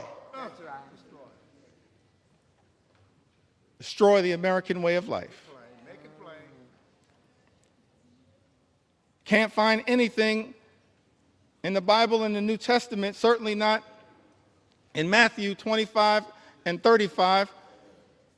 Matthew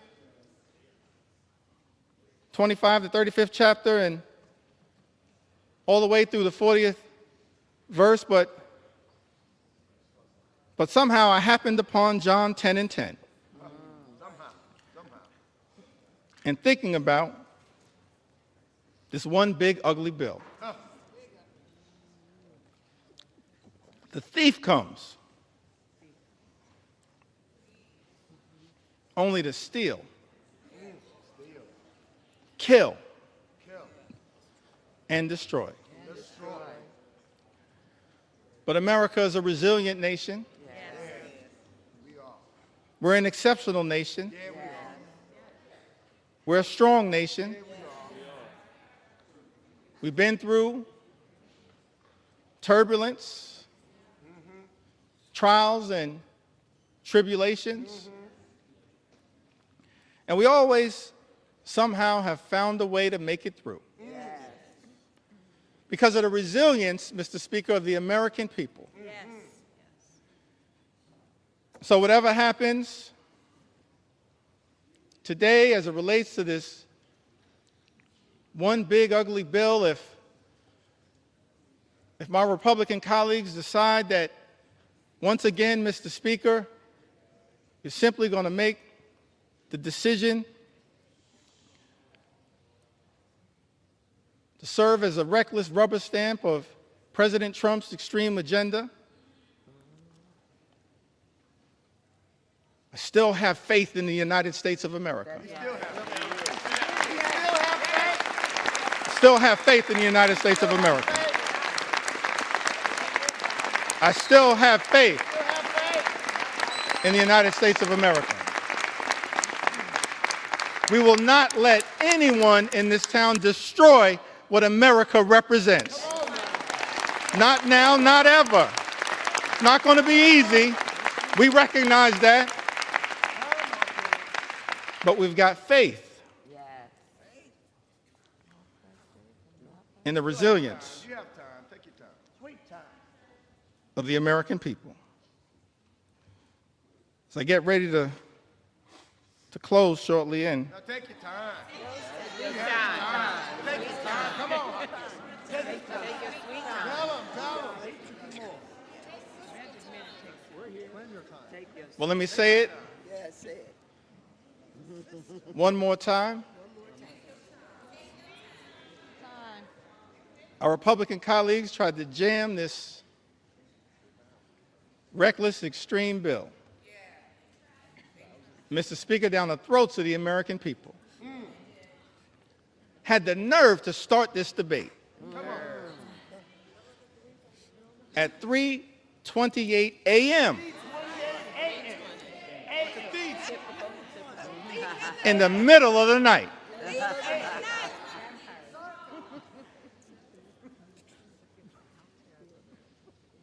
But we made clear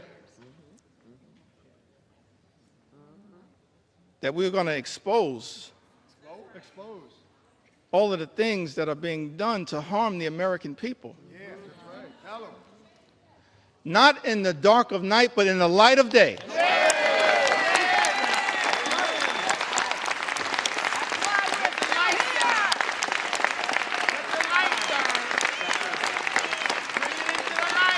This little light of mine, we're going to let it shine on behalf of the American people.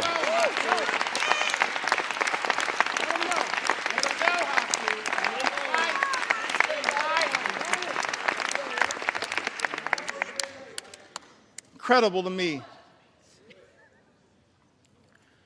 that Republicans would try to jam this one big ugly bill down the throats of the American people in the dead of night. And then, to add insult to injury, Mr. Speaker, allocate 15 minutes. 15 minutes to each side on the committees of jurisdiction. Shame. What a shame. 15 minutes to the Ways and Means Committee on each side. 15 minutes Take your time. Take your time. to the Budget Committee. That's extraordinary. But I'm thankful, I'm appreciative of all of my colleagues who stand behind me. That's right.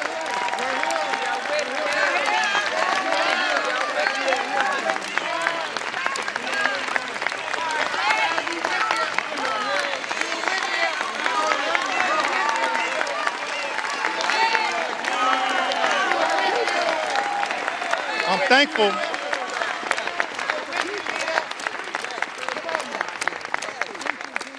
Thankful to all of my colleagues for their commitment, their courage, their conviction, standing up on behalf of the American people to deliver, hopefully, what is a message of concern, but also a message of hope. Come on now. That's right. Oh, We got to fight a lot of battles on behalf of the American people. It's not over. Fighting a lot of battles on behalf of the American people. This is just one of them. this one. But we wanted to make sure that the American people had an opportunity to fully and more completely understand in the light of day just how damaging In the light.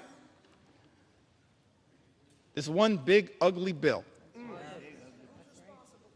will be to the American people. And I plead with my colleagues on the other side of the aisle, Mr. Speaker. I really plead with my colleagues, inspired by some of the framers of the Constitution, the great scholars, the great thinkers, conceived of this incredible journey that we've been on in the United States of America, creating separate and co-equal branches of government, recognizing that in this country, part of the gift that we were given by the framers of the United States Constitution, no kings, no dictators, no monarchs, separate and co-equal branches of government. This is the Article 1 branch of government. Mr. Speaker, James Madison, he once made the observation, in his view, in one of the Federalist Papers, that at its best, Congress should function as a rival to the executive branch. That was James Madison. Article 1, branch of government, the House and the Senate. We're not here to bend the knee to any wannabe king.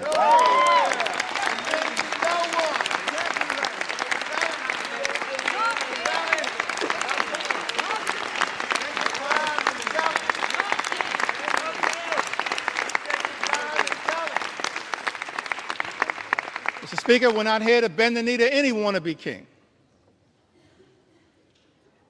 We're here to be a rival to the executive branch in the best spirits of the House of Representatives, to push back against an out-of-control executive branch. That's the framers' vision. I said that's the framers' vision. That's what they said. The framers' vision. And so as we prepare to take this consequential vote, Mr. Speaker, I just urge many of my colleagues Take your time. Take your time. in government, Time. my colleagues on the other side of the aisle,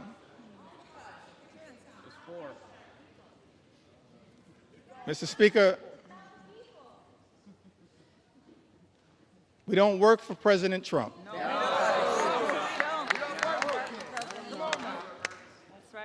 We don't work for JD Vance. That's right.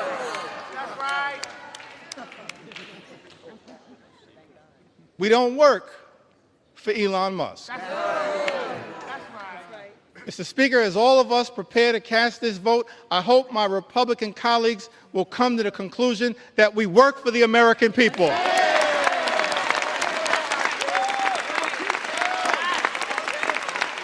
We work for the American people.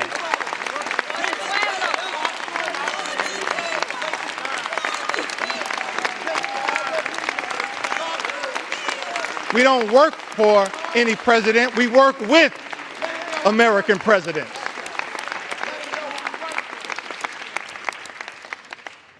We work for the American people. So it's my hope that as you evaluate this bill, all of the harm that is being unleashed on the American people, ripping health care away from more than 17 million Americans, effectively ending Medicaid as we know it, shutting down hospitals, including in rural America, in districts, Mr. Speaker, that my colleagues on the other side of the aisle represent. That's right. That's right. They're people. Nursing homes closing. 1 in 4 nursing homes, Mr. Speaker, will close as a result of the attack on Medicaid. Destroy. And Donald Trump's one big, ugly bill. Mr. Speaker, this is extraordinary. This assault on everyday Americans, assault on children, veterans, seniors, people with disabilities. It's incredible to me. All of this in this one big, ugly bill. Take your time. Ripping food away from children, literally ripping food out of the mouths of hungry children, hungry veterans, and hungry seniors. Mr. Speaker, that's not America. We're better than that.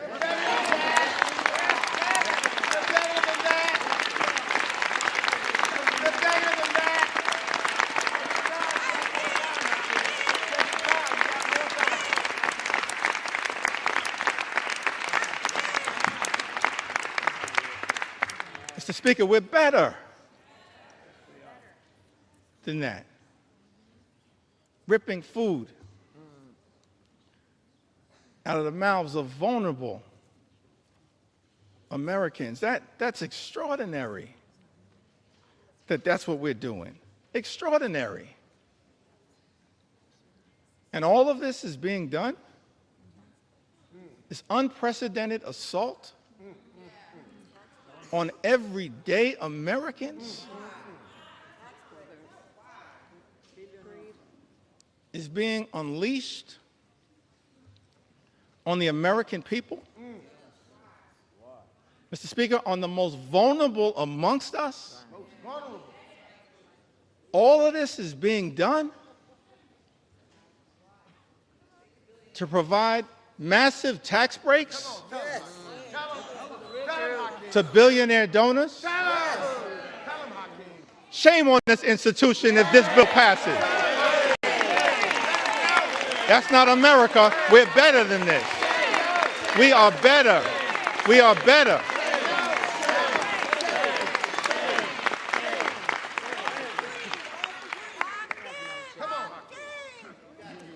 We are better than this. I think that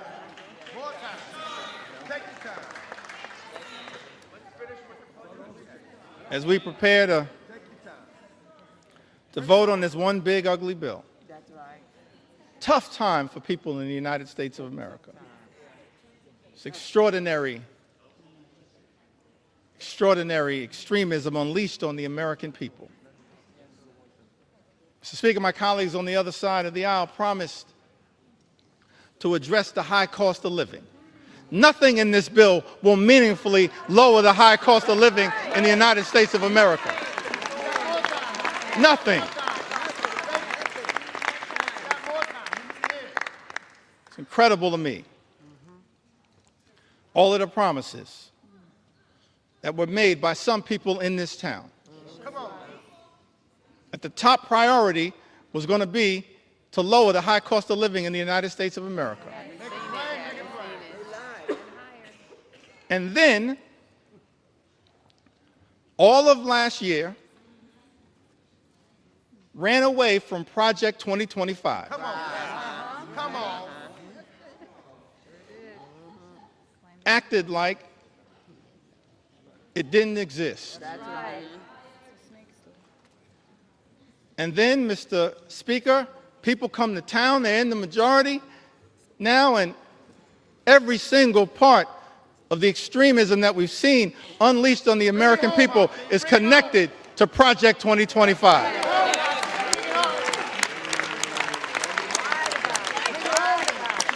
Every single part.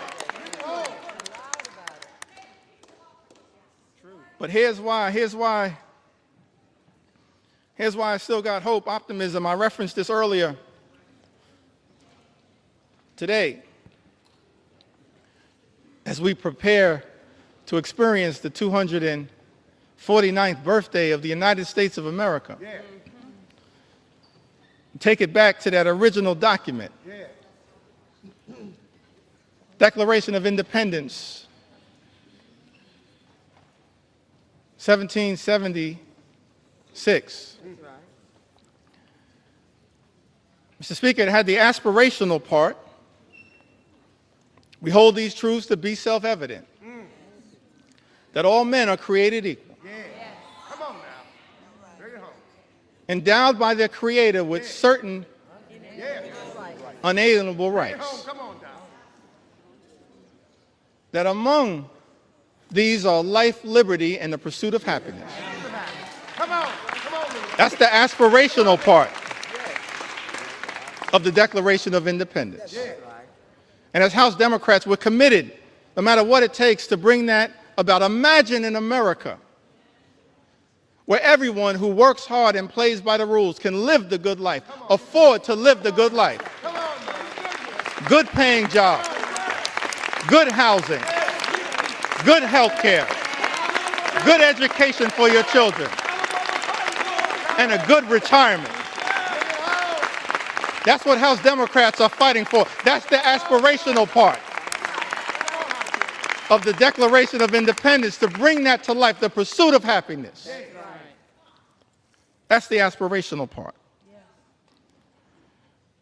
But then when you look at that Declaration of Independence, the second part of it, it reads like an indictment against an out-of-control king.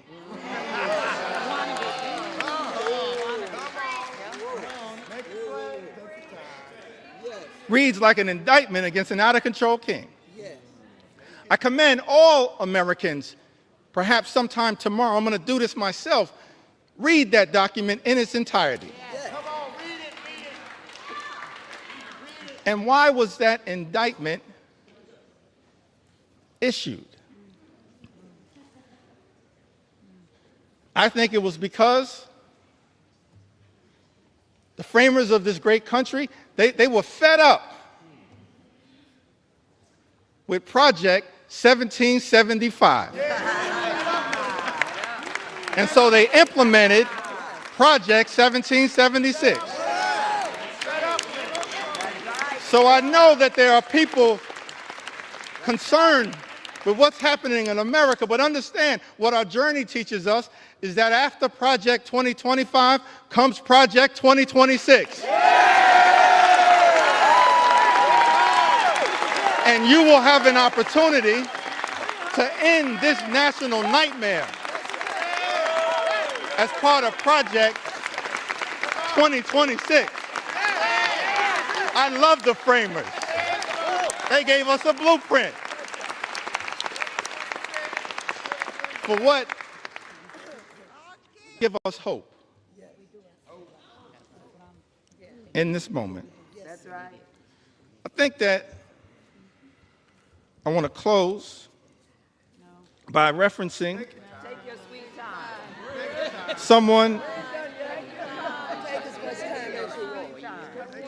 someone who we all serve with. I want to stand on the shoulders, if it's okay, on some of our civil rights heroes and foot soldiers. Yes, yes. Those whose character, whose conviction, whose courage should give the American people hope at a moment of great despair. Many of us had the great honor of serving with Congressman John Lewis.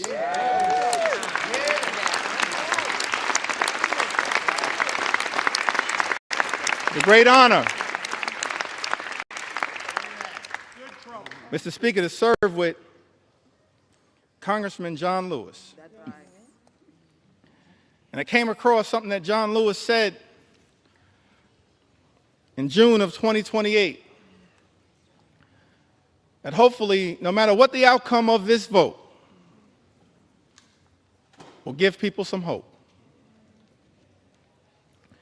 Great John Lewis said, "Do not get lost in a sea of despair. Be hopeful. Say his word. Be optimistic.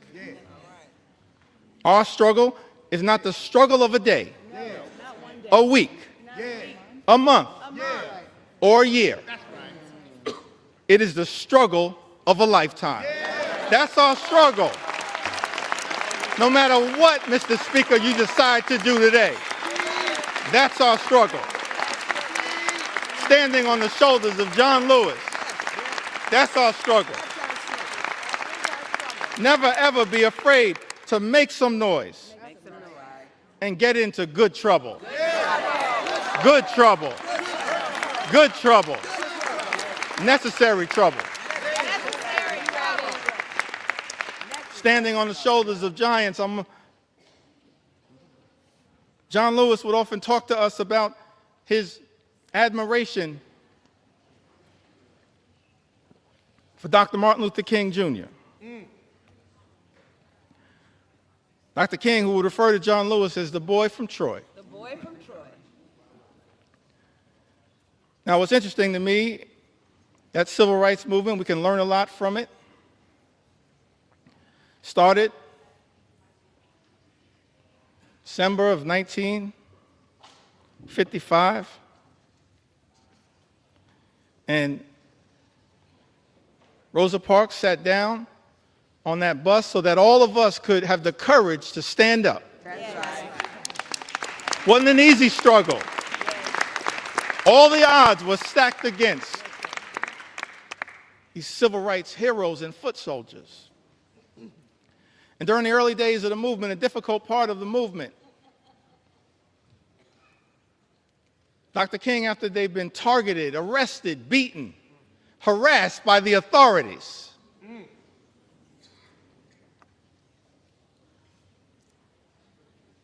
he traveled to Brooklyn, New York,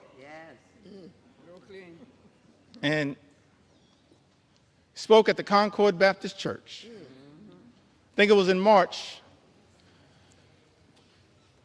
of 1956. And he said to a group of people of every race, every religion, every life experience, the Concord Baptist Church in Bedford-Stuyvesant, said to them, no matter what the odds, we've got to press on. Press on. Press on. Press on. Dr. King said that if you can't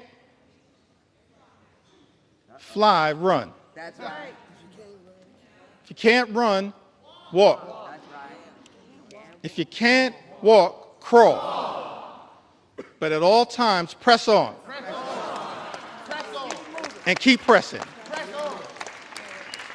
And so as I take my seat, I just want to say to the American people that no matter what the outcome is on this singular day, What the fight forward. we're going to press on. We're going to press on. We're going to press on.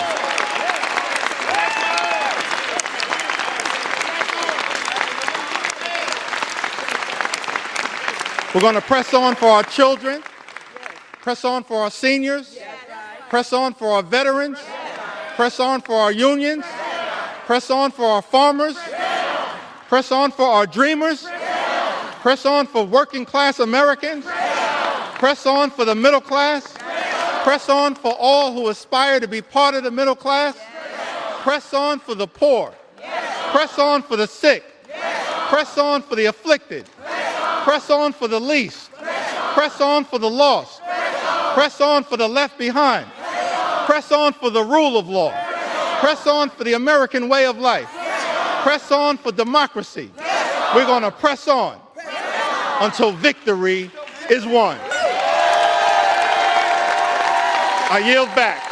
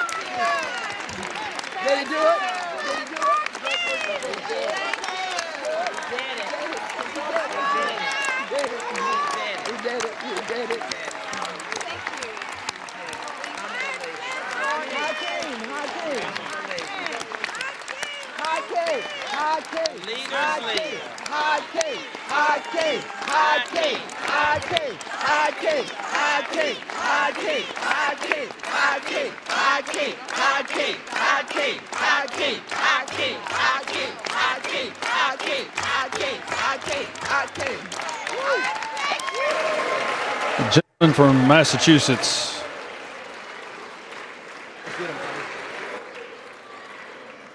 You don't need to take an hour. This gentleman from Eight Massachusetts. hours.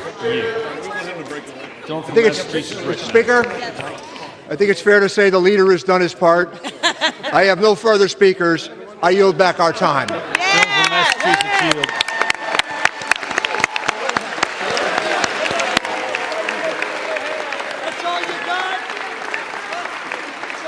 Gentleman from Missouri is recognized for 1 minute. You have 2 minutes remaining. Mr. Speaker, could we have order? The House will be in order.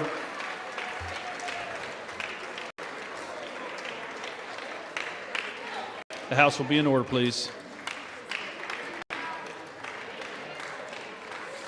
The House will be in order, please. Thank you. Gentleman from Missouri is recognized for 1 minute. You have 2 minutes remaining. Wow, Mr. Speaker.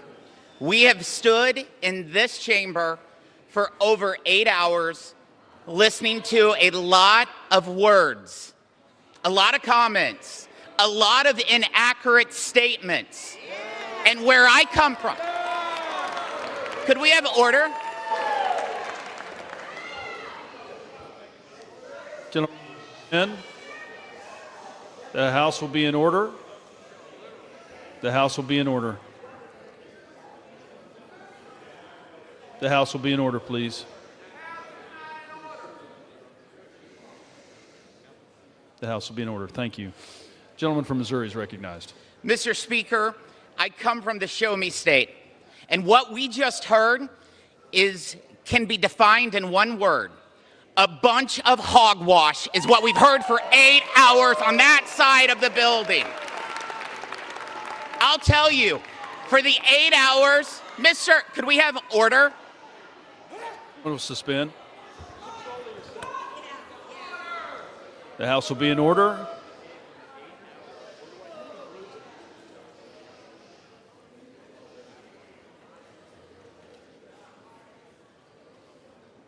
Thank you. He's recognized. Mr. Speaker, the 8 hours of hogwash that we just heard will not change the outcome that you will see very shortly when we deliver historic tax relief for working families, small business owners, and farmers. Mr. Look. Yeah. Mr. Speaker, I yield 1 minute to our great Speaker of the House, Mr. Mike Johnson.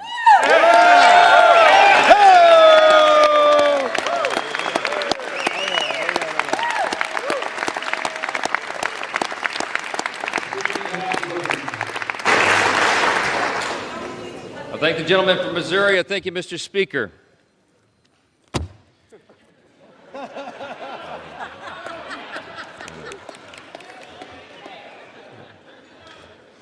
You know, Ronald Reagan said one time that no speech should be longer than 20 minutes, and unlike the Democrat leader, I'm going to honor my colleague's time and be a little more brief than that, all right?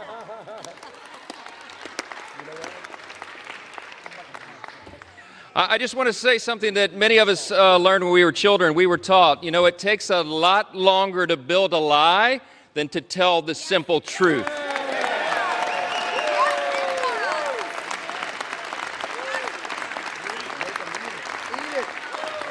talking about. Yes, yes.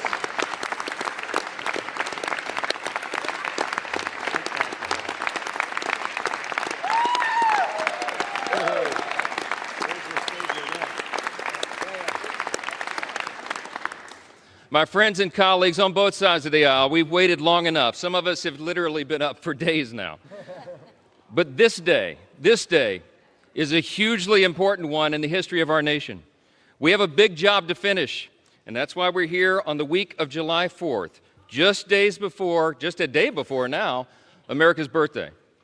It was on that fateful day, as a Democrat leader acknowledged, that our founders pledged their lives and their sacred honor to this grand experiment in self-governance that we are now here to steward. It's an experiment that falls to us to guard and to protect it. We take that very seriously on this side of the aisle. In just a few moments, we will remind the world why the American experiment still endures today and why its best days are still ahead of us. Yeah.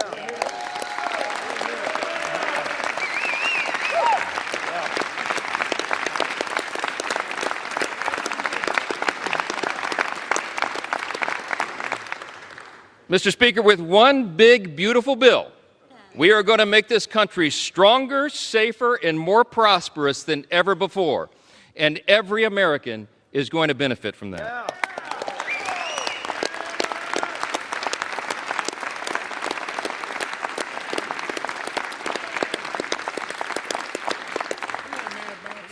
Today, we are laying a key cornerstone of America's new golden age.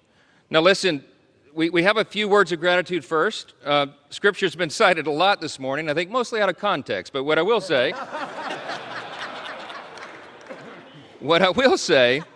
one thing that we know about Scripture is that we're supposed to give honor where honor is due, and that's what we do on this side of the aisle. I want to thank every single member of the House Republican Conference for pouring their time and their heart and their expertise and experience into this process. I want to thank all of our amazing staff members, all of them. Yes.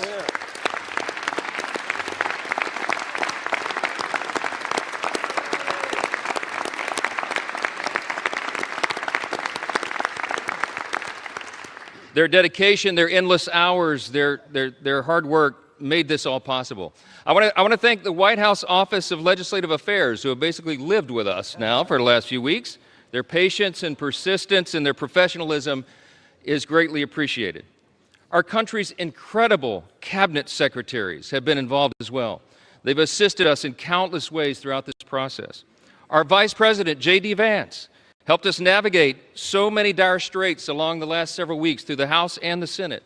And of course, our bold, visionary, fearless President Donald J. Trump.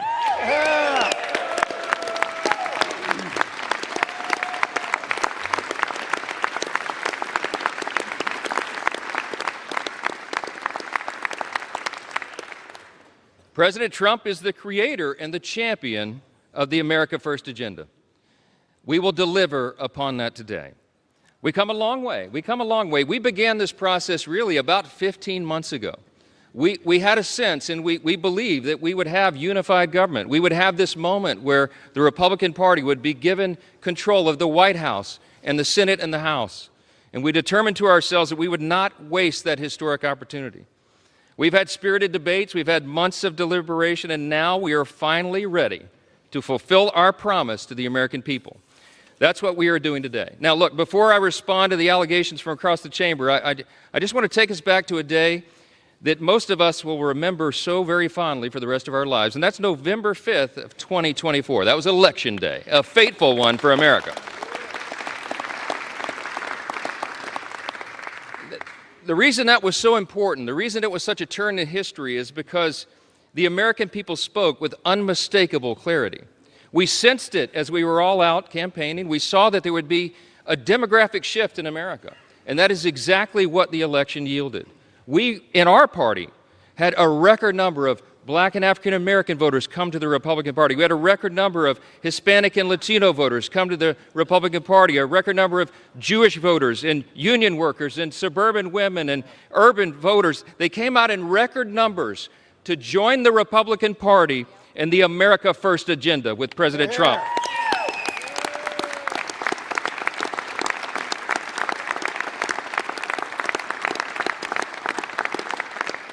That election was decisive. It was a bellwether. It was a time for choosing. And I tell you what, the American people chose overwhelmingly. They chose the Republican Party. And the reason they did that, they didn't come hesitantly. They came with hopeful anticipation. You know why? Because this is not your father's Democratic Party, okay? Amen. They went so far, full speed, to the far left. And their radical, woke, progressive agenda, that nonsense that they tried to push on the people, was rejected by the people. Yeah.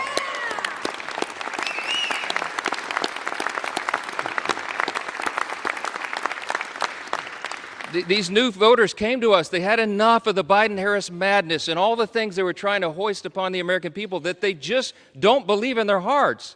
And they were hopeful. They came to us with hope.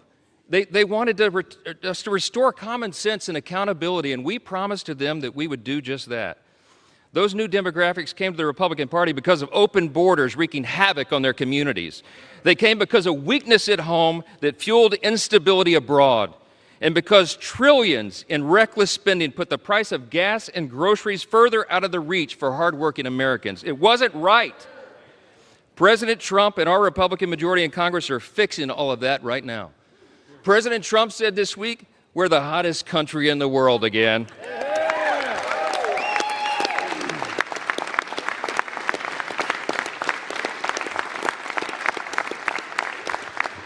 My friends, that is an objective truth. Hey, listen, how about all the wins for the president and this party? Here's just a sample from the last 2 weeks. The headline today will be, the one big beautiful bill passes the Congress, okay?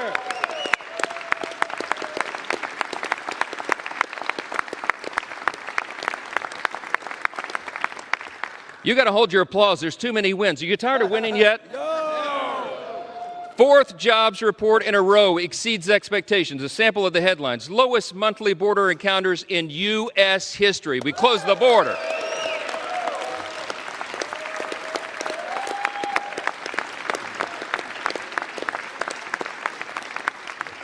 Last couple of days, a new trade deal with Vietnam and all the countries of the world, around the world lining up for that. UPenn agrees to ban biological men from women's sports.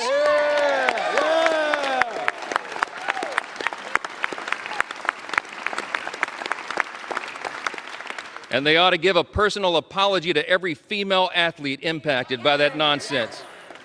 Gas prices are at a 4-year low, my friends. The Air Force and Space Force both hit their 2025 recruiting goals 3 months early. Israel is agreeing to a 60-day ceasefire with Hamas. Successful strike on Iranian nuclear sites handles that problem. That's exactly right.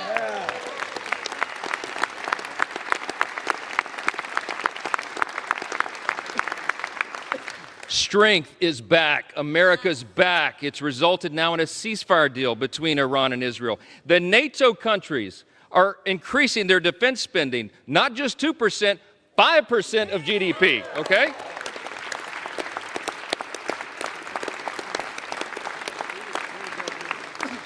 The president got in charge and got a Rwanda-Congo peace deal. The Supreme Court ended nationwide injunctions. How about that?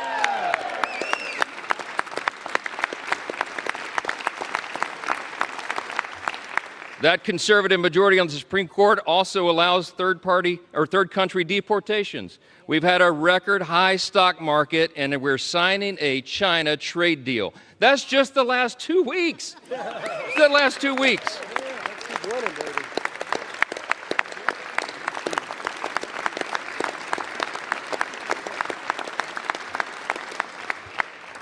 So many simple truths to share, and so little time to do it, because I want everybody to have a break here. But I just want to say this.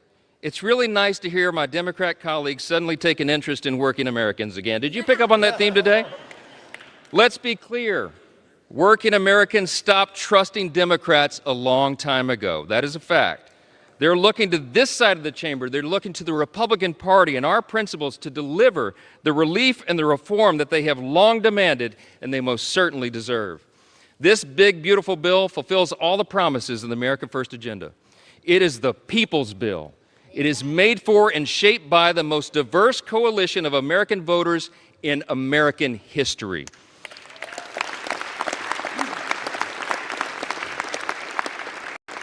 Today, we are making the dream of a government that puts the American people first a reality. A reality. I would need this entire notebook to tell you all the great things in the big, beautiful bill. It is aptly named, but I'll just tell you a couple of the highlights. Record tax cuts for hardworking Americans.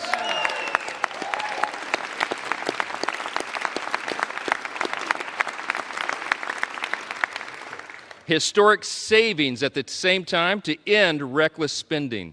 We got energy dominance coming back to power our future. We have a secure border to protect American families. We have a strong military to restore peace through strength. And we have a government that is now accountable and responsive to the people once again. That's what we're delivering.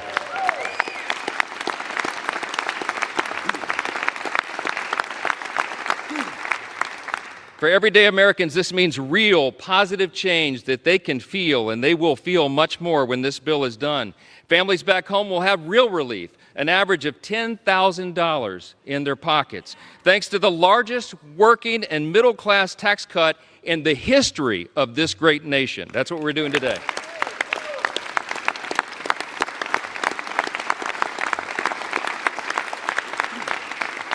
You got hardworking Americans like our waiters and our bellhops and our hairstylists. They're going to keep 100% of their tips and overtime pay. That is money they earned. It does not belong to the government. It belongs to them, and they deserve to keep it.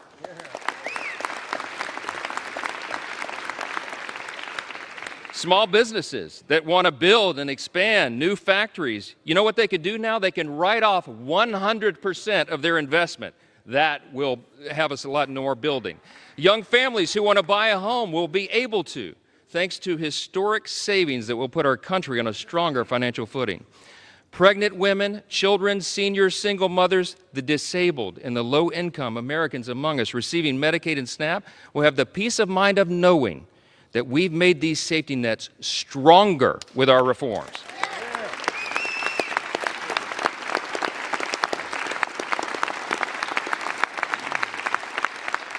See, when Republicans are in charge, we bring common sense. We're going to make sure that Americans who do need and deserve those critical programs won't have to compete against people who can work but choose not to do so. That's not right.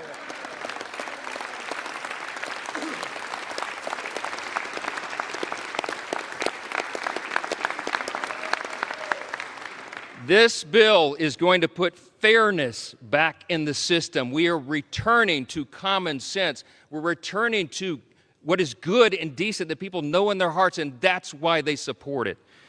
More Americans will be working, volunteering, and serving their communities because modest, common sense work requirements will restore dignity and purpose to those on taxpayer-funded benefits. The bill will also mean that safer streets are available in every zip code around the country because our border will remain fully and totally secure.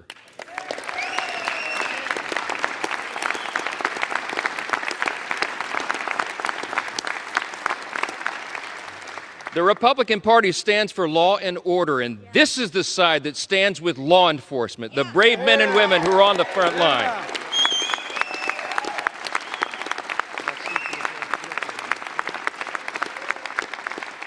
The idea that those who put their own lives on the line to protect us would be assaulted for doing their jobs is unconscionable. Law enforcement, I know you agree. I know, amen. Law enforcement will have the help of a border wall now that's 100% complete. Yeah!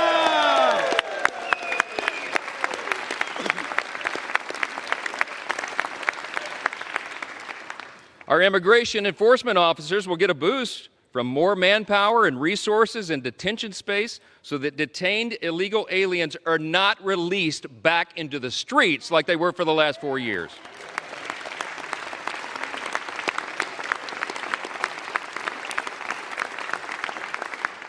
And our homeland can rest soundly again under the protection of President Trump's Golden Dome. That's what we're investing in.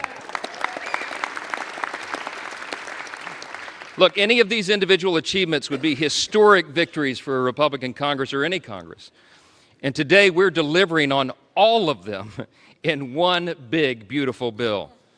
That's what Americans can count on when we pass this legislation, and that's exactly what Democrats will vote to oppose today. That's a fact.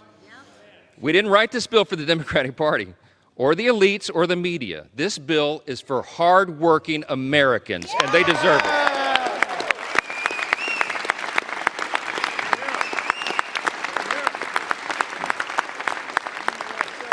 I'm gonna just say this as plainly as I can. This is a simple truth. If you're for a secure border, safer communities, and a strong military, this bill is for you.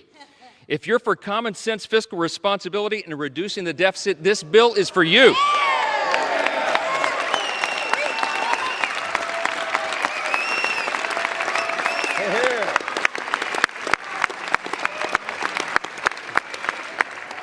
If you're for fair and lower taxes, bigger paychecks, affordable gas and groceries, and restoring dignity to hard work, this is the bill for you.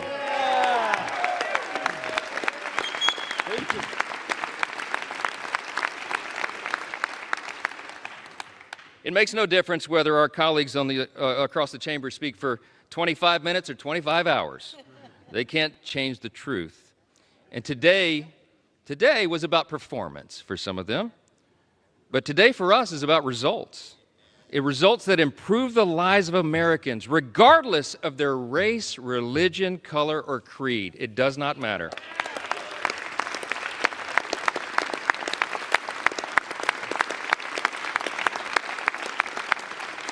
I tell you what, Ronald Reagan used to remind us you can always trust the American people, and we do trust the American people, and they can discern the difference.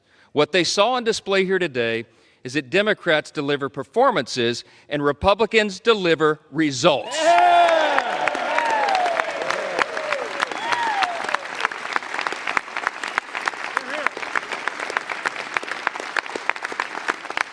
Today, my friends, we are ready now. We are going to deliver what we were sent here to do, and every American will benefit from it.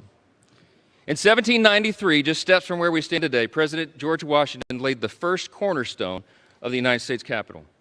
Over 50 years later, on July 4th again, members of this body gathered once again to lay a second cornerstone.